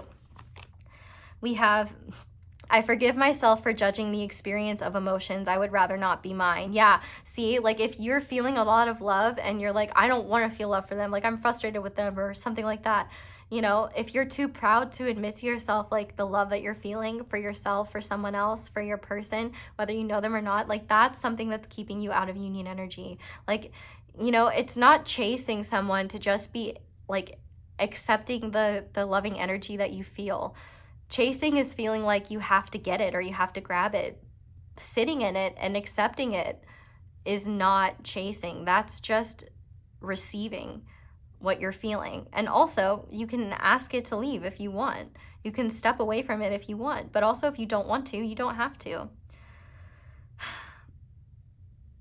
I'm going to just read this again because I feel like you need to hear it again. I forgive myself for judging the experience of emotions I would rather not be mine. I choose to believe that when I honor each and every one of my emotional expressions, I discover a deeper wisdom not accessible through reason alone. And that's the thing, is like your emotions give you wisdom that your mind, emotions are data the same way any other stimuli is, but emotions communicate a lot, and the positive emotions that this connection communicates to the both of you, and the intense triggers that this connection shows the both of you, are showing you, one, the fact that there is a lot of positives to this connection and that you uplift one another, but 2, it's also showing you, that light is showing you what needs to be healed and what within you needs your attention, love, and care. But finally, we have, I forgive myself for thinking I need others to understand my dream before it is safe to pursue it. I choose to believe that when I alone honor my desires, I allow for the emergence of a truer version of myself and the alignment with my highest potential. This is so big, especially because like if you feel like you need people to tell you who your person is or what union looks like for you or how that's going to happen, you are disempowering yourself. You're not in a place of power. Your union is going to come when you're empowered within yourself. You know, if you're giving your power away by, basing your behavior on what your person does, or basing your behavior on what other people tell you to do, or basing your behavior on what your ego wants you to do, you are not trusting in your own intuitive wisdom. Your intuitive wisdom is going to guide you to union, not anyone else's opinion or anyone else's belief. Even within this reading, I'm not telling you exactly how to do this. I'm giving you the energies you need to embody, and then it's up to you from there. Although if you do check out the extended, you will, there will probably be more practical information there. Well, it's going to be more fun. There's actually less practical information. It's more just fun. But we do get guidance and reassurance, so I guess there's that. But to finish the free reading off, we are going to look at what lesson in love you need to learn in order to come into union with yourself. We have detachment. You are releasing old patterns and ideas that no longer serve your highest ideals of love. So detaching from whatever keeps you stuck in cycles of pain, detachment from quite literally anything that you're holding on to that's not letting you surrender, that's not letting you, that you feel like you need to have control over. Just detaching from whatever stops you from surrendering to complete healing. Detaching from whatever makes you believe you're unworthy of healing or that you can't heal. But finally, Spirit, what lesson in love do both pile 4 and their person need to integrate in order to come into union with each other? We have present. You live in the moment and are able to bring forth the energy of love in your current circumstances. So that's the thing. Like, the more you can embody, you can be connected to your present, the more you will help your person do the same. And your person may be better at being present, but they may have a harder time being connected to their emotions in the present. So maybe you guys are doing that in an inverse way, where your person is the one who's more present, but they're learning how to connect to their emotions while they do it, whereas you're more connected to your emotions, but you're learning how to be present while you're connected to those emotions. I don't know, but all I do know is that I've got an extended to get to. Woo! An hour 20. You guys were actually the shortest reading. Short. But thank you guys so much for watching, and thank you so much for letting my ads play in the background, especially if you are leaving me here, because that is one of the simplest and easiest ways to show support for me and show appreciation for my channel and support me financially without you having to spend a dime. But if you'd like to support me in other ways, you can like this video, comment down below, let me know how it resonates. You can subscribe if you haven't already, and be sure to click that little notification bell to be notified whenever I upload a new reading. You can check out my candles. I would like to say it is a testament to these candles that they have sat through all of these readings. What a good burn time. And that's including the extended. So not just the free reading, but also the extendeds. So that's a good, like, at least a lot of hours. You can check out my merch and my social media, which is basically just Instagram, and the extended, which will be linked down below. But that's all I have for you guys. So I really hope that this reading was helpful for you and, you know, brought you clarity, brought you awareness. Thank you so much for sitting through it with me, and, you know, for being here and for letting me read for you and for sitting through my rambles. I hope you all have a wonderful day or night whenever it is that you're watching this video, and I hope you'll come back and see me again soon. Bye!